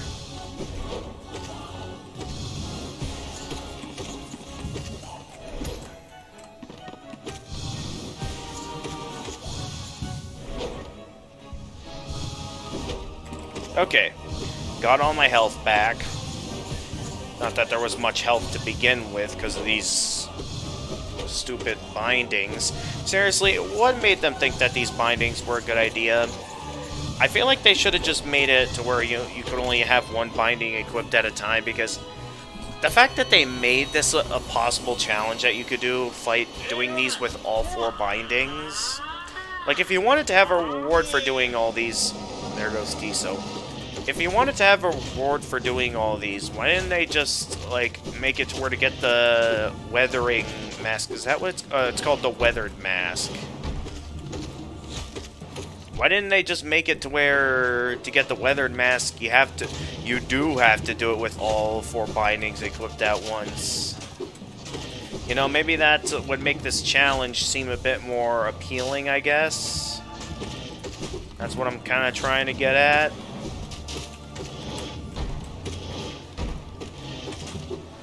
Oh my, I just realized that you can still, like, throw Tiso's shield all over the place. That is... This game just straight up insults Tiso is what it does. Now, I'm never gonna live down the fact that they did such an amazing character dirty like that. I mean, I could handle, you know, his humiliation at the Colosseum, with the fact that we never even get to fight him and we just see him dead underneath the Colosseum at Kingdom's Edge. But to straight up mock him here in this Godmaster content by showing us an opportunity to fight him and then he just gets taken out by an early game boss. I'm pretty sure that's the only reason why people don't like the Brooding Malik, is because they, like, feel insulted by the fact that, you know, you have such an amazing boss, but then you just mock them by taking what's regularly an early game boss and just doing that to them.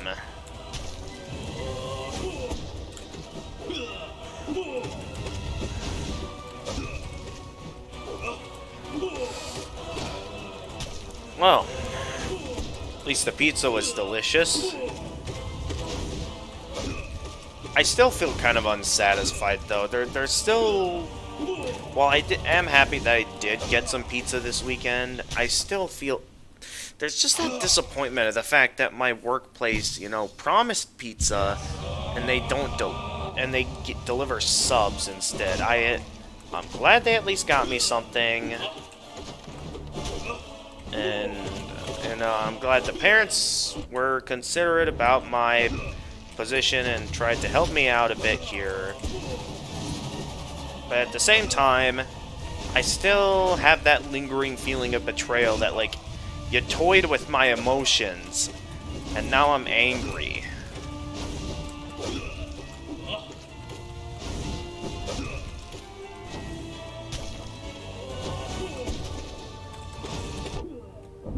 Okay, I should have ran while I could.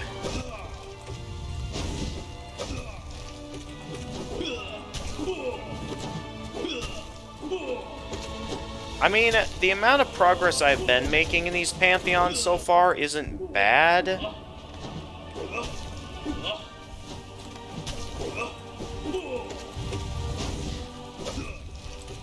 It's mainly the fact that, like, this isn't even halfway through the Pantheon. That's what makes this annoying, is the fact that it's so long and it just... The fact that you have to do the entire thing all over again if you die at all throughout the Pantheon.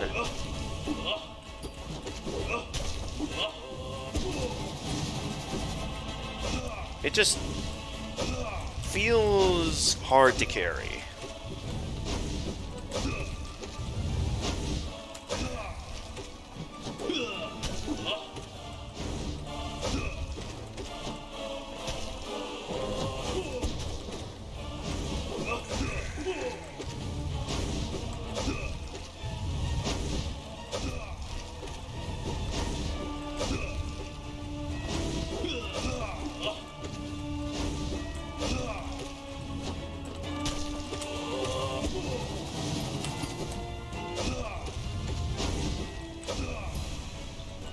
Alright, Oro is down.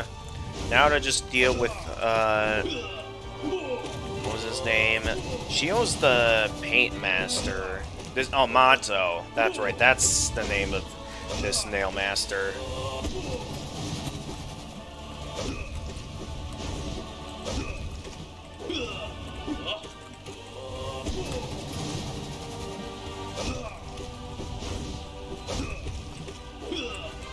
Yeah, figured you were gonna do that.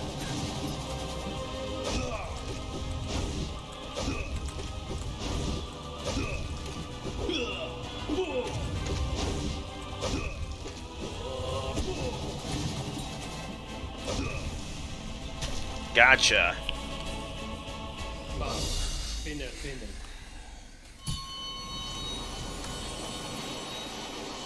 But yeah, my leg's doing well.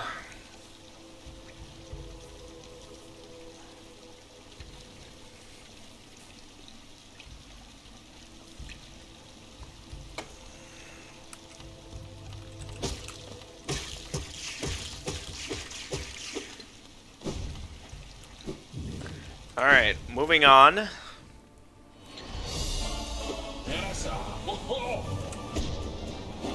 What was that? Should try using nail arts more often in these fights.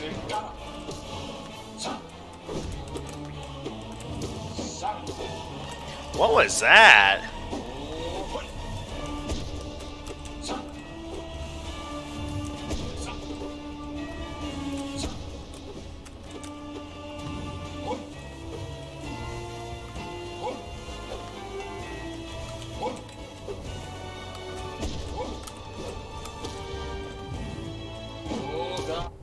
I shouldn't have been so careless to try and go focus all out on damage.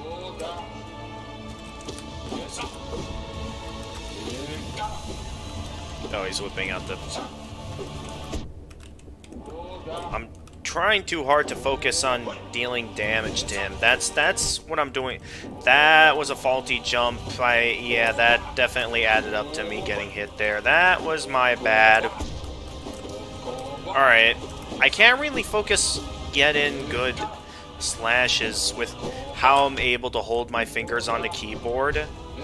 So I'm kind of stuck with no choice but to focus only on being able to get in quick jabs in order to be able to keep my fingers free, to be able to tap the right buttons on the keyboard.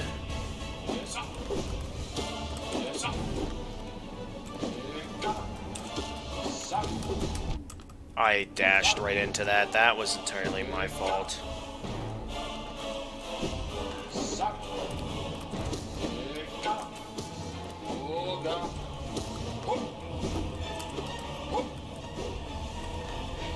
Like, watch. I'll try to do... Okay, if I'm really far away from him, it's possible to get enough distance in to be a safe distance from his attacks to heal. Okay. Still, though, I lost all my lifeblood masks to him. Although I will admit, I did get a bit greedy for attacks. And there was a bit of experimenting there. I forgot about my strategy from last time of trying to attack from above and pogo off of him to see if that may change things. I forgot about that strategy. Well, too late to try it this run. I'll have to try that again next time.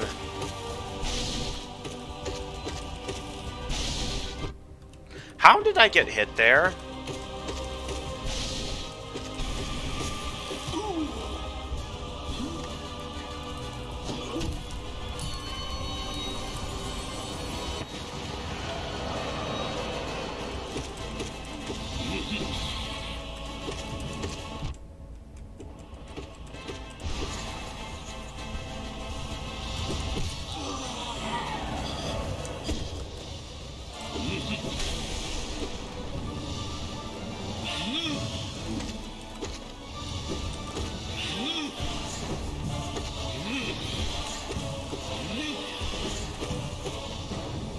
I forgot, what was the boss that I used the dash slash on?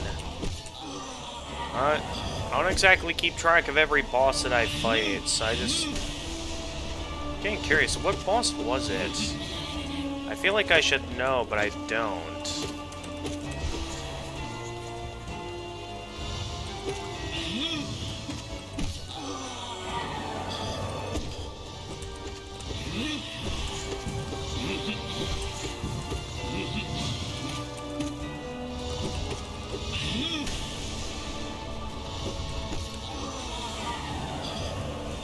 Well, let's at least try to keep at this, because despite losing all my lifeblood to 0 again, I do still think that this has been a pretty good run so far.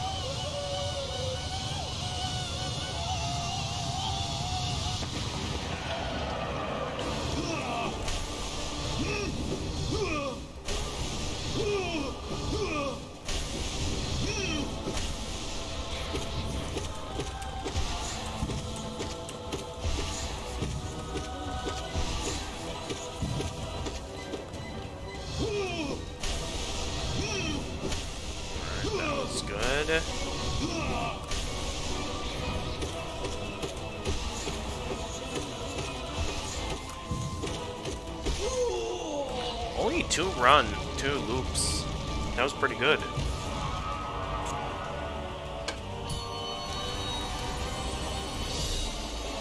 Alright, next we have the Obbles. Or, sorry, Oblobbles. Such a weird name, man. And of course I get hit.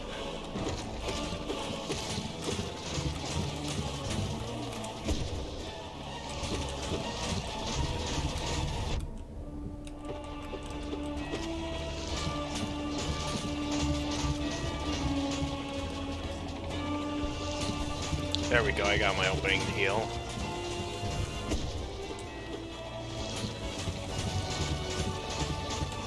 I can't be right in between them like this, otherwise it's not good nor safe.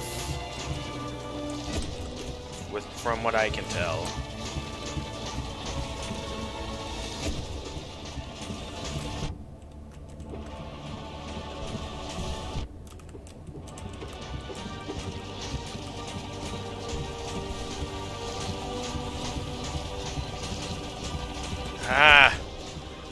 When one stops attacking, the other starts attacking.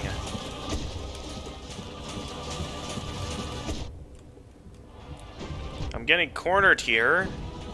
Alright, I'm gonna run over to this edge of the map, and there's nowhere that's safe here. I have to hurry up and take one of them out. Hurry up and go down, please.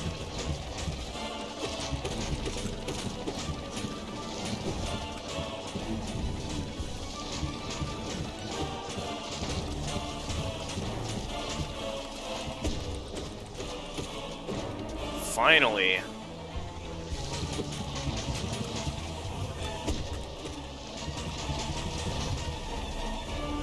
Oh yeah, it was, I think, this boss that I used the...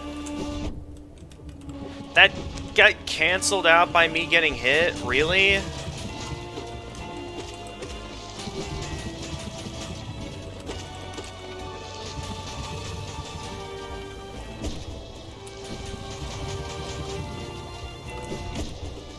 So I don't know, does the Great Slash deal more damage, or does the Dash Slash deal more damage? That's my question of the hour. Because both of them seem like strong attacks. Which is the stronger one? Yeah, this is a good boss to use Dash Slashes on. Ooh, I think Dash Slashes are actually stronger than regular Great Slashes, looking at it like that. So yeah, that's a pretty good fight to use Dash Slashes on.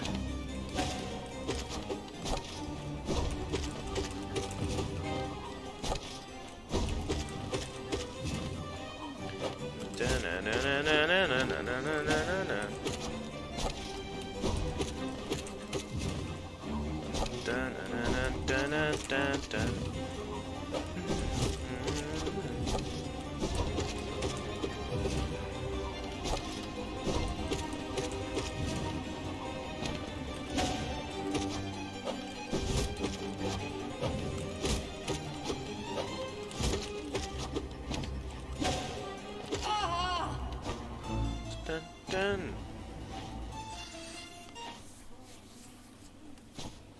Alright, here we go. Sisters of Battle. I couldn't get my Shade Cloak regenerated on time. Well, nothing I can do about it now. I have no way to heal while all three of them are out like this.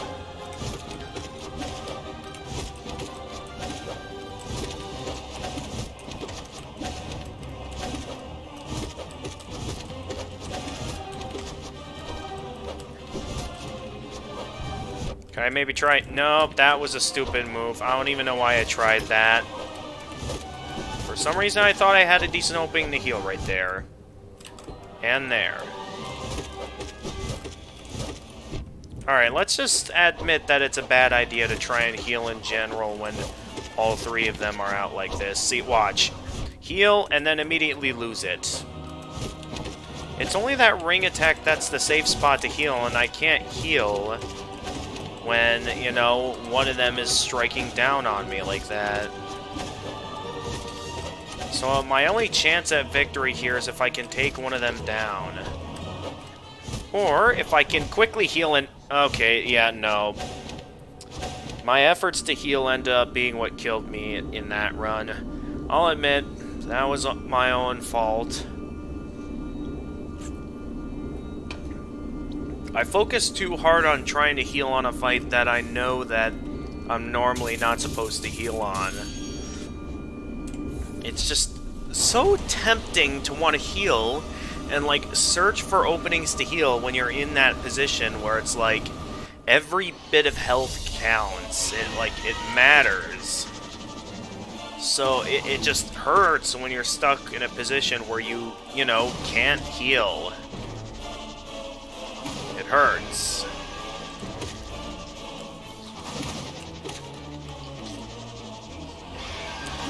But I suppose if the game wants me to focus on the fight and not on healing with some of these bosses, I suppose my best interest is to focus all out on just the fight and not healing with certain bosses.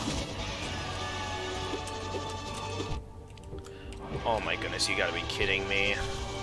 Like, the thing is that I don't have very good openings to heal, because I don't have the quick heal charm. That's what I liked about the quick heal charm, is that it gave you plenty of openings to heal during fights like this.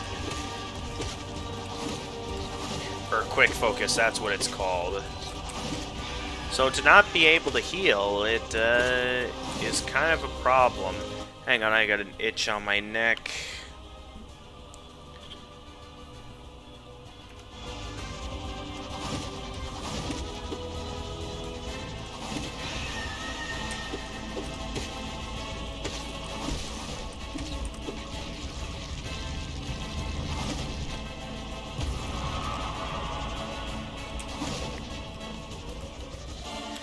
Yeah, considering the difficulty we've had today, folks, I don't see myself beating this challenge, this stream. And yeah, this is kind of what I feared, in that while I was able to do it with all the individual charms, I could tell with the charm binding that that was where it's like, this is like a me-level challenge. This is, I think, the turning point where while this is the last challenge in the game, it's kind of the turning point where it's like, this is where the challenge level becomes too much for me.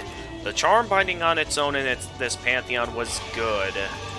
That, like, it was a fair challenge for my level of skill, but with how I see it, I may be left to admit that I may be left with no choice but to admit that even for my skill level, this may be too much for me. I'm not going to give up, though. If there's one thing I know about myself, it's that I just gotta keep persisting and stay determined. I like these streams, but they are way too long. We ever edit, or, yeah, that's, I mean, that's kind of the reason why I went to college in the first place. This is my name, and it's mainly the fact that, I kind of have zero editing skills. It's like, the entire reason why I went to college was to get some editing skills, and while I did get a little bit with my time at, you know, the initial university I was going to, I really don't feel like I really got to have what I was wanting to get into. But I can guarantee you that once, when the time comes, and I finally, you know, get that diploma and stuff, I think I'll be good. So as I've discussed earlier on stream and stuff, basically, I'm in a position where university hasn't really worked out for me anymore. So, and with how I see it, I see the main reason for that being because it's clear to me that the kind of stuff that I'm learning isn't really stuff I'm that highly interested in. And the thing is, I wanted to be a video editor, and a lot of the stuff that I was learning at the college I was going to, they weren't while there was some video editing related stuff I was learning, majority of the stuff I was learning in that university wasn't really on video editing, so that's why I'm kind of looking for a more hand-on experience. And I'm this upcoming fall going to be moving over to a more technical college to see if a more hands-on experience will be better for me. Because I'm still interested in becoming a video editor.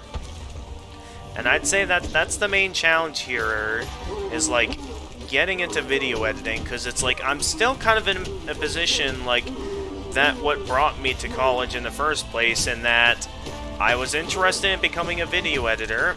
You know, I wanted to get into editing this content, but I didn't feel safe with, you know, investing my money yet into these, like, premium editing programs yet, until I knew that, you know, this is something I really would enjoy doing and would get the full use out of. And so, basically, sorry, I can't fully explain it right now. I'm busy trying to focus on this Pantheon. This is extremely hard. Basically, point is that I still haven't learned what I wanted to learn in college yet. And while I learned a little bit, I really don't see it as that I've learned enough yet. And I would say until I feel good about try OBS. OBS is a recorder, not an editor. I record content. Because, like, here's how I do things. I enjoy my regular Let's Play content. For some of the more basic games I play, maybe, you know, a couple of games I know are long-running Let's Play series and stuff. The thing about these live streams, like Friday streaming, is that the whole point of them is for me to, like, play the stuff that I know is gonna be long. I thought you could edit on it too. Well, in terms of the features that I've seen with OBS, I've only seen myself able to record with it. That's all I've seen myself able to do with OBS. Now, I know that my advisor back at the university before I left, I do think they did suggest to me a pretty good free-to-use video editor program. I took the time to install it. I haven't taken the time to start using it. I'm sure maybe once I get started on it, maybe I'll start getting more into it. The thing is that, you know, I'm in a position right now where it's like I can't exactly... I gotta be wise with how I spend my time, because, you know, now I'm in a position where I have a full-time summer job. I mean, obviously, I'm still going to be going to college. It's just like a summer help position. But it's like I'm basically in the middle of what's basically a full-time job. So it kind of leaves me in a position to where I can't exactly focus all out yet on getting into stuff like editing. So mainly, I just want to focus on making the content that I'm used to enjoying doing, which is, of course, you know, enjoying playing some games for an audience with some of my regular Let's Play content, as well as Friday streaming where I play long and hard games. Now, in terms of the game that I'm currently playing, in case I haven't mentioned it in the title, I'm currently playing Hollow Knight, and I'm doing the Pantheon of Hollownest with all 4 bindings activated, as you can see up there. So there are 4 bindings here. There's the nail binding, which reduces the amount of damage my nail does. There's the charm binding, which disables all my charms. Like, you'll see here that, yeah, none of my charms are equipped. Well, hang on. Isn't the Void Heart supposed to be a part of me? I mean, I know you regularly need the Void Heart to access this Pantheon, but it's interesting to see that it doesn't show the Void Heart being equipped, despite the fact that the whole point of the charm notch is that you're unable to have any charms equipped with the binding activated. Along with the spell binding, which limits the amount of spells that you can cast down to that little amount down there. And then there's the health binding, which reduces my health all the way down to 4 masks of health. A very small amount of health for sure. Anyway, moving on. Mischief beyond mischief. We cannot escape thee, even in this highest, most distant of pantheons. O wielder of nail, O eater of soul, are thee a messenger of the gods, or something stranger? We will not defy thee. Continue thy combat, we shall be listening closely. Continue thy combat, continue thy ritual, we shall be listening closely.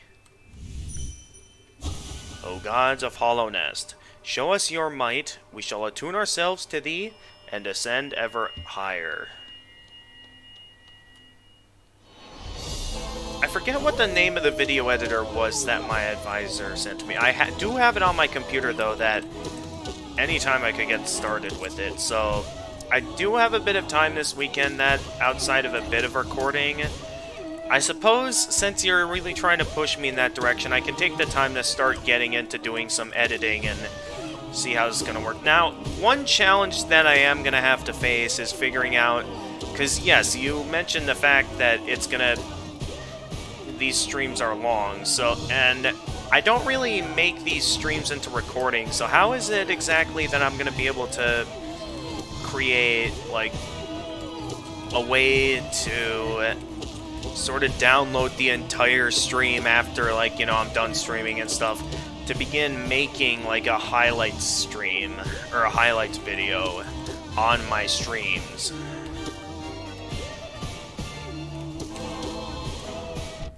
Ow.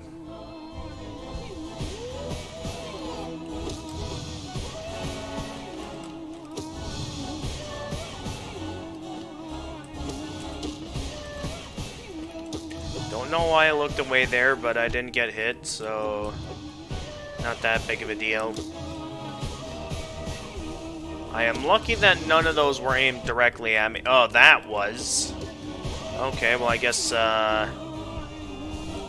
could you get away from me? I meant to fire upward, not to the right. Once again, another instance where none of the attacks hit me. Okay, moving on.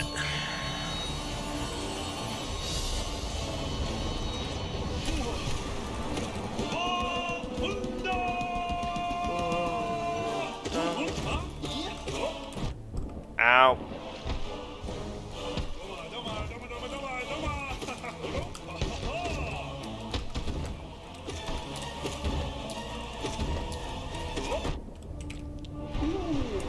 I don't know why I wasted that when I could have used that to heal like that.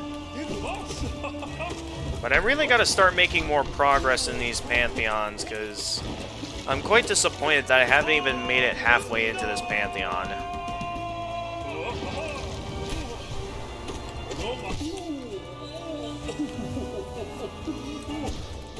And I really feel like it's because of the fact that, you know, if you die at any point, you have to do the entire Pantheon all over again.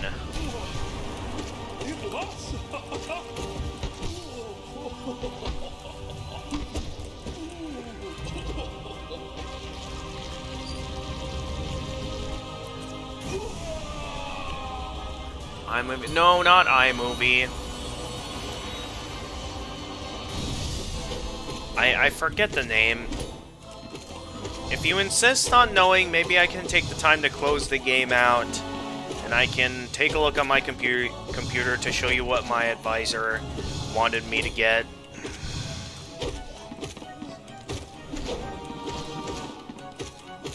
Ah, that stupid ghost prevented me from getting out of the way of that attack.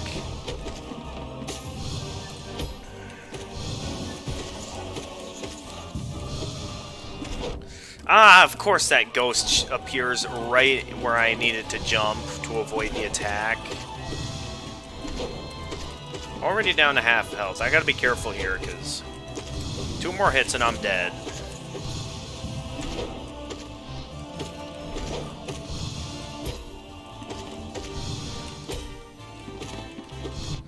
Are you kidding me right now? I was supposed to hit that. How did I end up running right into that?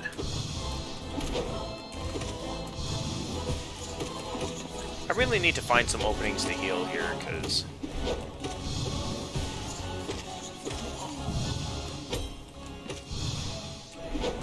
Get out of here. Alright, he's down. I have a chance. Nah, it's okay. Keep playing. Alright. But yeah, I mean, thank you for your opinion. So, like... When you say that my streams are long, is it because of the fact that, you know, I make it an all-day thing? I mean, I get that you're probably busy with your days, that you can't always be here to watch the stream. At the same time, though, I'd say the main reason why these streams are long is because I'm playing games that I feel like are meant to be long. And it leaves me in these kind of positions where it's like... I kind of have to make the streams long so I can, like, keep at it with these hard games, because in case it isn't obvious already, these are hard challenges. Oh, I completely forgot to heal. I just noticed that.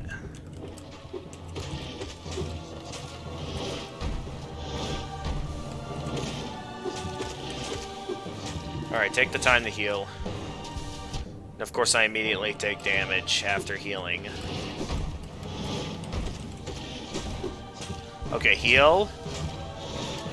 Alright, thank you for not immediately attacking me while I was busy healing.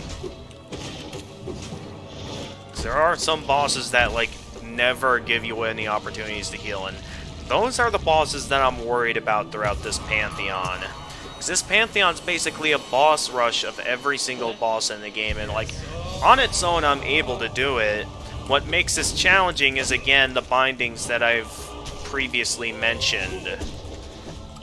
That, you know, restrict damage, limit my max health, limit the amount of spells I can cast at once, as well as not being able to activate any charms. So, because, like, I can do this Pantheon, even, I have managed to pull it off with the individual charms, but this really is kind of getting to be the ultimate challenge, having to do this with all 4 bindings activated at once. And considering the fact that the reward you get for being these Pantheons with the bindings, you only need to beat the Pantheons with the individual bindings on their own to get the reward. So really the only reward you get for being the Pantheons with all 4 bindings activated at once is just having your little victory markings lighting up. Why did I cast that? Yeah.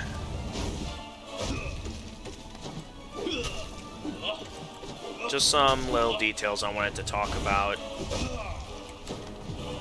Because, yeah, this is basically, like, the hardest challenge in the game. Like, I've done everything else in the game at this point.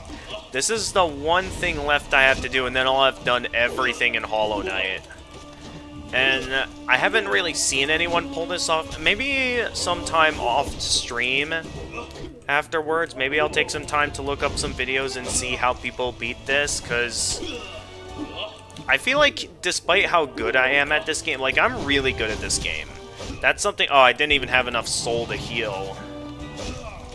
So that was just a waste of a move, since I didn't even have enough soul to heal. Oh, I didn't know what was going to happen there, so I wasn't quite ready for that.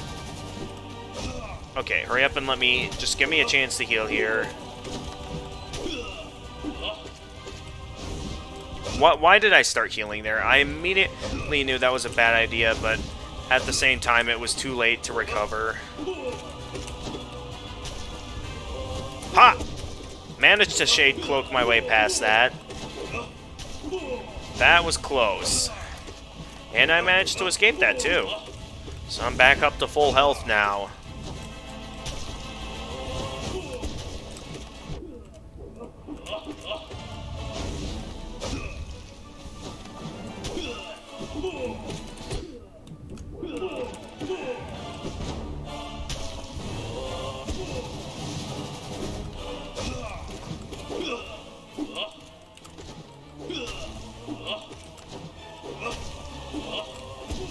Well, at least I don't have to do this thing with all bindings on, like, Radiant difficulty or something. That would be pretty much impossible.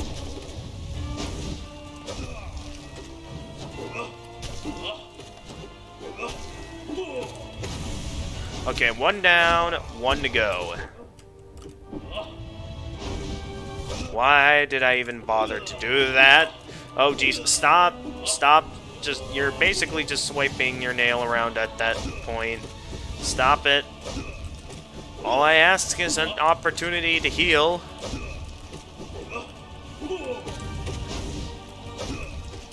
I also just realized that the upper section of the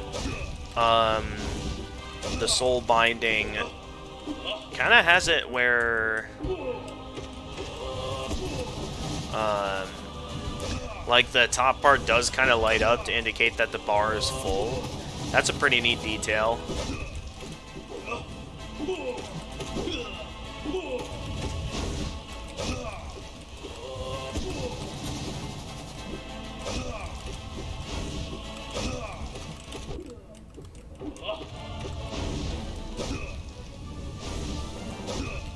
Nice try.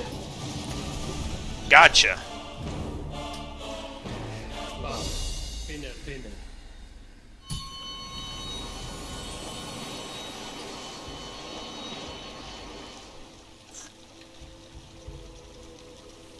Alright, first major checkpoint.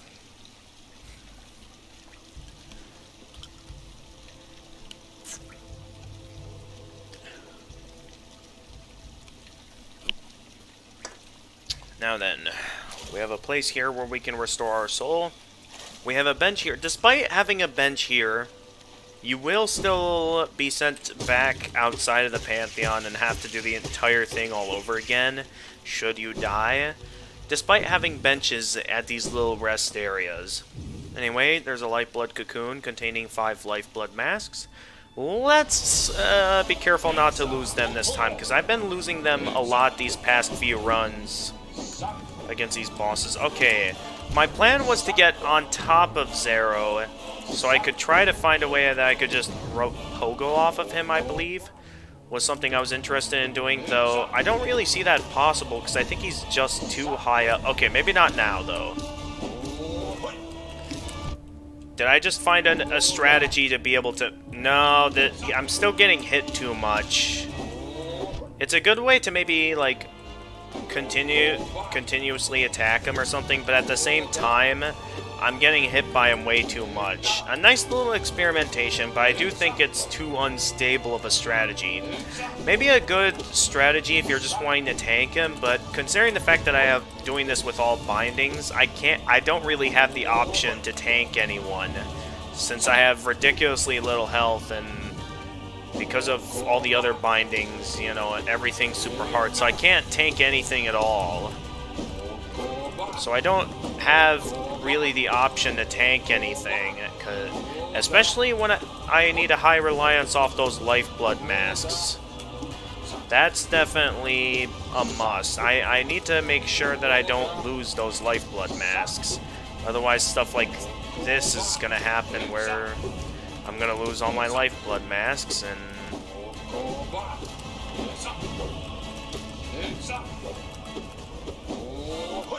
Oh, geez, I didn't mean to make that double jump, but I was able to adapt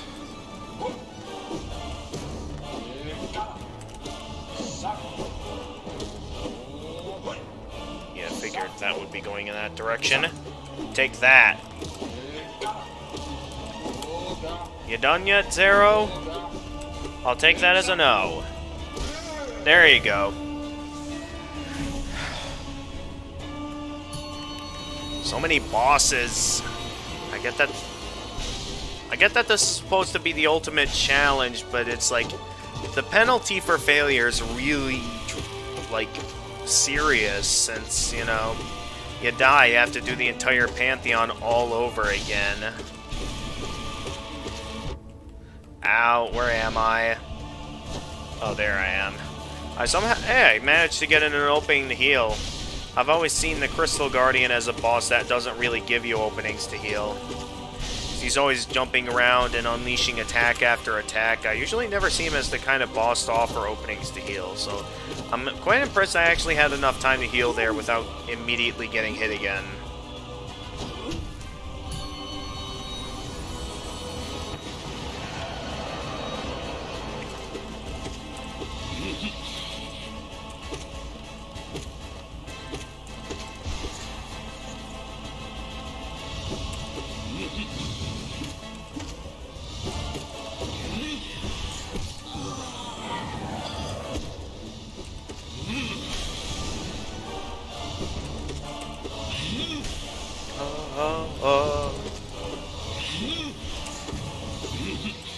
I mean, you can always, like, do something like fast forward to the good parts of the stream whenever I archive these or something, and you don't need to stick around for the entire stream. If you want to go and do your own thing, go ahead. I won't stop you. Because I know for a fact when it comes to these kind of challenges that, yeah, we're going to be here for a while. That is out completely, you know, out of the question, is that, yeah, it's pretty obvious with this being hard and long at the same time, we're going to be here for a while.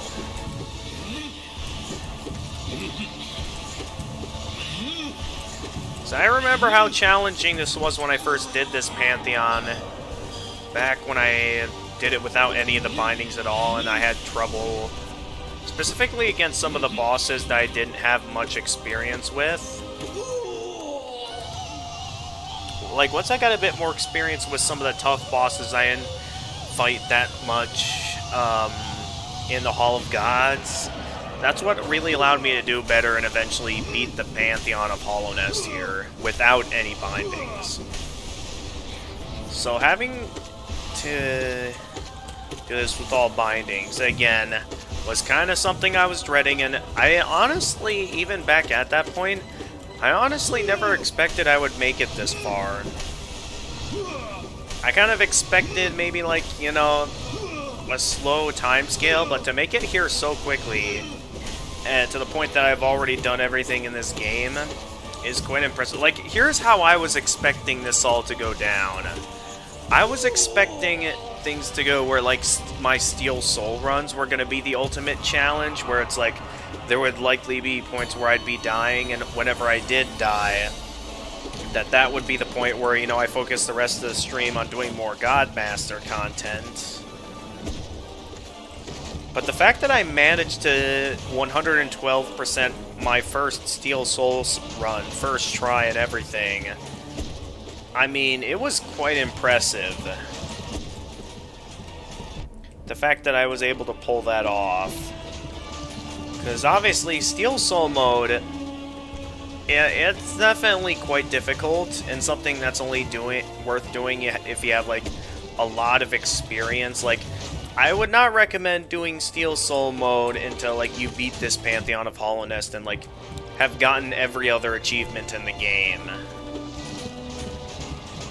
I will admit that playing this game, I did take the time to look up some walkthroughs to get the speedrun achievements, because I'm not really that big into running, so I just decided I am kind of gonna resort to the guides so I can just get the speedrun achievements out of the way.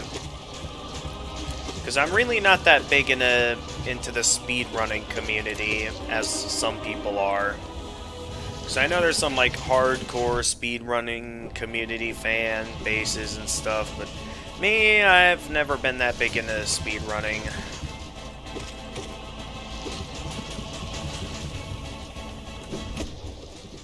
There we go, direct hit with a dash slash.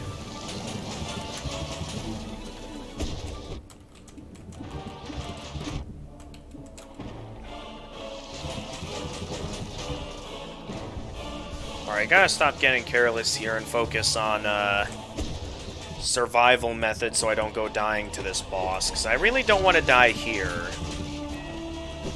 I would kind of see it as a shame to die here, because I really don't want to die to this boss, and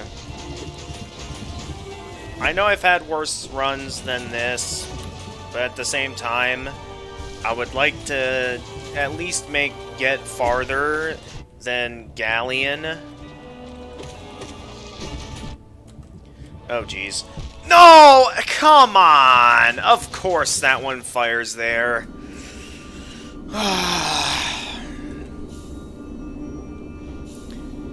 But yeah, you have to start the entire Pantheon of Hollownest and all over again if you die at any point. And you can see here that I have quite the skill of seeing how I've managed to beat this Pantheon with all the bindings individually on their own. It's the fact that I'm having to do this with all 4 bindings at once that really is what makes this challenging. And like, I can show you here that like I have pretty much done everything that's possible to do in this game. Like, I've collected every charm, I've gotten 112% here, and I can't really show it without quitting, but I have gotten 112% in this game. I've done pretty much just about everything you can do on the map. There's like just about nothing else I could possibly do at this point. I've done pretty much everything. And I've pretty much completely filled out the journal. I mean, I know there's additional entries that you can get. Like, I know maximum is 104 or 164, but you only need, I think, the basic enemies to get the Hunter's Mark, which is what you get for completing the journal. I would say I've gotten all the other entries on separate save files. The other 4, in terms of what I've done on this Steel Soul run, in terms of things that I choose not to do. Yeah. I've gotten plenty of other things too. I've gotten Seal of Binding, which you get for beating the Path of Pain, which is like the hardest platforming challenge in this game. I've maxed out the Void Idol, which you get this form of the Void Idol for, I believe, beating every boss in the Hall of Gods on Radiant difficulty, which is basically the no-hit run difficulty. Like, you get hit once you die. And the Weathered Mask, which you get for beating, you know, these Pantheons with each and every binding. Now again, I've already done the first 4 Pantheons with all 4 bindings activated once. The Pantheon of Hollownest I managed to beat with every individual binding. You only need to do it with individual bindings to get the Weathered Mask. So here it says, strange mask from a godless land passed down over time. The design suggests the wearer's thoughts were focused through the crest. Gods of thunder, gods of rain, why forsake thy servants? Will our minds be left suffering to ache alone? What god remains to deliver us from this woeful silence?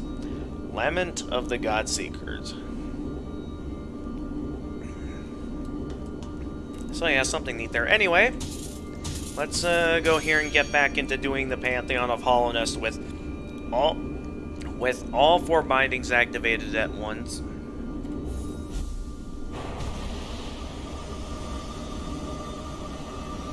Here we go.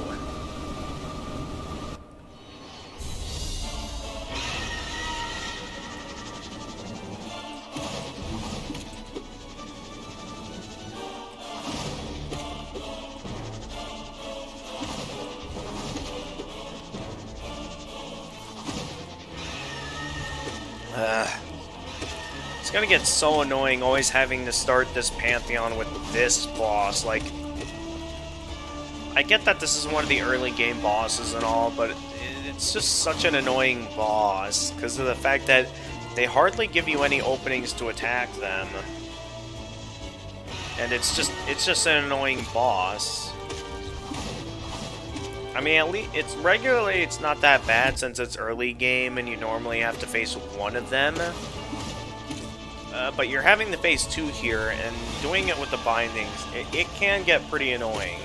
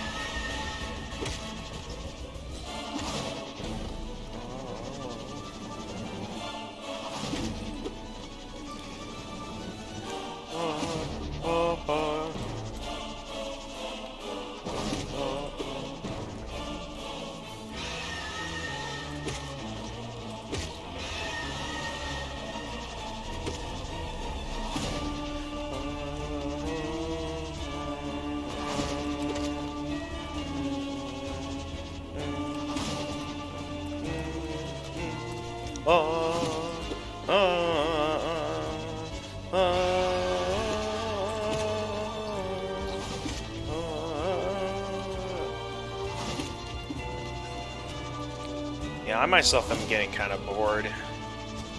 We've been at this for kind of a while, and, you know, like a lot of hard challenges I've done on the channel, these hard challenges, yeah, they can be very soul-draining when you have spent a lot of time on them and no sign of any forward progress.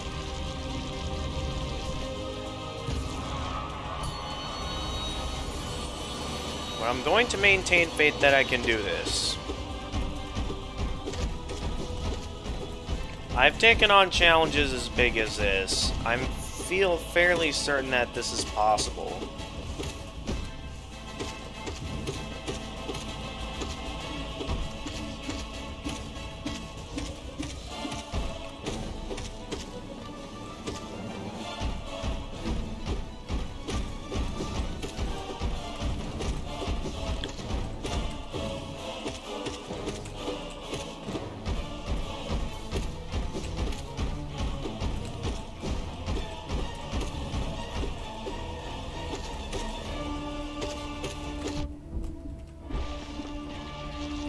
Alright.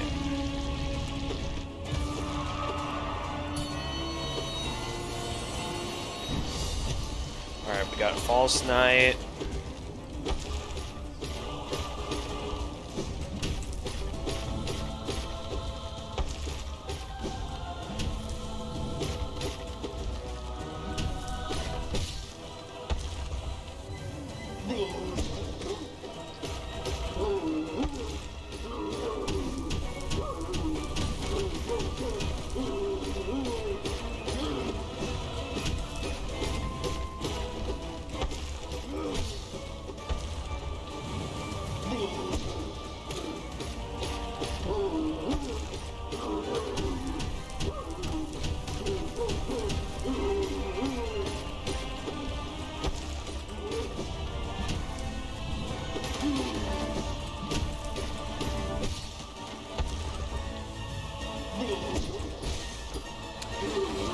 Maybe I'll have a piece of my dad's birthday cake after this run. So I feel like I could use something comforting to calm myself down. All I really had for dinner was pizza, and I mean, pizza's good and all, but I don't know, it's just hard to fully enjoy it when with the lingering feeling of betrayal behind where the whole reason why I had pizza for dinner tonight, you know, got started and all. I'm just in a position where I'm just a little bit unsatisfied and stuff. I was trying to be ready to react, but I couldn't quite react in time. And of course I get hit. Alright, it's down.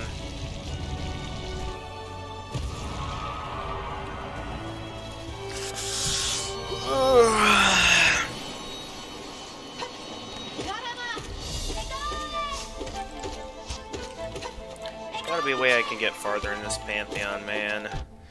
There has got to be a way I can get farther.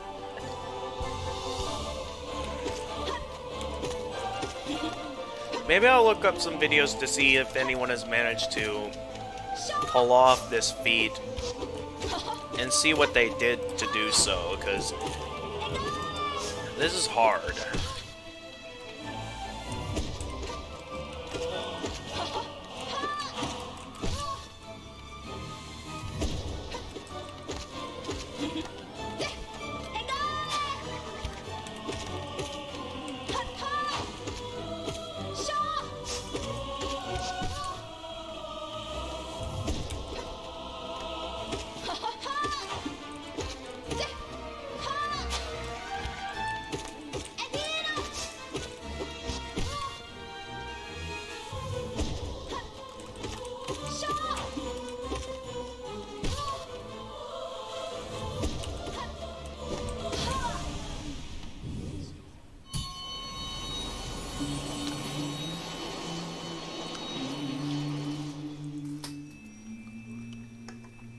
Yeah, why not right here? I go ahead and take the time to grab some cake.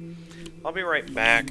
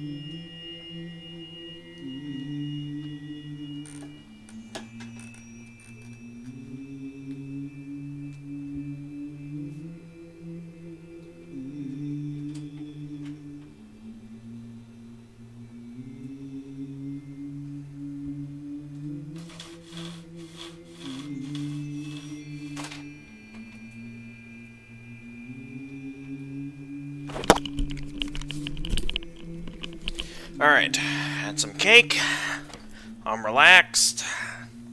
Let's get back into playing the game now. No more interruptions for the rest of the night.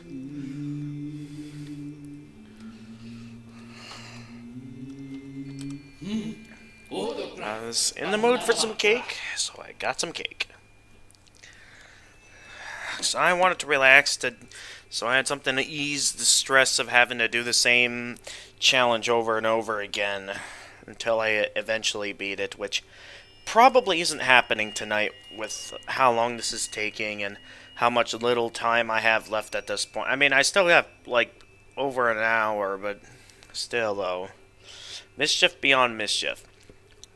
We cannot escape thee even in this highest, most distant of pantheons. A wielder of nail or eater of soul? Are thee a messenger of the gods or something stranger? We will not defy thee. Continue thy combat. We shall be listening closely. Continue thy combat. O stranger, continue thy ritual. We shall be listening closely. O gods of Hollownest, show us your might. We shall attune ourselves to thee and ascend ever higher. I keep thinking that this is where I fight Markov, but then I remember that, oh yeah, Markov had a bigger arena than this, instead of 3 small platforms.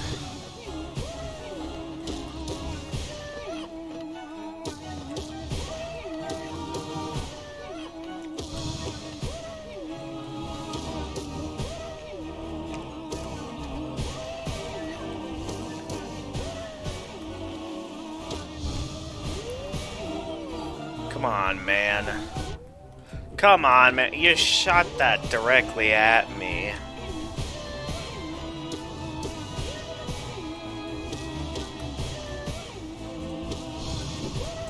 Oh. Okay, we're good.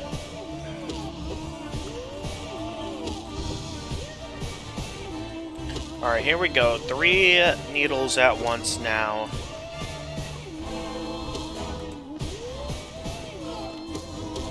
Or those nails, I don't know.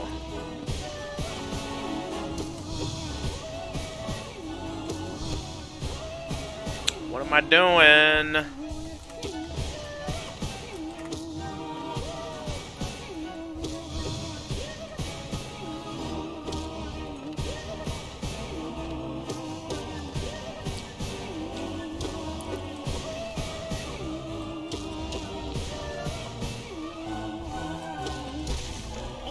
There we go. Another boss down for the count.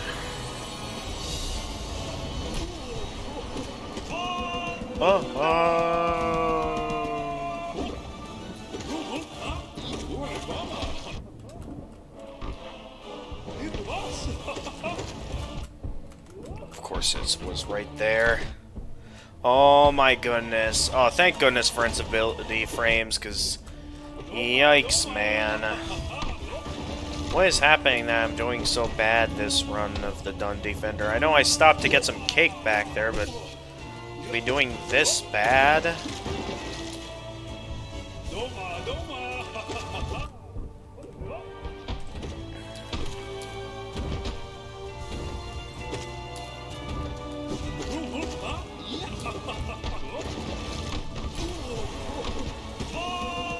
Alright, here we go.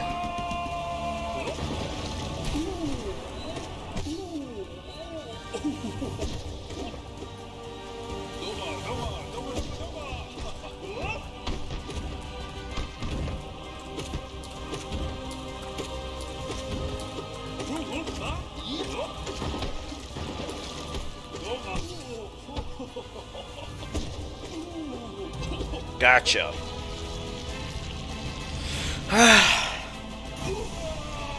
We're gonna be here for a while.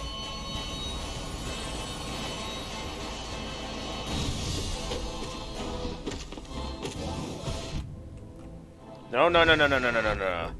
I'm not going through this again.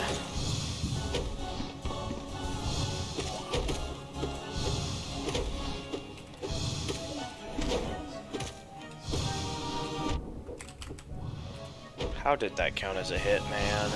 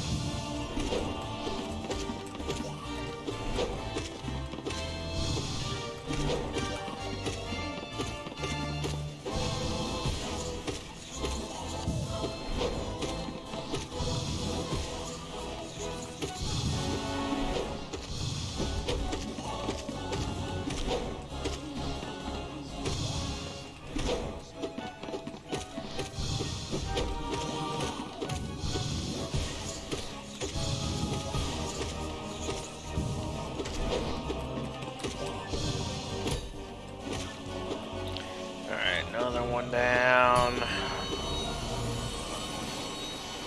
Yeah, I can tell I'm at that point where I'm bored.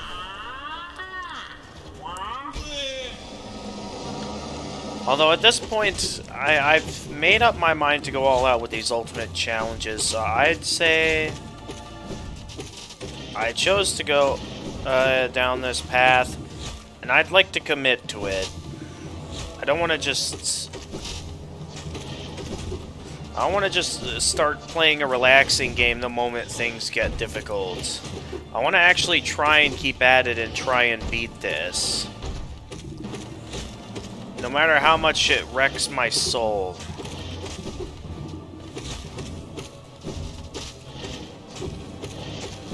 So I'm in it for the long run.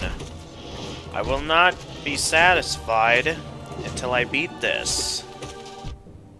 There will be no relaxation on these streams until I gain some sense of victory.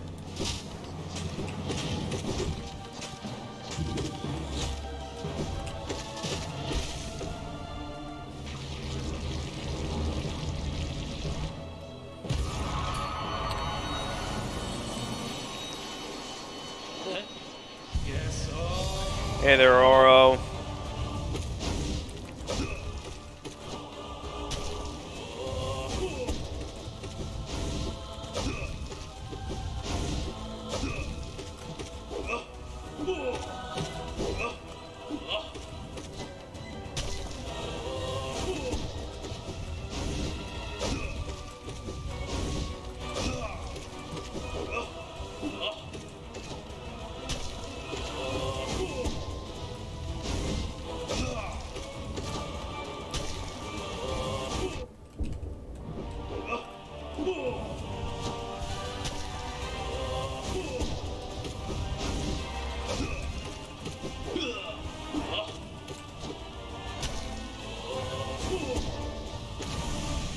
Alright, one down.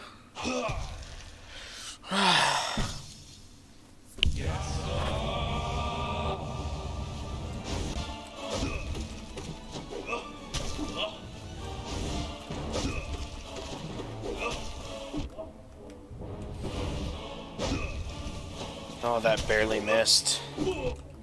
What was that? I meant to dash into the wall, not away from the wall. Okay, things are getting a bit crazy. Hang on. I'm gonna try and undo this mistake. Why did I jump there? Yes, no.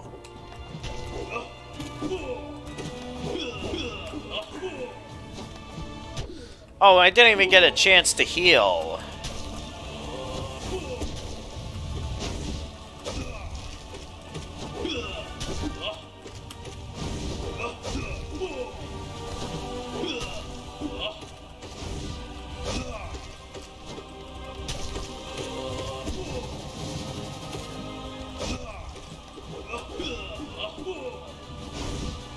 Yes, no.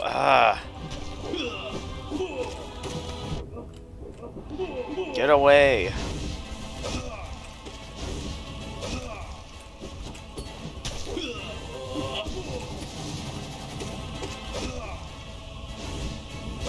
Every time I heal, he always comes slashing down on me like that. Alright, not that time, though. I made sure to be ready that time.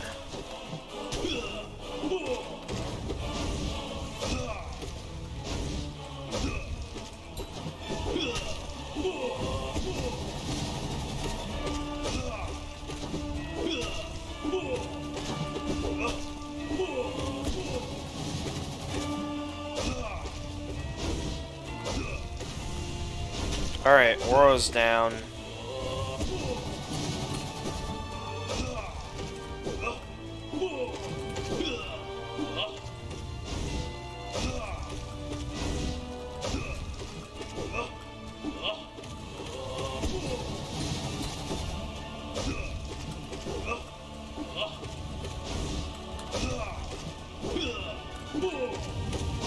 Oh, I somehow managed to avoid getting hit without getting cornered, mainly thanks to help with the Shade Cloak. But wow, I was totally expecting to get hit there when I got cornered like that.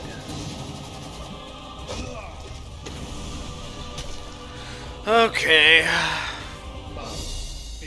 I actually feel like I'm getting tired. I'm not sure if it's just a sugar crash or if, like, I'm actually, like, tired, like I didn't get enough sleep last night or something.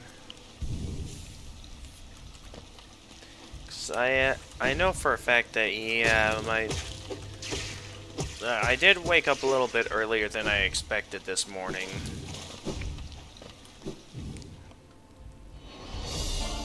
Okay, this is where I fight Zero. Okay, let's just stick to how I regularly fight Zero, like this, because I think experimenting with stuff like that upper attacking position, while it might be able to beat the boss faster, it's only a good quick way method if you're like tanking him.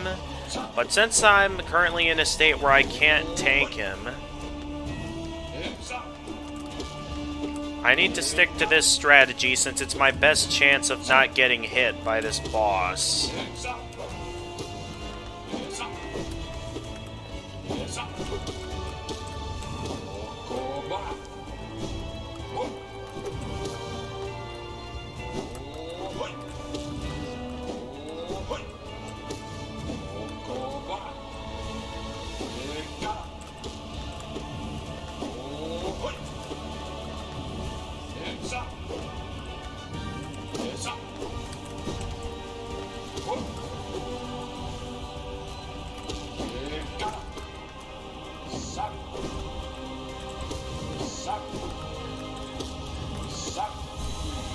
Alright, here we go. Double nail time.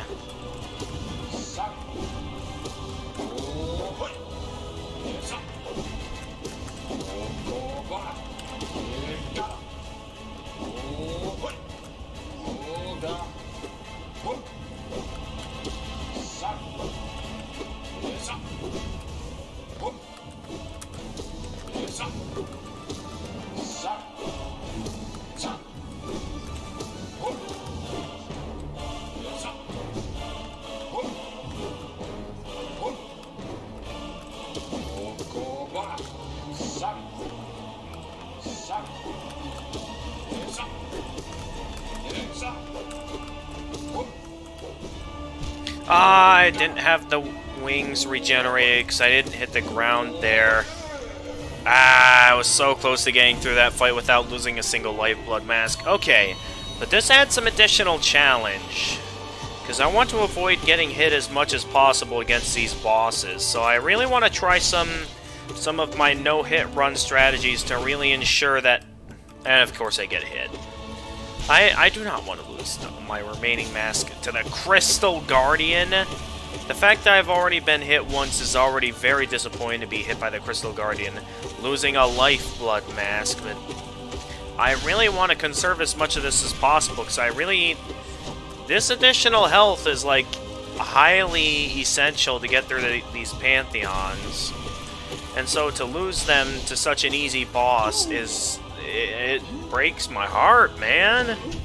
I need that health, and they keep taking it all away from me, that when I get to the bosses where I really need that extra health, I don't have it there. Because all the other bosses had to take it away from me. And I don't like it when other bosses do that to me. I worked hard to get these lifeblood masks. I would prefer you not keep taking them away from me. Alright, but this definitely makes this my best run so far, the fact that I managed to make it this far with the lifeblood masks. Because all my previous runs I've been losing them all to zero.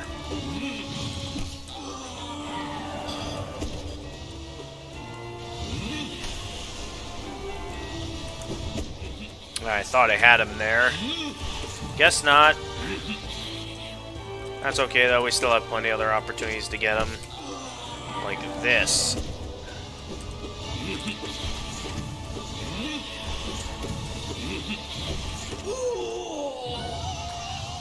I just like how the Godseeker in this fight just trying to focus its attention on the Soulmaster at all times.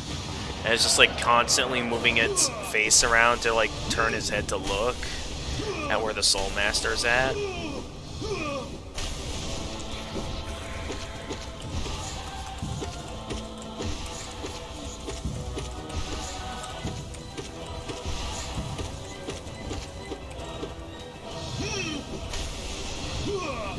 Alright, we have to be really careful because I really don't want to lose these lifeblood masks. Dude, they keep appearing right in front of me. What am I supposed to do? Alright, I got him.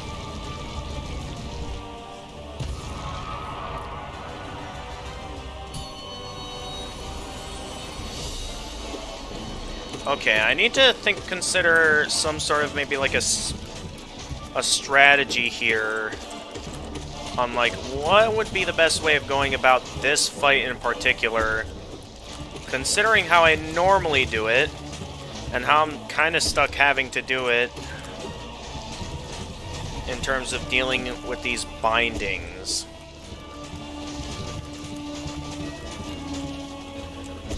And I would say first off to just start with focusing on one boss at a time. Unleashing Great Slashes, of course, since that's my highest damage dealing attack at the moment. I mean, I know there's the spells, but at the same time, I would like to hold on to as much soul as possible, even though I can't really hold on to much due to the bindings. But that's why it's important to hold on to it all, is so I can be able to heal when I need to.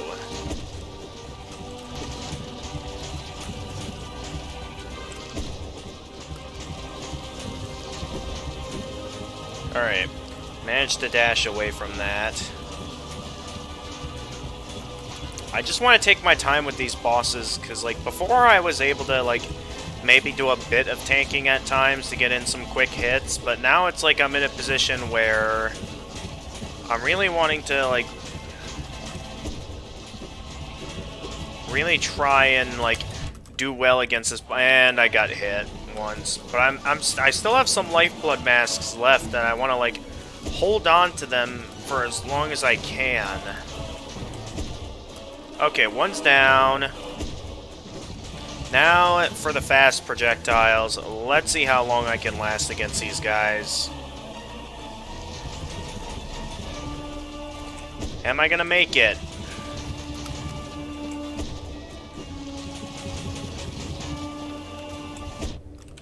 I hit that. That is not fair. I totally hit that. What was that? I think I have an extra bit of distance with the dash slash as well. That's a additional detail I'd like to point out there.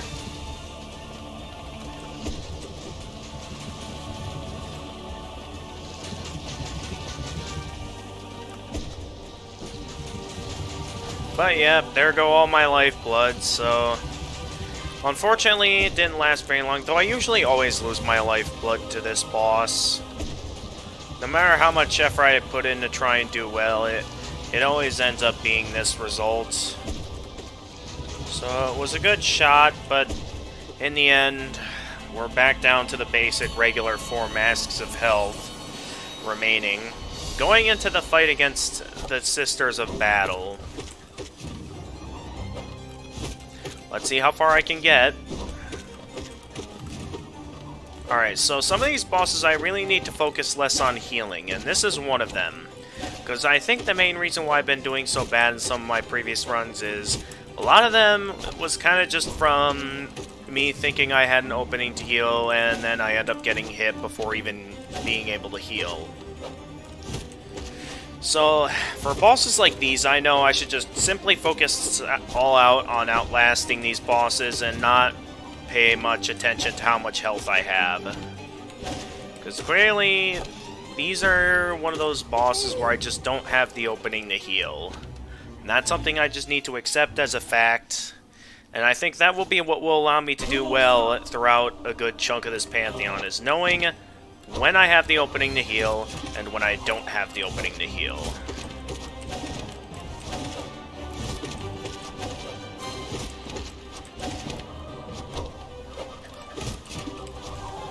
That was close. Nice try, Mantis Lords, but it's gonna take more than that to take me down. Can't touch us. Can't touch us.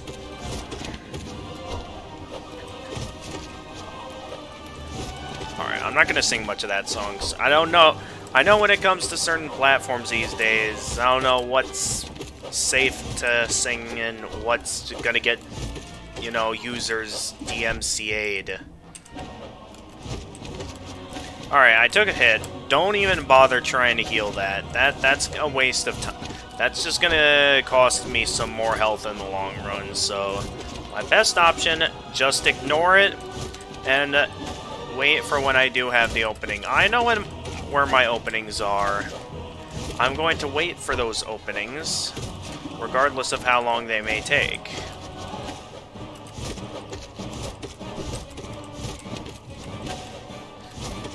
So what caused me to die last time going up against the Sisters of Battle was that I didn't wait for my proper opening to heal and tried to heal at points where it's normally a bad idea to heal.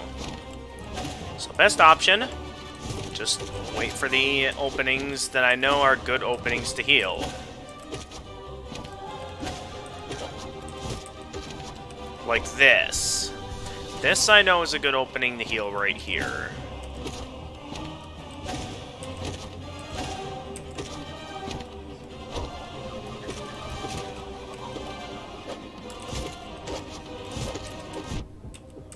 Okay, good hit, guys.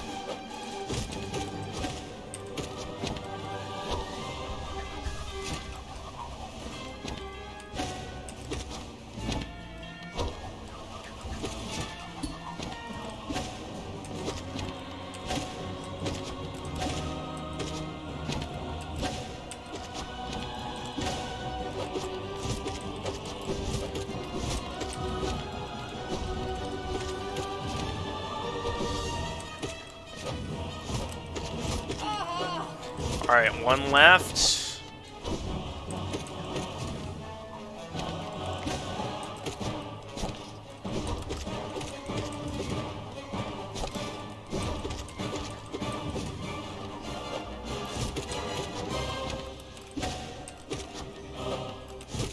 Ah, I got an itch on my nose. Okay, good, I can scratch it now.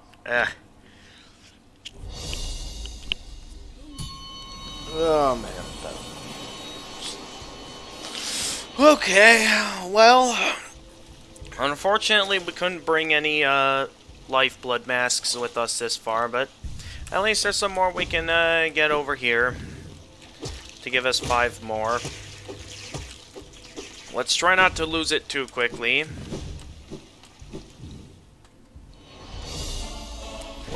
Oh, Marmu, that's right. This is always the boss that I keep losing the lifeblood masks to, all 5 of them. And I would really like to hold on to all 5 of them. And then stuff like that happens where I'm just like, I hit him. What happened that the game decided, no, you're still getting hit anyway? I don't understand the physics involved here.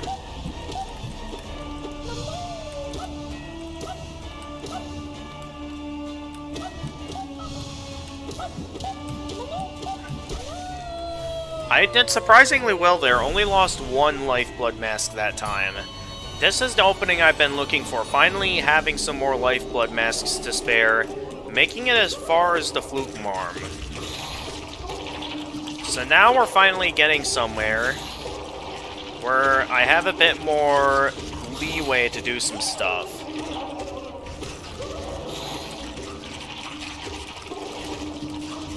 Hey now.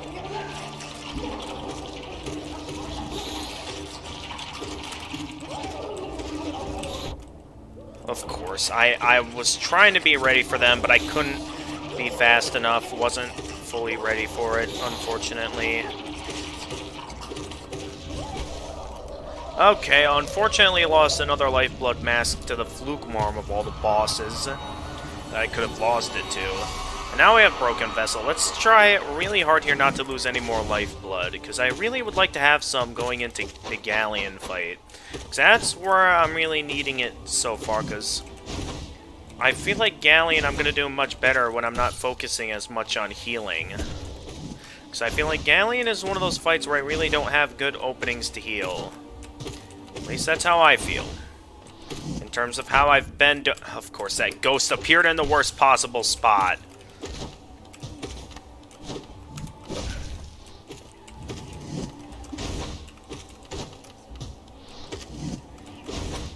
Get rid of the ghost. It's not that hard.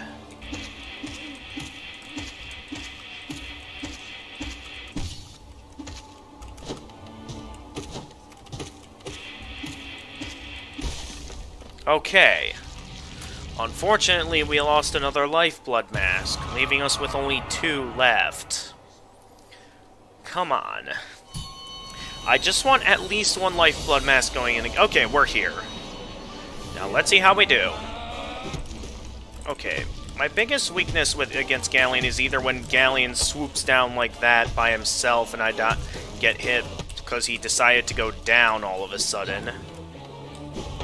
Another thing I need to be aware of is whenever I heal of when his scythe just comes down out of nowhere. So I gotta be careful of, in terms of my best openings to either, do some stuff. I was ready to dash and everything, of course Alright, well at least I don't have to worry about healing just yet. Though I'm sure that'll be coming up soon. Seeing how, yep, alright, he's going all out now.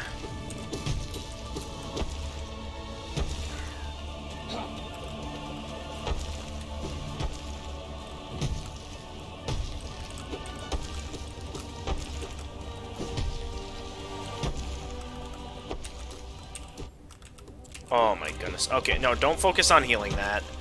That's a bad omen to try and heal it. And I'm sure I'm very close to finishing this boss off. Exactly. Focus on fighting the boss. Don't try and focus on healing. That's going to be the key to doing well in that fight. But unfortunately, I am once again out of Lifeblood Masks. Hello, Shio. How you doing? Man, it took me like all stream just to get to Shio, but we finally made some forward progress this stream, and for that, I feel good. And I think it's because my idea of, like, I feel like the reason why I didn't do so well in the previous streams is because I was relying off healing too much in parts of the game where you normally don't have very good openings to heal. That's how I see it.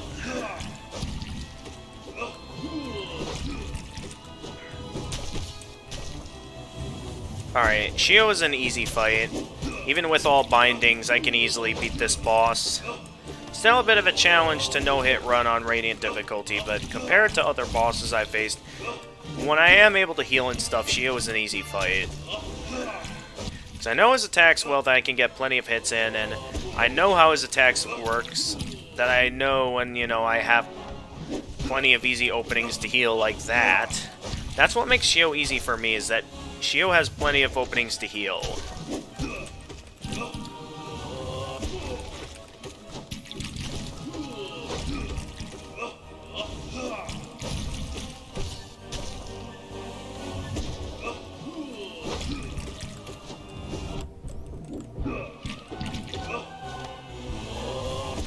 Yeah, I could tell I was getting hit there. Well played, Shio. You managed to land a pretty good hit on me there. Nice try, buddy. Nice try, Shio. It would be kind of interesting if maybe Shio had some more phases or something, because, like, Nailmaster, Oro, and Mato, they have phases. You start with Oro, and then you have to deal with Oro and Mato in the second phase. Sly has, like, that last-ditch effort moment towards the end of his fight. Fear Vessel, gets progressively harder with stuff like whipping out that, like, barrier-like attack, and then whipping out, like, the Void Tendrils in his fight. And then, obviously, Radiance has a ton of phases to it.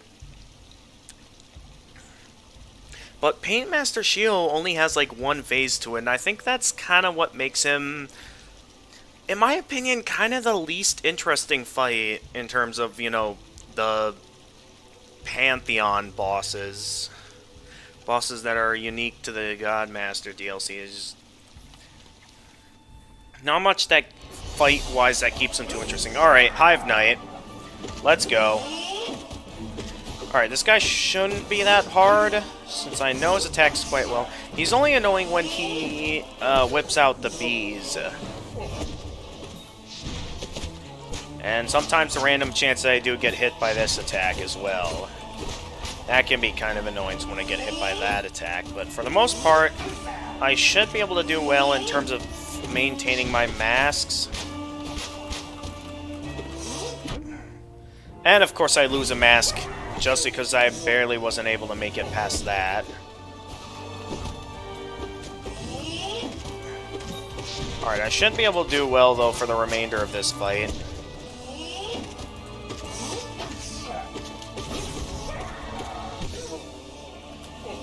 Alright, why don't I take a moment to let these bees all pass by, and then wait for my best openings to strike. I'd say that was a pretty good move.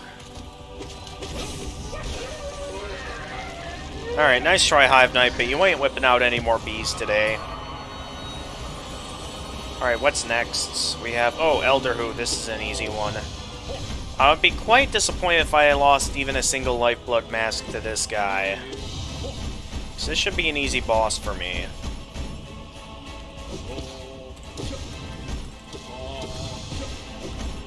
Alright, also I think we're getting close to one boss that I remember having a rough time with just the charm binding on its own. So I know for a fact we're about to approach the Collector.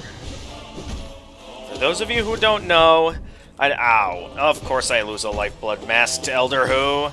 One of the easiest Dream Warriors in the game. He is pretty much the easiest Dream Warrior in the game. Like, if you die to Elderhu, like, you have to be really bad at Elderhu to die to him. I apologize in advance to those who maybe have died to this boss, but with how I see it, I've always seen this as, like, an easy Dream Warrior. I mean, I'm sure he's a bit more of a challenge if you don't have the Shade Cloak, but he's just... even with the Shade Cloak, you know, all the other Dream Warriors manage to remain a decent challenge. Okay, here we go. This is the one boss I've been dreading throughout my time on the stream, because this is the boss that I know is going to give me a hard time. Because even I can tell, even with the Cyclone Slash, that we're going to be here for a while. I don't know if the Dash Slash deals more damage or not. Well, at least Cyclone Slash can still insta-kill some of these bosses. Okay, only 2 damage needed for that.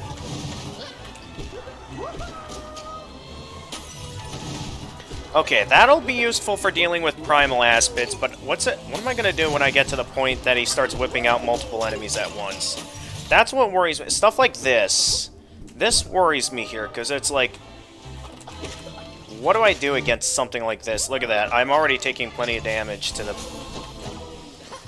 Primal Aspids. There's already too many of them on screen. How am I... yep, I knew it. I knew I'd be dying to the Collector. Out of all the bosses, that's the one boss that I knew I'd definitely not be looking forward to. And why don't I see if I can find a way to get some practice in on him? Why don't I try something here? Okay. This may not be as hard as when you face him in that particular Pantheon with all the bindings, but I think it's going to be my best way of being able to practice against him. I'm going to unequip all my charms.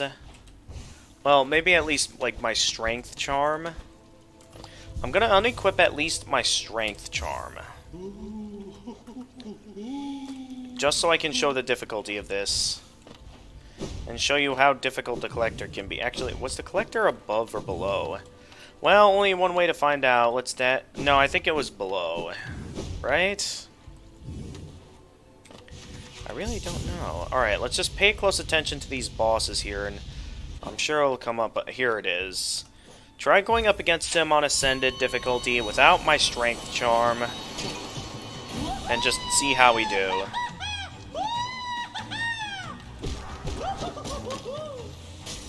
Because taking him on Ascended difficulty is probably the closest thing I'm going to get to a practice mode for going up against some of these bosses. Unfortunately, I'm still technically going to be too strong without the nail binding. But it's going to be my best way of really getting the feel for, like, how difficult this fight's going to be for me.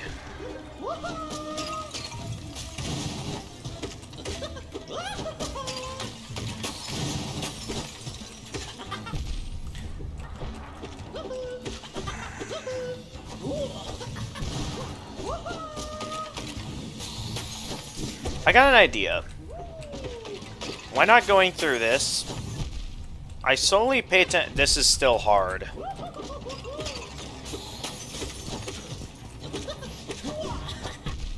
Wait, what did I get hit by? Yeah, I think this will be a good way of getting in practice, since by taking him on Ascended form without my charms binding, it allows me to have a partial simulation as long as I don't equip the Strength Charm.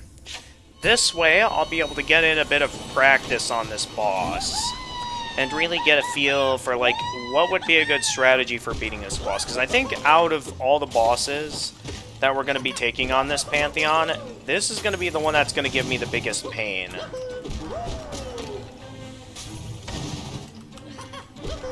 He's got everything. He's got the Coliseum version of previously annoying bosses, and he's got Primal Aspids, and like, one at a time isn't bad, but then he whips out multiple at a time. This is where it gets difficult, because it's like, I have no way to make this any easier on myself.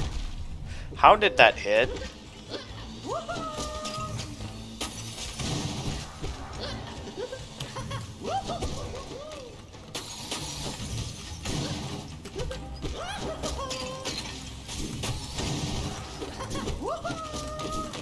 Okay, I'm not worried about those guys very much, but we have a lot of dangerous enemies on screen right now. Could I please have a moment to charge up an attack, please? No, I'll take that as a no. Okay, what am I going to do against this guy? Because this guy is super tough when you don't have the Strength Charm. So I'm just left questioning here, what the heck am I to do? Because I have no idea. I have no idea what a good way of going about this fight will be. Other than to maybe go back to the basic nail attacks. Like, he swarms you with them. That's what makes this difficult, is the fact that he's able to swarm you with all these enemies on screen. So I'm gonna have to learn here what's a good way of going about this. So I can... Okay, I'm not worried about the ones that... Okay, no, I guess I should be worried about the ones that directly dash at me, because they're still a menace. Because I'm left with two things to pay attention to at the same time when this happens. And it leaves me in positions like these, where I'm left with no idea what I can do to make this any easier. Unless I get lucky with something like that, where I can... you know, manage, but I can't. And they just keep sending in annoying enemy after annoying enemy that it's like, it's too much to have on the screen all at once. So I'm just left questioning, how the heck am I supposed to beat this? Is there any liable strategy that I know can guarantee me victory? Because I have no idea what the best way of doing this would be. So it starts out simple if you rely off nail arts early on. It's when he starts whipping out multiple enemies at once that it just becomes impossible to deal with them all. And it's like, What am I supposed to do when all these enemies are on screen? I don't see any logical way I can do this. Other than to just hope in all my heart that I don't get unlucky like that.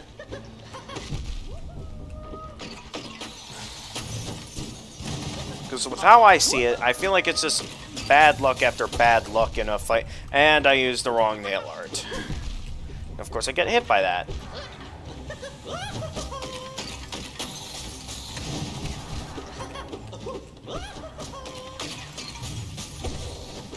I used the wrong nail art again. Come on. Probably wouldn't even have hit the primal aspid. How the heck am I supposed to do this? Because it's like... There's gotta be some way that it's possible, because I'm left with no choice but to have to rely off nail arts to beat those enemies in one hit. And I just don't see how it's practical or possible. Again, when it's one at a time, it's not bad, but when you get to this part where it's just enemy after enemy... What am I to do with such overwhelming numbers against me? I think that's going to make it to where the Collector is going to be my real annoying boss throughout this Pantheon. That it's like, I need to come up with a plan to be able to rival such numbers, because what I'm doing now isn't going to be enough. Whether I like to admit it or not. Like, my attention either has to be on the enemies coming at me, or the Collector itself, and I can't focus on all at once. That's the dilemma I face in this fight, and I can't deal with it all. Because it just adds up to me dying in the end. Because I just get too overwhelmed and can't deal with all this stuff coming at me at once. I feel like I'm at, like, a position to where I don't feel like there's any way I can get past this boss without the strength charm, or by decreasing the bindings, except I made it my goal to beat this Pantheon with all 4 bindings activated at once. There's got to be a way. So, how about this? Maybe I'll take some time to just look up on my phone or something how to beat the Collector with all bindings. Let's see here. How to beat the Collector with all bindings. Let's see here. All bindings, the Collector. All night, the Collector, all bindings. Let's see what they do here. Oh jeez, I forgot I still have my volume on my phone. Let's see how they do this. Oh, this is the easy version. Okay, Hollow Knight tips for... Hang on. There's a video for Hollow Knight tips. Let's see what it says. Alright, I'm gonna do some looking around on the internet here, because I'm running out of options here on, like, how I'm supposed to do this. So I feel like the only thing I can really do now is start looking up on the internet, how the heck is this possible? Because right now the Collector is one boss that feels impossible to beat with all bindings on Ascended. So let me do some stuff on YouTube here. And how to beat the Collector with all bindings. Okay, no wait, I want all. I don't want just the images. With all bindings, let's see here. Tips for beating the... Wait, Ascendant Collector. Alright, tips for beating the 5th Pantheon with each binding. I think this might be my best bet for finding some good content here. Hey, how you doing today? My name is Ryan. Thank you so much for stopping by. I just recently completed the 5th Pantheon with all 4 different bindings, one at a time, but I was able to do it. I got all the bindings, and right, so now that's where I am. Share with you my tips and tricks that helped me get through this, and it took me a little while. It took a lot of time and work in just trying over and over, a lot of failures. Right. But I feel like if I had these tips, it would have made things a heck of a lot easier. So, okay. I know, because, like, I am in a position where I've been able to make it decently far. It's mainly, I'd say, when I get to the Collector here that I feel like, what the heck am I supposed to do? Because it feels like I'm in a position where this feels impossible. Like, I'm just left questioning, how is anyone supposed to beat this? That's why I'm here today. Easier. So, starting first things first, like, if you're just starting out, you don't even know, like, which binding you should start out with, I would suggest going nail binding first. Right, because that's the easiest. The reason being is you want to get used to not having a powerful nail, and then after that, moving over to the charm binding. And the reason for that is, once you already have a nail that's not very powerful, you want to continue with that, so that way you know kind of roughly how many hits it takes to take down the bosses. It will make life a lot easier going from nail to then charm. Yeah, but that strategy doesn't really work because I'm in a position where I have a high reliance. Most of my playthrough of this game, I've had a high reliance off the strength charm. So going into this without the strength charm, I is the challenge here. Say that strategy, that guidance doesn't really work at all. I personally, after that, went to the shell binding afterwards, because then you can start getting through the bosses a lot faster. You've already kind of dialed in all of the different bosses' attacks and different things like that, and so you'll be taking less damage as it is. I still think I had the hardest time with the charm binding.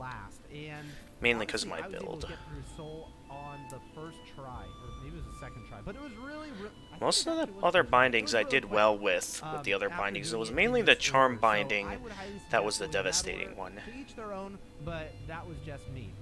So other than the order, it's really important to know, like, kind of I'm done with the order, though. Are the most difficult, what do you need to practice, and what's the best way to practice? So let's go over to the Hall of Gods. Alright, so now we're in the Hall of Gods. I want to share with you the bosses that were the most difficult and will need the most practice ahead of time. The first one being definitely the Collector. The Collector is going to give you problems on almost every single one of the bindings, and that is because almost every single one of the bindings, the Collector proves to be a challenge, because you're not able to get much soul, and if you've got the nail binding on, you're not able to one-shot the primal aspids. If you've got the charm binding on, you're not able to one-shot the primal aspids just with, like, a normal attack. So what do you do? The answer is that you need to do the Cyclone Slash, and what I mean by that is doing the Cyclone Slash though. You press down, and it wasn't working out. Spamming the attack button, and it will make your Cyclone Slash last longer. And so, charge attack, you press down, just like that. You keep pressing spamming the attack button, and it will make your Cyclone Slash last longer. Spam the Cyclone to wait a minute. So, let me keep track of how long this Cyclone Slash lasts for. Oh wait, no, that was the wrong attack. Okay, only that long, but if I had spammed the attack button...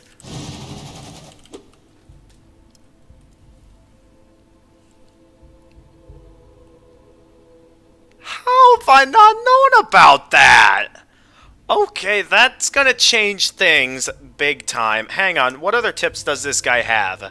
I need to like this guy's content immediately, because I feel like this is going to make things drastically easier going up against the Collector. So, this is... Except I'm gonna have to remember to do that. It's gonna just completely save you and just make this fight go so much faster. In fact, it's gonna make a lot of boss fights go faster if you know which bosses you can use the Cyclone Slash on.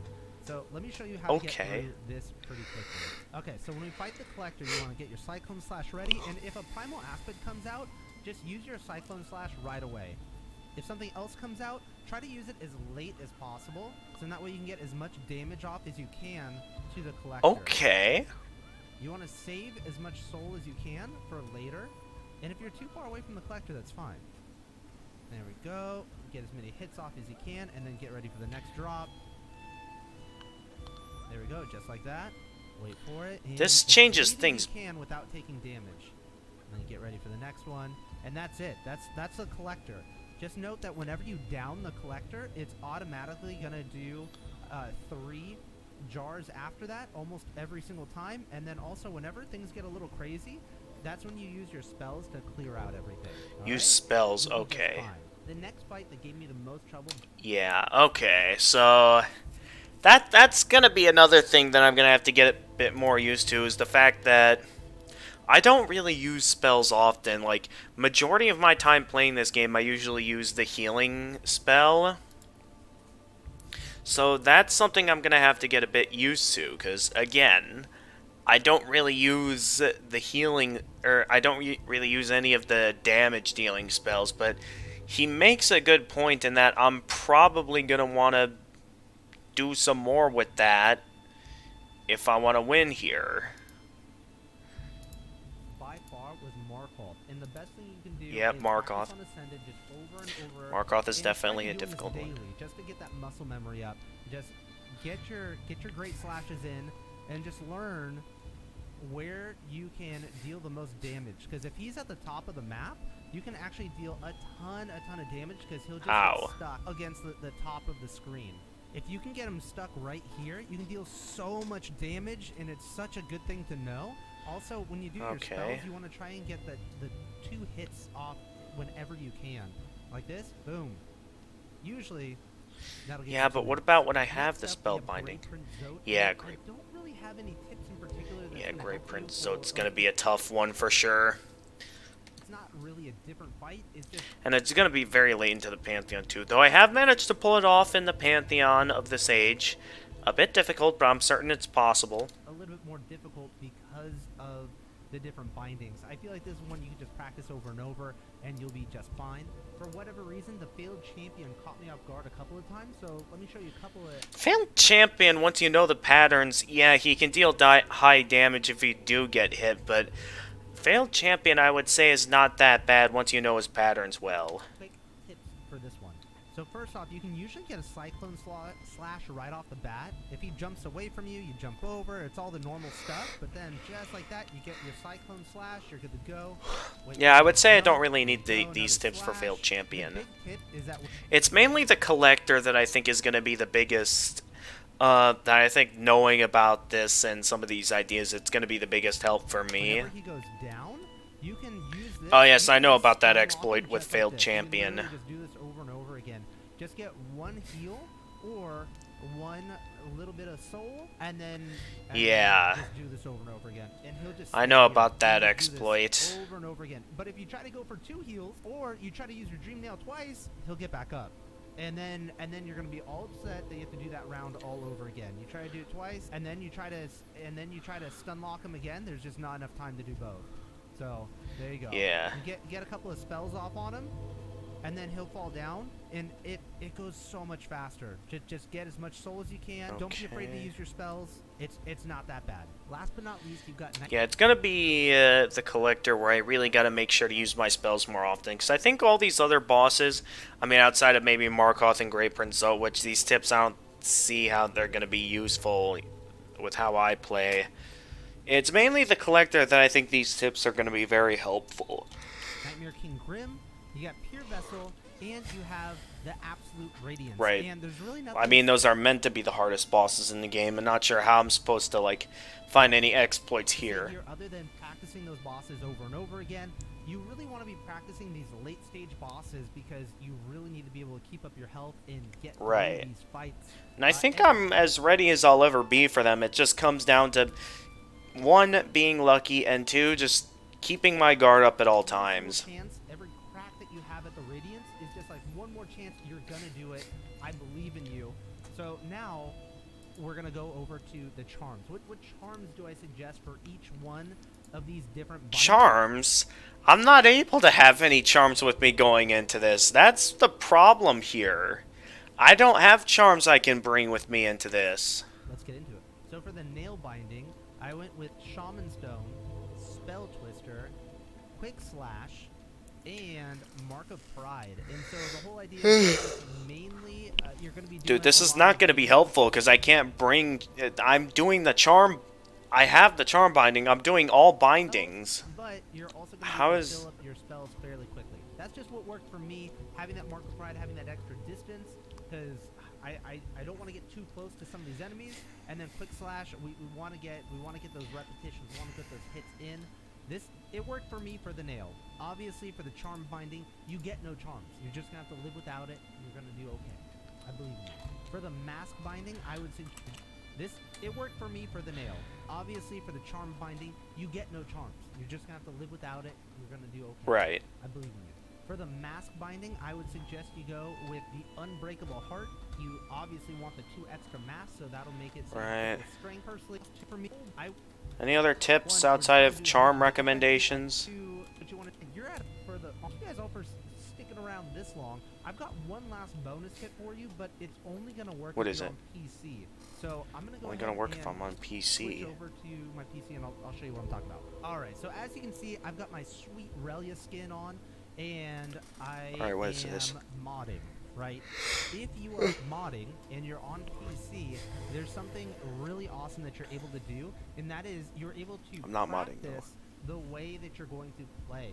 So when you're playing on console, whether you're playing on Xbox or Nintendo Switch, PlayStation, whatever, you're not able to practice with the charm binding. You're not able to practice with the binding, and so it can make it very, very difficult to get a feel for the different bosses. Ideally, you want to practice exactly the way that you're actually going to be playing. So if we hit the pause button, on the top left, you can see that we have the easier Pantheon. Oh, this only works, though, if you're modding the game. I'm not very good at modding, though. That's kind of a problem. So this is like something that's only useful if you're modding the game on your computer. So this isn't really anything I can take advantage of. I mean, it's a good idea for those that have been modding the game, but I haven't really been modding the game at all, because I don't have much experience with modding games. But too, if you hit down, well, you don't want to get on the bench. Next to a bench, you can press down and S, go to one of the bindings. Let's put on shell binding. And now when we come out of here, actually you have to go and hit the apply button. Now when we get out of here, you can see that now I don't have all of my masks, or I can switch this over and go to the soul binding. Hit apply, and now we only have 1 charge of soul. So now we can also practice at the P5 level. How cool is this? Okay. So you can do it at a that you're going to be doing. It's so cool on my Nintendo. Okay. P5 with each of the different. I mean, not a bad idea, but down in the comments below, I'm sure. Let me see this example of how someone did it, to see if they do it similarly or something else. Just to be absolutely sure here that these are the best tips I'm going to be getting for this fight. Okay, so this guy goes up against the Collector with a not too bad of strategy.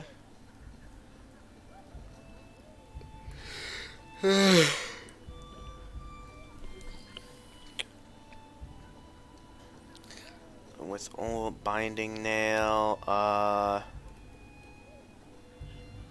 how's this guy doing things exactly here? Because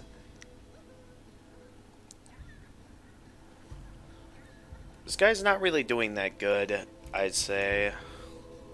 So I think I'm gonna go ahead and just take those tips to all that I know.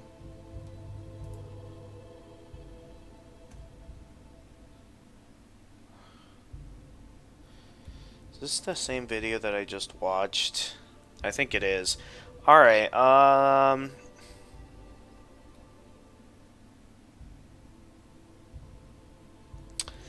think my best option is to just go right into it and do the best that I can do against this boss, but I'm definitely going to want to get in some practice here. But that exploit with the Cyclone Binding will definitely be helpful to know.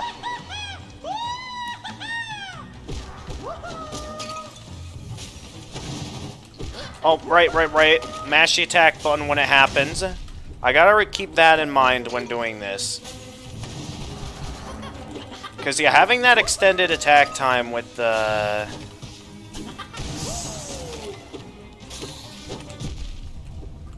Okay, come on now. I want to take advantage of this exploit.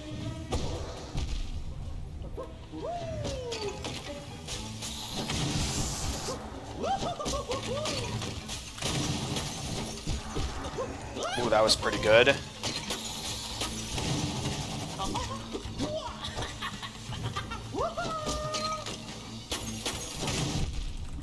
Okay, this'll definitely help me, though, in the grand scheme of things.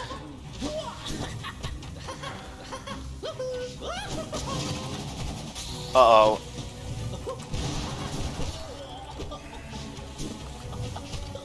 There's too many enemies on screen. Okay. Alright, but I think this might make it more possible for me to go up against the Collector. If I do things like this. Because, yeah, having that extended Cyclone Slash definitely helps.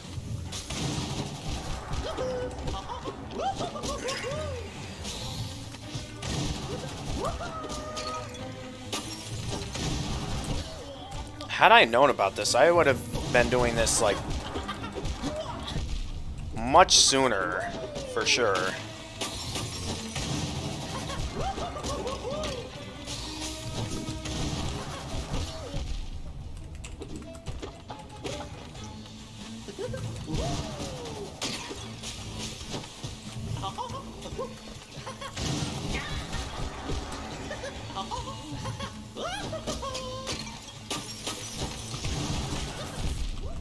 Okay, I gotta pay attention to where he is at all times to make sure that, yeah, that doesn't happen.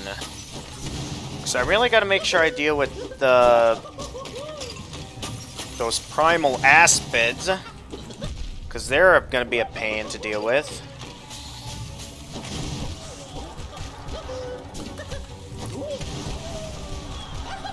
Oh yes, okay, that's gonna be really helpful, taking advantage of that. That might be my only chance of doing well in the Pantheon of Hollownest, so why don't we give the Pantheon of Hollownest one more go for the night, and then I think I'm going to call it a stream and get a raid started over on Twitch.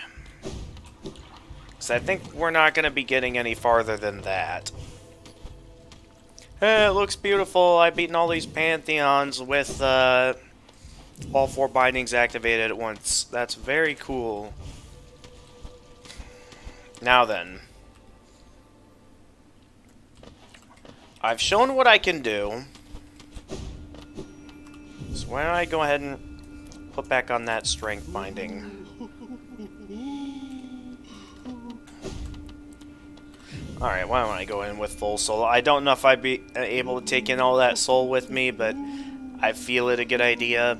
It just looks nice, is all. Alright, well, let's give this another go. Not looking forward to this, but here we go. All 4 bindings once more.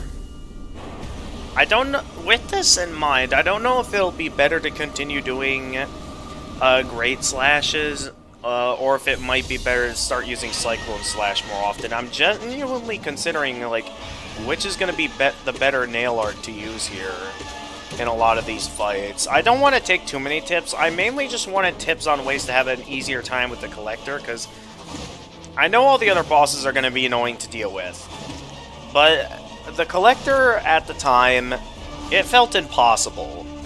And while I did still have a bit of difficulty there, the fact that I was able to beat it on Ascended difficulty without the Strength Charm to help me, it definitely shows that this might be possible, and I do not want to die to the early on boss of this Pantheon, please.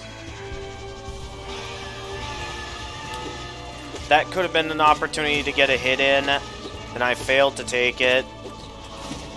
That was entirely my bad. But let's think here. What would be some good bosses that I could use the Cyclone Slash for to get in some hits? Okay, no, I still get hit there, so I can't really do it with this boss. Which is a great shame, because I really would like to see if I can find some more openings to, you know, not have to deal with... Please, I do not want to die to the first boss of the Pantheon again. Please. Don't do this to me. Don't do this to me, man. I am already annoyed as is.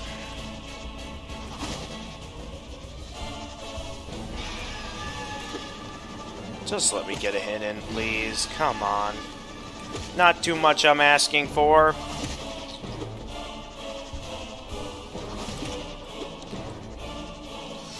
And once again, I got a bit of an itch on my nose.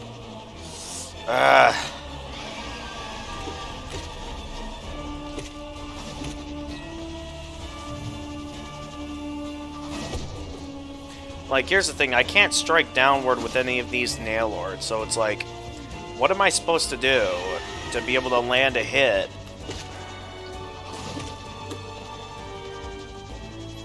With a nail art.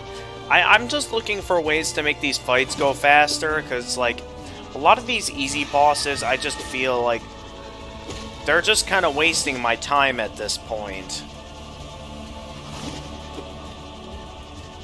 It's the fact that I have to go through this entire Pantheon just to get a shot at the hard bosses. And I haven't even made it to the hard bosses yet, since I'm stuck on the Collector, because he gets super annoying when you have either the Charm Binding or worse activated. Which I'm at the worst possible challenge this game could offer, so all I can do is take whatever tips I can get and use that to try and see how well I can do in these Pantheons.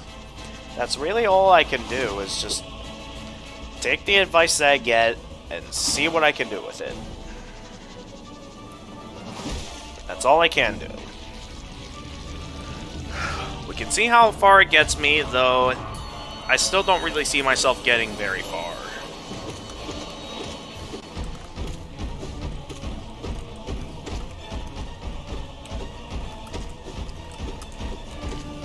And I don't exactly get any sort of invincibility frames for using nail arts too, so it's like, how am I supposed to be encouraged to use nail arts when I don't have any way to do it safely on most of these bosses?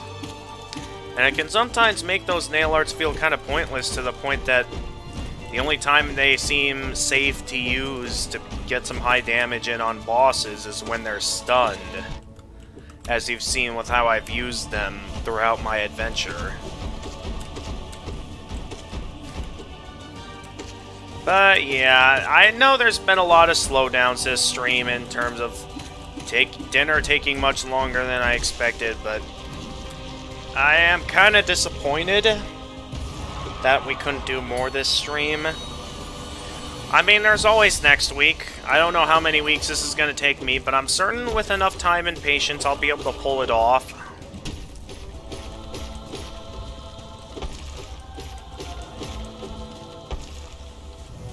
I wonder if this is... Yeah, it is.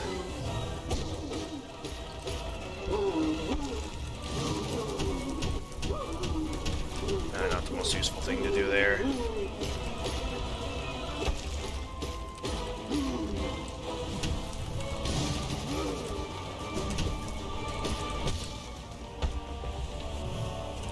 But yeah, I'm having a lot of fun with this, for sure. Knowing that now I can do this, so I'm going to take the time to get adjusted to doing this, because this is going to be helpful throughout my adventure.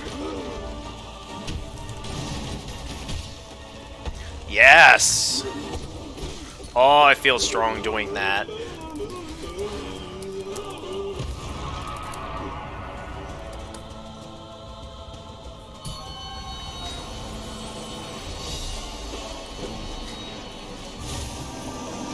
Let's see how we do with this boss using a Charm Binding.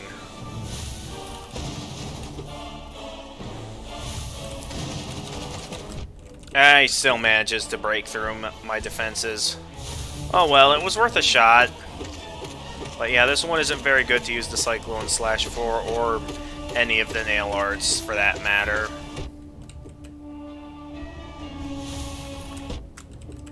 Come on now, I wasn't ready for that.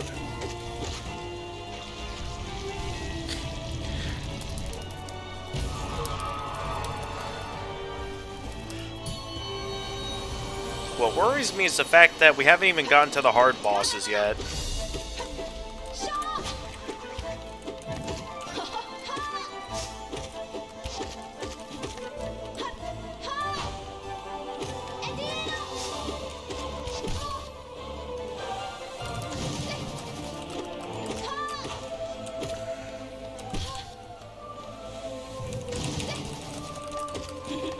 No, Hornet immediately jumps away the moment that happens, so... Yeah, and I can't do it there, because then I'm going to get hit when that ricochets back towards Hornet. I was quite ready to do that there, but I definitely am going to want to take advantage of... I still notice... I just realized, back with my Ascended attempt against the Collector, I forgot to take advantage of spells. That's going to make this fight much easier, is really taking advantage of using spells more often.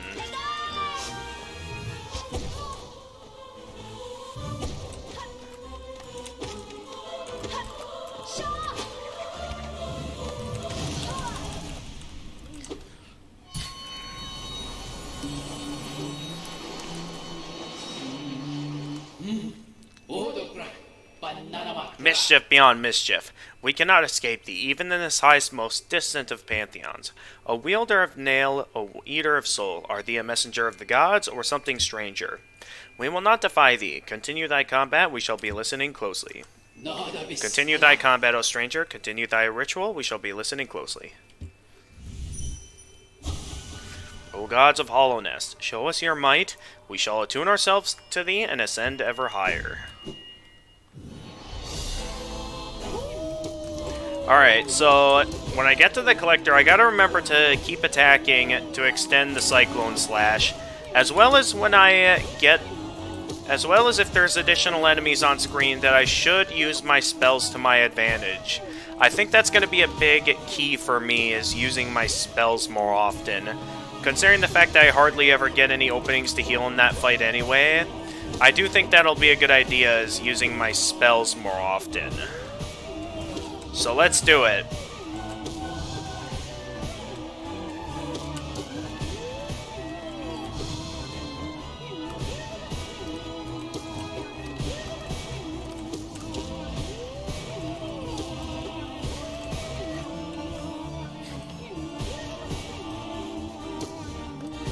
Well, yeah, if this deals high damage from like the multiple strikes it does, yeah, maybe Cyclone Slash will end up being the most useful nail art throughout this Pantheon. Ow!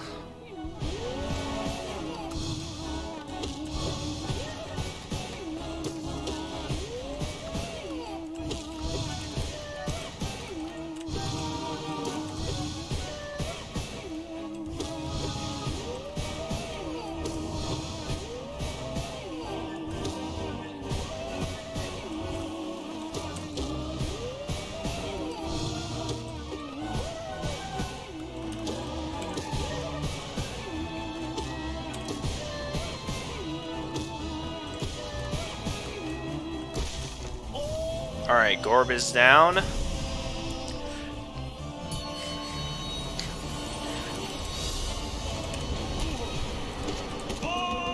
This fight is still worth doing that attack.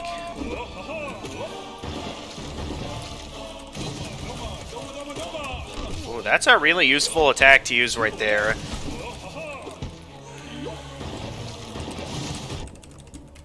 Okay, maybe I shouldn't have gotten too careless there.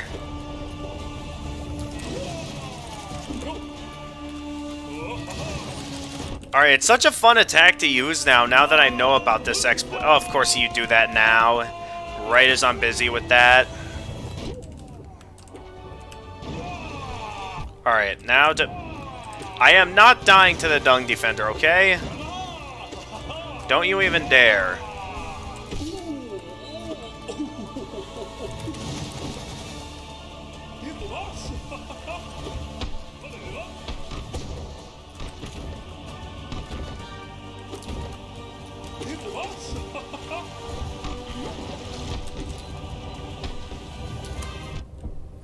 Oh, the stupid attacks. Alright. I'm gonna have to ask you to... That's really getting on my nerves, how many times I've been hit by those. Of course! Of course! I'm having much more difficulty with this fight than I expected to. Alright, get out of here. Yeah, that might end up dealing more damage than the Great Slash, from what I can tell. And if that's the case, then yeah, I might want to keep doing that so I can deal good damage. Although I can't do it here, because this fight I need to keep my wits about me. I don't really have any moments to charge up anything decent. Anytime I try to heal, usually ends in failure. Although for some reason I'm doing well to heal here.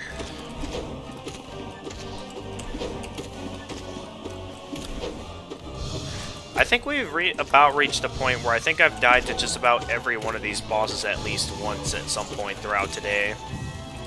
Well, no, I haven't died to Soul Master even once yet. So that's not entirely true. Why did I try to heal there, man? I don't know. I just really like being at full health.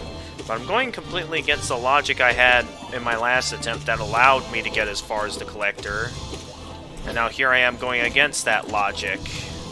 Something that I should not be doing.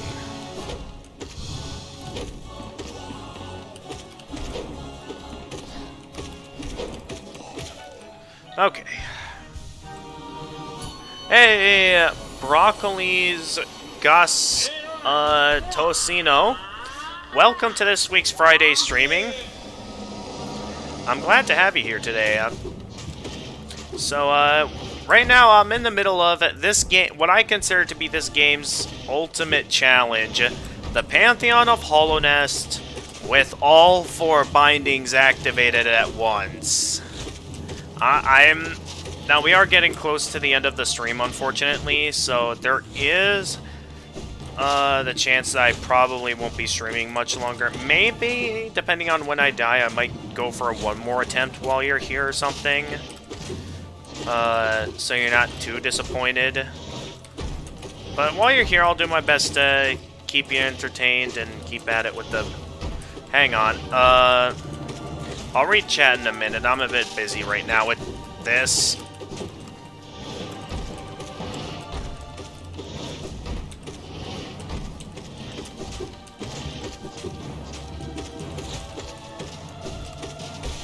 Gotcha. Oh, I didn't even realize that I forgot to heal. Thanks. You are very brave for trying P5 with all bindings. No problem. Well, here's the thing. I'm really good at this game, and I mean as in really good. Like, I've watched a few live streams of this game, and for what I've seen, there's quite a few people who play this game, and they have a lot more trouble on, like, certain bosses compared to me, and take much longer than I have on certain challenges.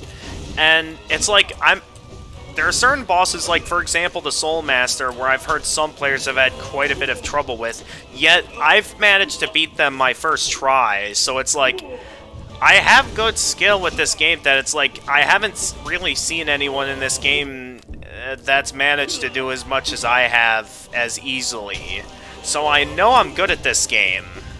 So I'm in a position where it's like, the game offers an ultimate challenge to me, and I'm in a position to where, seeing how far I've come at this point, I feel like I'm ready to do it, and that I can do it. So I feel like it's my obligation to be the one that actually takes on the challenge that many consider to be impossible. That's what I do here. I take challenges that people claim are maybe impossible, and I take them on. Because I know my skills are good. I know I'm good at games. And there are some challenges that many people don't bother to try. I actually take the time to do those challenges, and I've beaten quite a few hard challenges my time playing this game.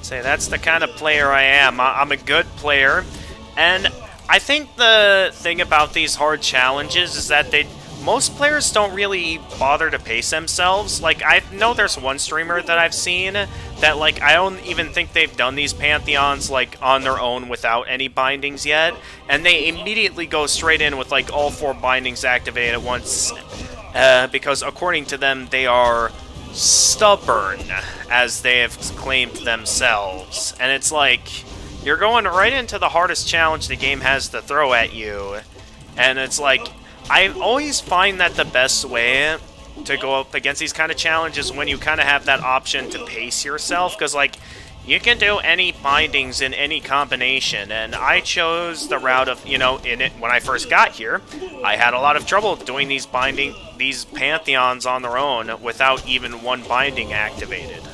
Because, yeah, these Pantheons on their own are an ultimate challenge. That, like, even the Pantheon of Hollownest on its own, even just on its own, many consider that, like, only the most elite players should take on these kind of challenges. So, yeah, many people consider this kind of stuff to be impossible. So, I want to be that player that, like, really tries to take on the stuff that the common player or streamer or gamer chooses not to take on. I want to go all the way.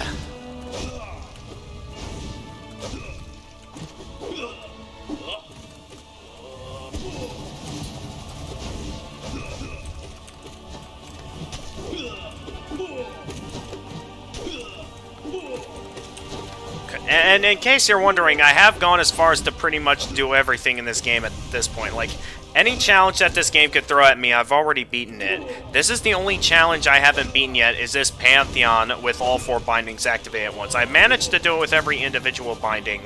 I have not managed to do it yet with all 4 bindings activated at once. That's going to be the real challenge.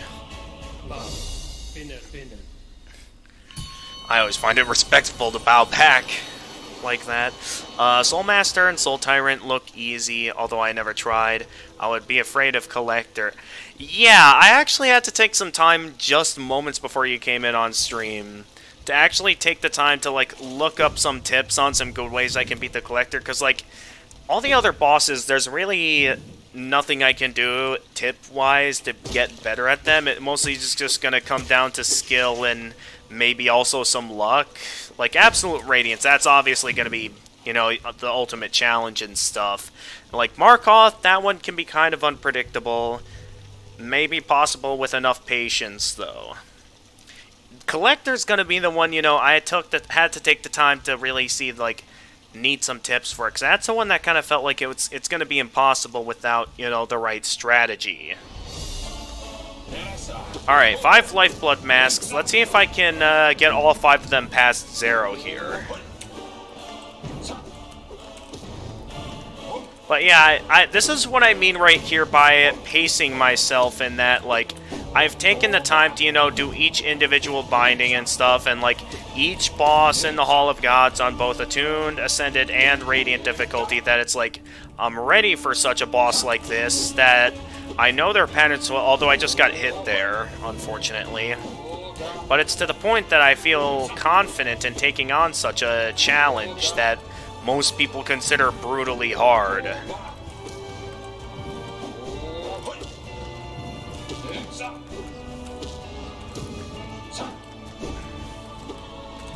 Because I know for a fact that Zero is considered to be one of the more difficult Dream Warriors in the game. Oh, in case you're wondering, I have gone as far as to beat every single boss in the Hall of Gods on Radiant difficulty. I have done that. If you'd like, after this attempt at the Pantheon, I can show you my entire collection of stuff to show you everything that I've done in this game, because I'm not joking when I say that I basically did everything in the game. I've gotten every achievement. I've got just about everything you could possibly think of.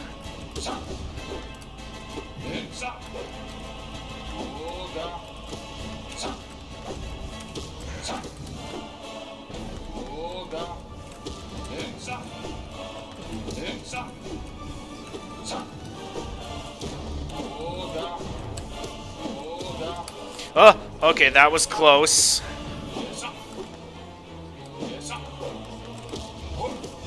Alright, he should be going down soon. Gotcha! Oh, hey there. One moment. I'll read chat in a quick second. I am a bit busy right now with the Pantheon of Hollownest with all 4 bindings activated at once.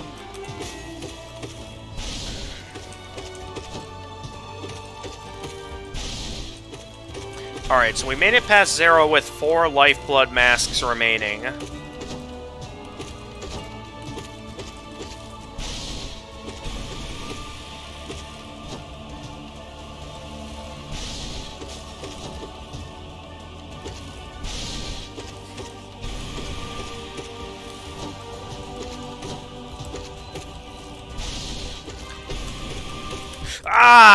I was, like, moving around to be ready for when they start coming out, but then it ended up hitting me.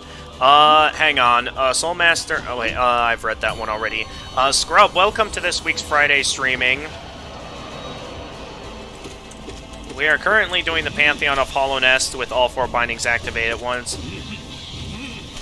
I don't know if you know that already, mainly because I'm trying to focus as much of my attention as possible on trying to do well against these bosses. Because I've been having a bit of a rougher time than expected this entire stream. With a lot of the early bosses, like, a lot of the early on bosses, I've been dying to a lot, to my shock. And it's like, okay, hang on, I'll get to chat in a moment. Give me a moment to be out. Okay.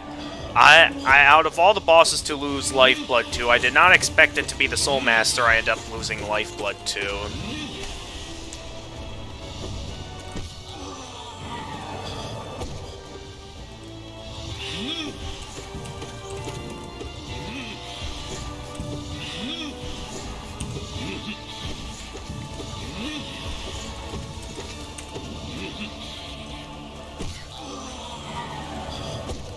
Okay.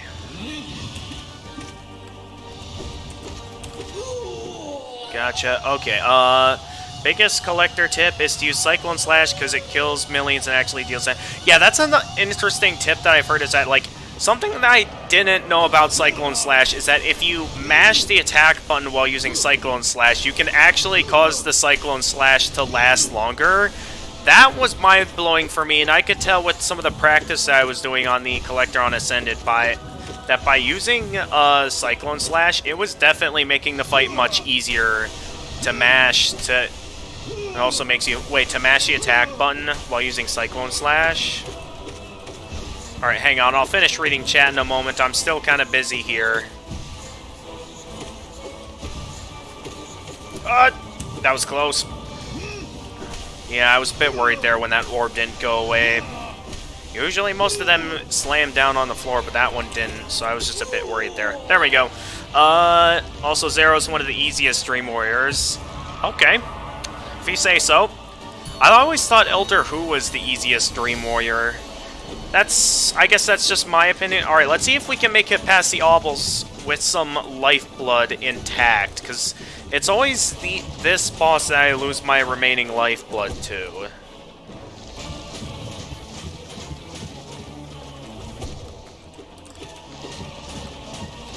I mean, last run I had was pretty good. The run that I had against these guys.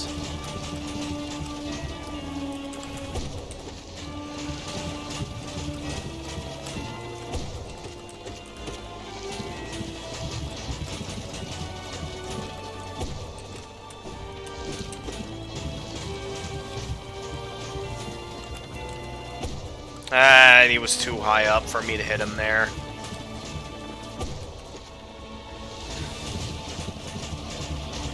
Ah! Okay, that was close.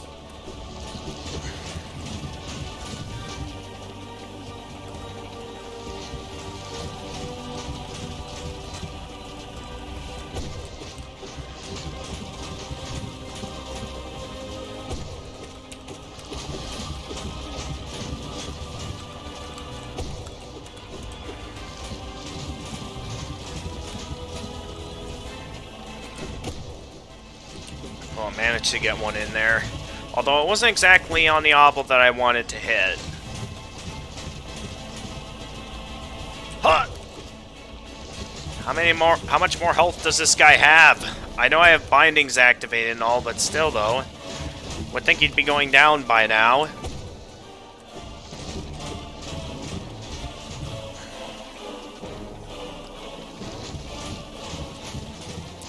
You know, if I wasn't doing this with bindings, I could easily tank this boss. But since I'm using bindings, I kind of have to conserve as much of my health as possible. Okay, we do have one of them down that I do think that, yeah, if we can get through this, I'd be making forward progress with some additional lifeblood remaining. I've never made it this far managing to hold on to this much lifeblood. So if I can get through this fight without losing my remaining 2 lifeblood masks, that would be great. Okay, no, let's just wait that one out.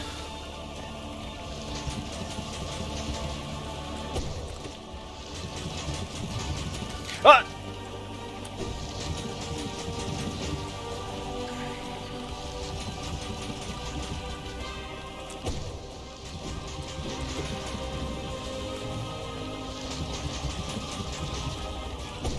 Gotcha! I have never made it this far with this much lifeblood. Usually I always lose my remaining lifeblood to the obels, so the fact that I made it this far with this much lifeblood is actually probably my most impressive run yet.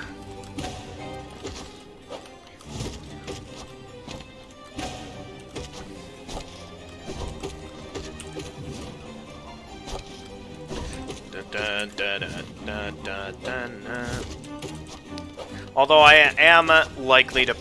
I'm still fairly likely to probably lose it here. Although I am good against the traitor... or against the, Sisters of Battle.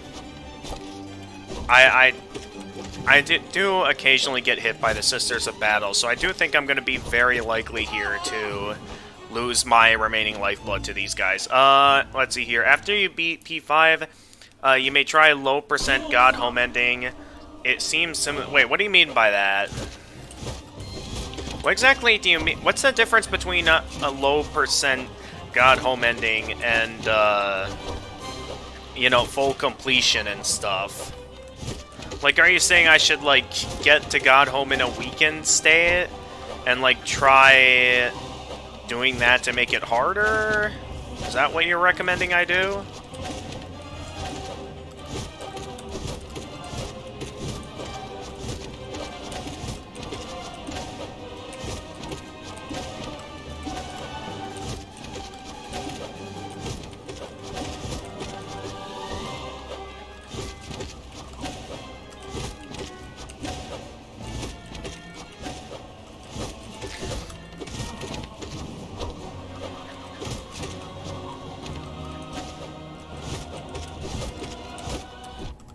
Oh, of course the Shade Cloak wasn't regenerated yet. Alright, that's 1 Lifeblood Mask left. Can we make it to the checkpoint with 1 Lifeblood Mask intact? That would still be impressive in my books as a sign that we're getting better at this. I just want to make it to the checkpoint with 1 Lifeblood Mask intact.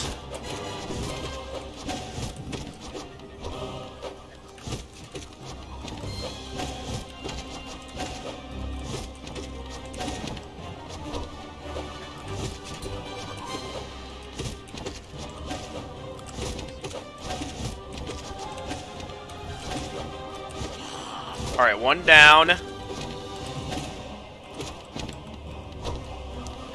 I have no reason to heal here. Oh, no. Why didn't I dash there? Ah. Well, unfortunately, I mean, that's still good, though. The fact that I made it past the obels with a couple of lifeblood intact, that was quite impressive. But unfortunately, I couldn't get past the Sisters of Battle with them. If only I had dashed, I could have potentially made it to the end of this fight with at least one lifeblood mask remaining. Well, despite that, at least we made it this far. Alright, as soon as I'm done with these guys, I'll have a checkpoint where I'll have some time to read chat. Yeah, I wanted to hit down on the needles, but then the first one went away, causing the other ring to hit me. Because I couldn't get the additional height needed from pogoing off the ring that I was wanting to pogo off of. That was my plan. Alright, Elder Who is easy if you have Shade Cloak, but the easiest are Zero. The first one you ever get. Counter true.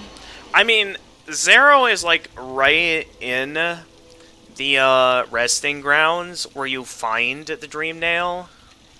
So I can see your point there, but even then, it's like once you get your hands on the Shade Cloak, I do still feel like Zero is a decent challenge. Because like I feel like what makes Zero fairly easy to take on at the time, when you're like doing it without bindings or anything, is the fact that you're able to, you know,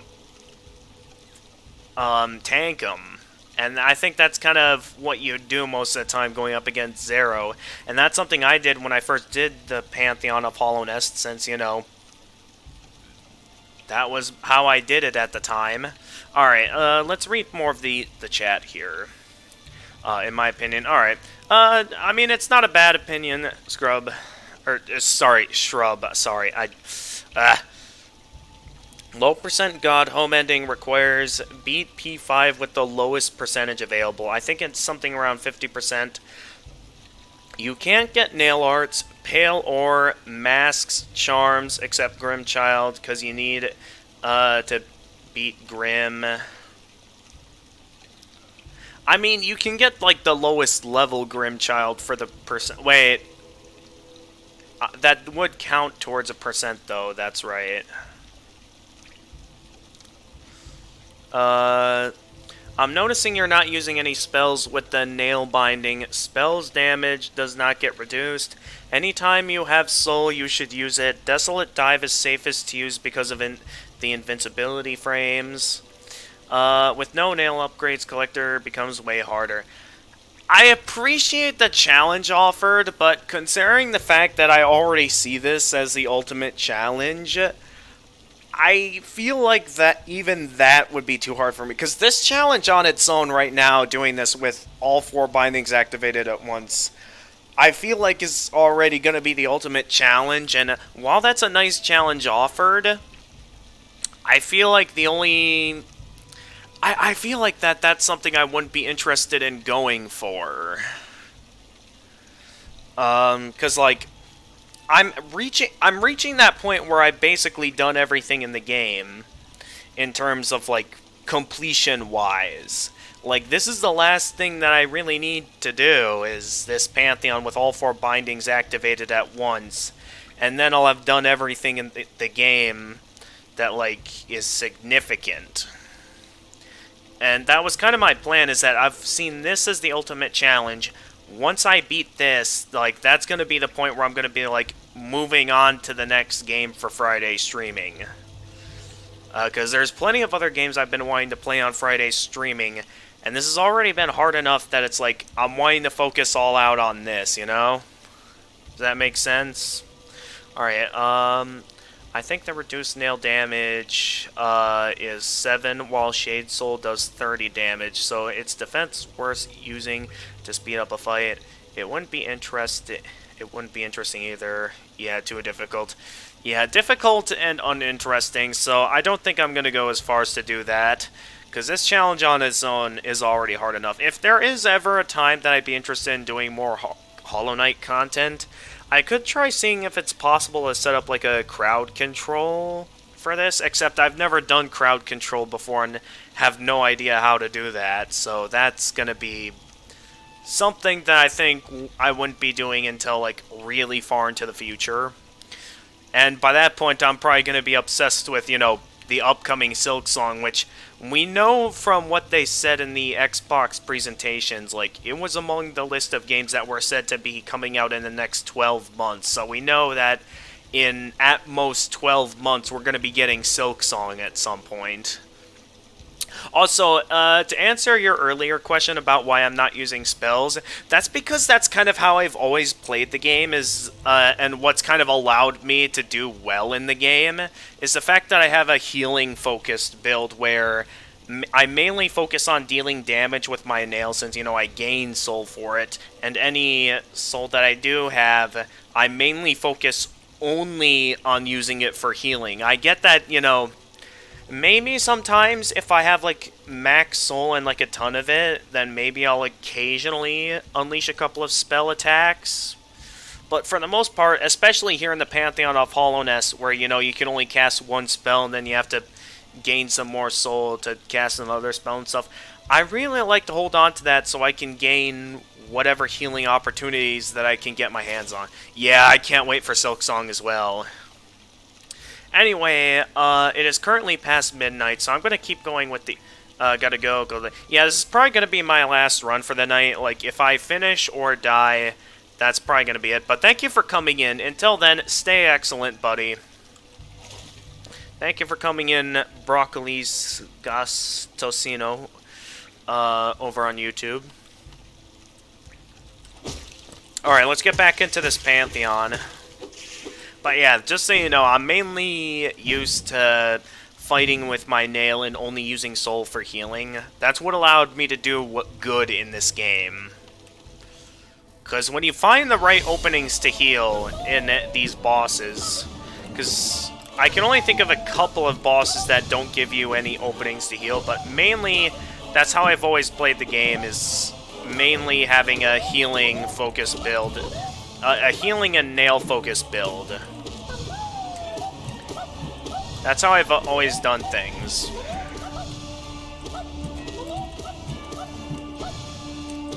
Oh, come on. Why does Marmo always do this to me? Marmo should be like one of the easier bosses, and then it just does that to me. It does a stupid move like that to me. Well, at least I took him out quickly and only lost one lifeblood mask. Alright, Fluke Morm, let's go. Let me try... I feel like that's gonna deal good damage, because then not only am I dealing damage to the boss, but I'm also dealing with those extra flukes on screen. There's one I missed down there. Hang on. But yeah, you see what I mean in terms of just... Now that I know about this exploit, yeah, it's really allowing me to get through these bosses quicker. In terms of being able to use Cyclone Slash.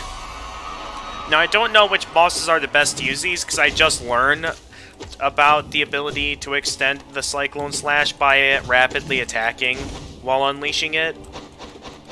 I'm genuinely interested now. Maybe once I get to the next stopping point, I'm gonna look in the description for the Cyclone Slash to see if it ever mentioned that that was something you could do.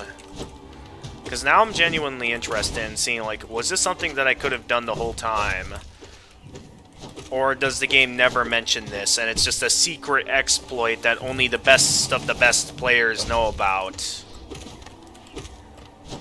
Hang on, I'll read that chat message in a moment.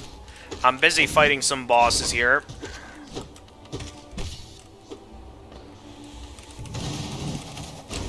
Okay, maybe, okay, Extended Cyclone Slash is not good for this boss, especially when he does the charging attack. So I just lost a lifeblood mask from doing that. Gotta head out. Okay, thank you for coming in. Until next time, stay excellent, buddy. Thank you for coming in. Gotta head out. Realize it's hard to use spells when you haven't used them before. I really suggest you should try, you should at least try to use spells more often.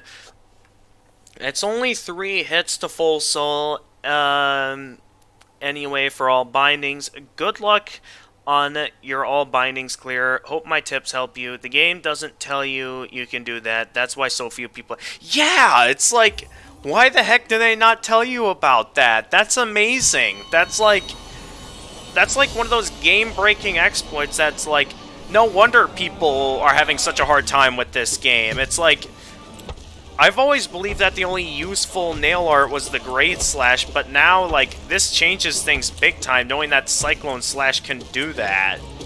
Because now I'm interested in testing this out and seeing, like, which bosses... Okay, I gotta be careful here, because Galleon has given me a much harder time than I expected throughout my time doing this Pantheon. Like, I've died quite a few times to him now, and I'm getting kind of tired of dying to him. The amount of times that I have died to him. Which might have been technically only a couple of times, considering how many times I've even made it this far into the Pantheon. But still.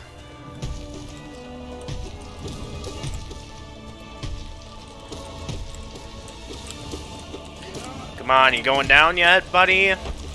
You should be going down any... Oh, of course, I walk right in the direction of where his scythe is going.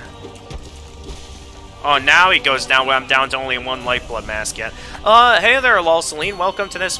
Oh, yeah, you were here earlier. Sorry. I keep I'm not sure if you're occasionally popping out and popping back in, Lulsaline, or if you've been here the whole time, but thank you for sticking around for so long if you have been here the whole time.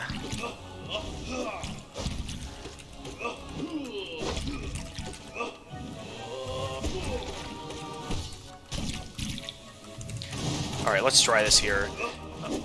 Alright, would that technically deal more damage or less damage than a regular Great Slash? I'm genuinely curious now, considering, like, now it's like I'm more interested in these nail arts, specifically the Cyclone Slash.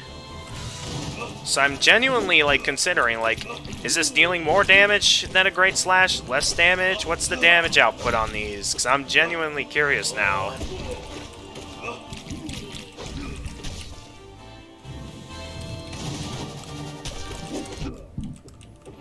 And there goes the last of my lifeblood. Unfortunately, I couldn't get as far as I thought I would with... Ow. Okay, I wasn't paying attention there, so I'll admit that was a decent hit. At least I can heal that up, though. But yeah, this right here is the reason why I choose to hold on to my... my soul, because, again, there's instances like these where I want to have it ready for when I need to heal. Now, to be fair, there are some bosses like the Collector where I'm probably going to want to forget about holding on to it and just use it, because I think that's what was recommended for the Collector, is to just use the spells so you can be able to get rid of any additional enemies on screen, because you're going to want to get rid of most enemies as quickly as possible when going up against the Collector. If there's enemies that are like, you can't get on time, that's where I think you're encouraged to start using, like, some of your soul for spell attacks. So that might make this run a bit more interesting once I get to that point where I go up against the Collector again. But yeah, once again, thank you for coming in, Shrub. Till next time, stay excellent, buddy. Alright. We've made it this far. Can we beat the Collector this time? Because I believe we are fast approaching our fight against the Collector. Unfortunately, though, it is past midnight, so once this run is over, unfortunately, I'm going to have to put an end to the stream after this. So as the rules of Friday streaming go, Friday streaming usually is supposed to end when Friday itself ends. That's always how I've had it. Oh, geez, that was close. Oh, that was close. All right, let's see how it... Oh, that looked like it dealt good damage. I'm so glad I chose to do that. Okay, this is definitely a boss where I can tell that it's going to be a good idea to do that. Because I feel like that deals good damage right there. Look at that.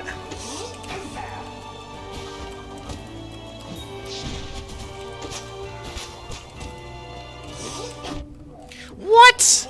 Did I seriously not jump high enough to avoid that? Oh, I meant to do a Cyclone Slash, not a Great Slash.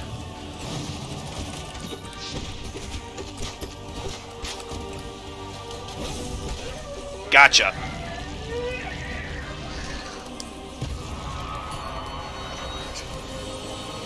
Alright, Elder Who, and then we're going to have our next go against the Collector, which I'm betting is where we're going to meet our end for this stream. Unless these strategies I've learned actually allow me to do well this time.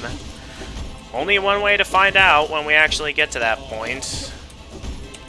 Will we do well? Will we do terrible? Only one way to find out. And that's by actually taking on the Collector and seeing if we can beat him.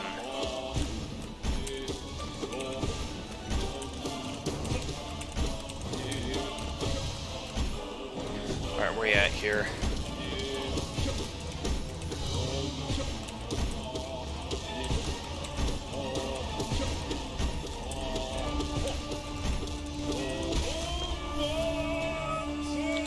Yeah, I had a very easy time with Elder Who that time.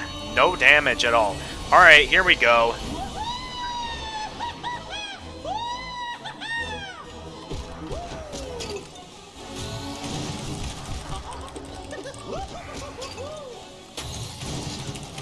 Okay, that's interesting. Cyclone Slash doesn't take him out as quickly as I expect. That's supposed to take it out quickly. Okay, that time it took it out quickly. Why didn't it work? Okay, I'm getting hit a lot more than I'm expecting to get hit. Alright, here we go. I want to be ready for these guys, because this is when I know he starts unleashing more than one, right? Oh no, he's still only doing one. Okay. But I know I really want to take it... Okay, now he's doing multiple. Dude, get in firing range, please. Okay, this is an example of right here of when I want to start relying off spells. Because this is where it's like, what am I supposed to do here?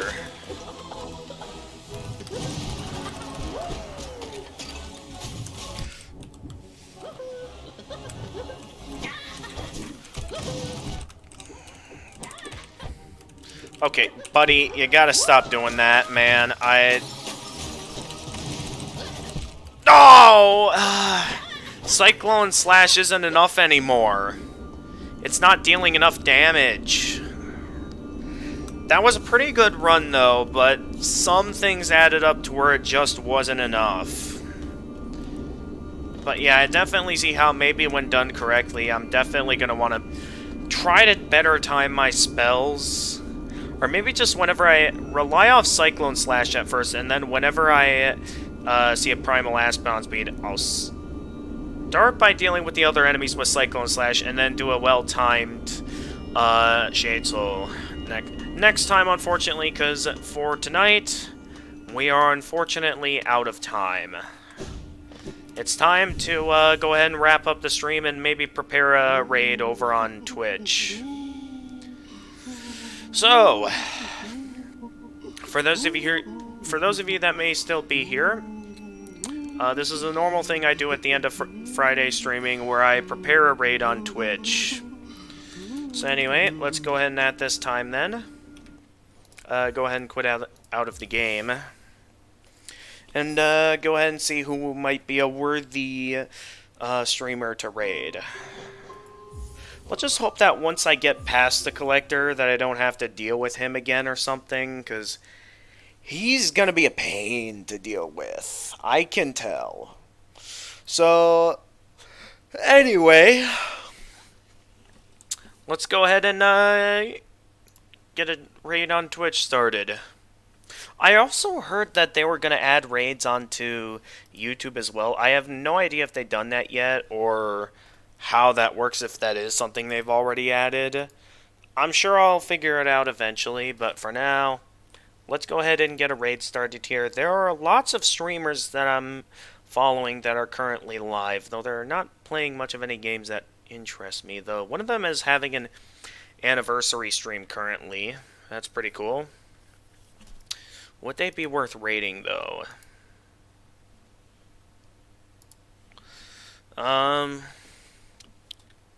Let's see here.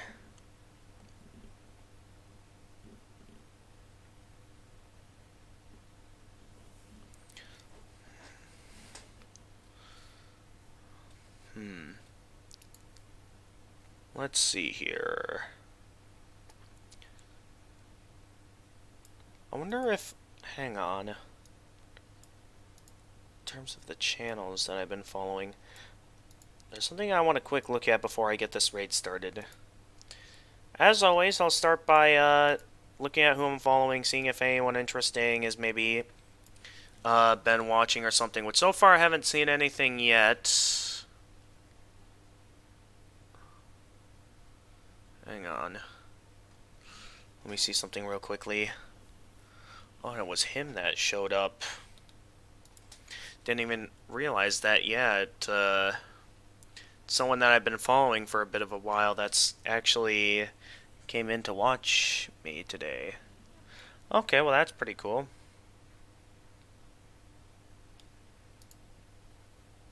Actually, this is someone else, but it's someone that's been playing Hollow Knight as well. Unfortunately, they are not live at the moment. So, let me see here.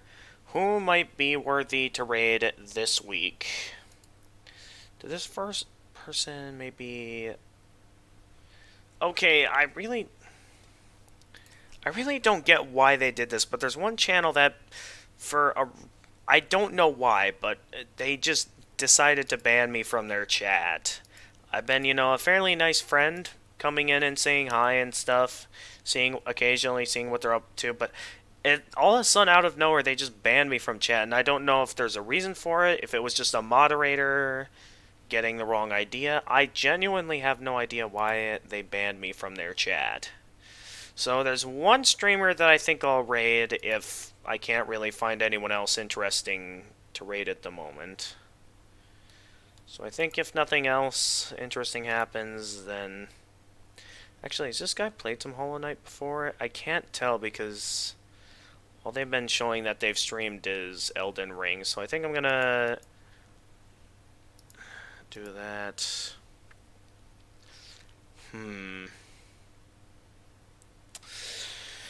Okay, well, let's see who is currently live. The ones who are currently playing, the ones who are currently playing Hollow Knight. Because I think raiding a Hollow Knight streamer would be pretty cool. Let's see, lots of VTubers right now playing Hollow Knight. So those are a logical option.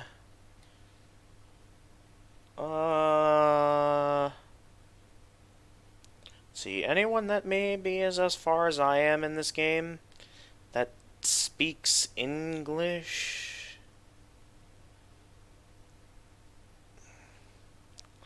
Anyone interesting at all? Okay.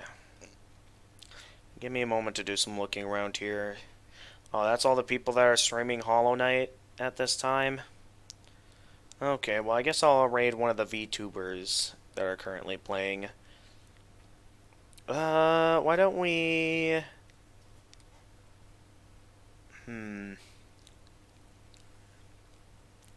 Why don't we... Oh wait, no, that one's a different language. There's only one streamer that's currently looks interesting for me to... Oh, they're PNG though. That's not going to be anything interesting. Alright, well, if that's the case, there's only one streamer that looks like they're worth rating playing Hollow Knight. And even then, I'm not even sure if they're worth rating. Let me see here. From what they appear to be streaming...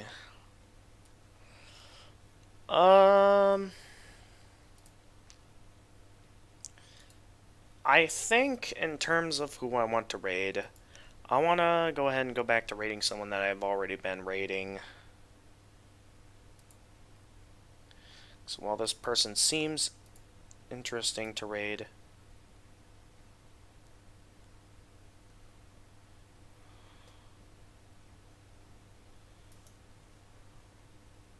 Wait, what did I just hit?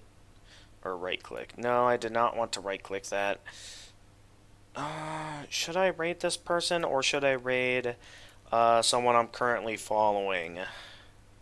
I have two options here. I think I want to raid someone new this time around. or someone new this time around. I hope I didn't say a bad word there. I meant to say raid someone new, and I think I might have just accidentally said a bad word by mistake. I hope that did not sound bad. I hope that...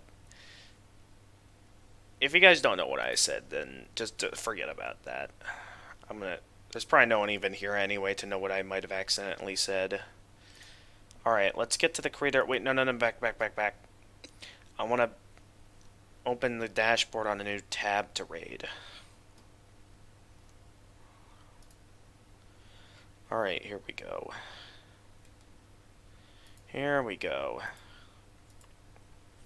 Alright, getting a raid started, everyone.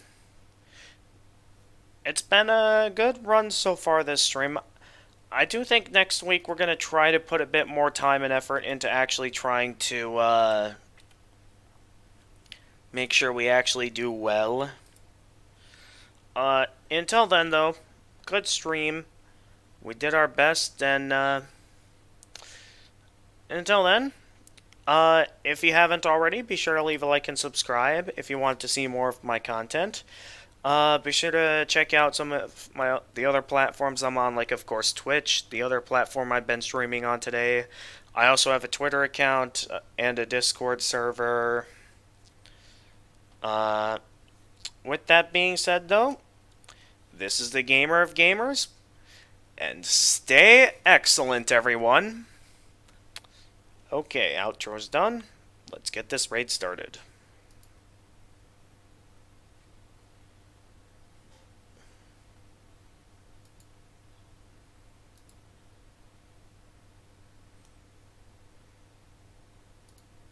And raid.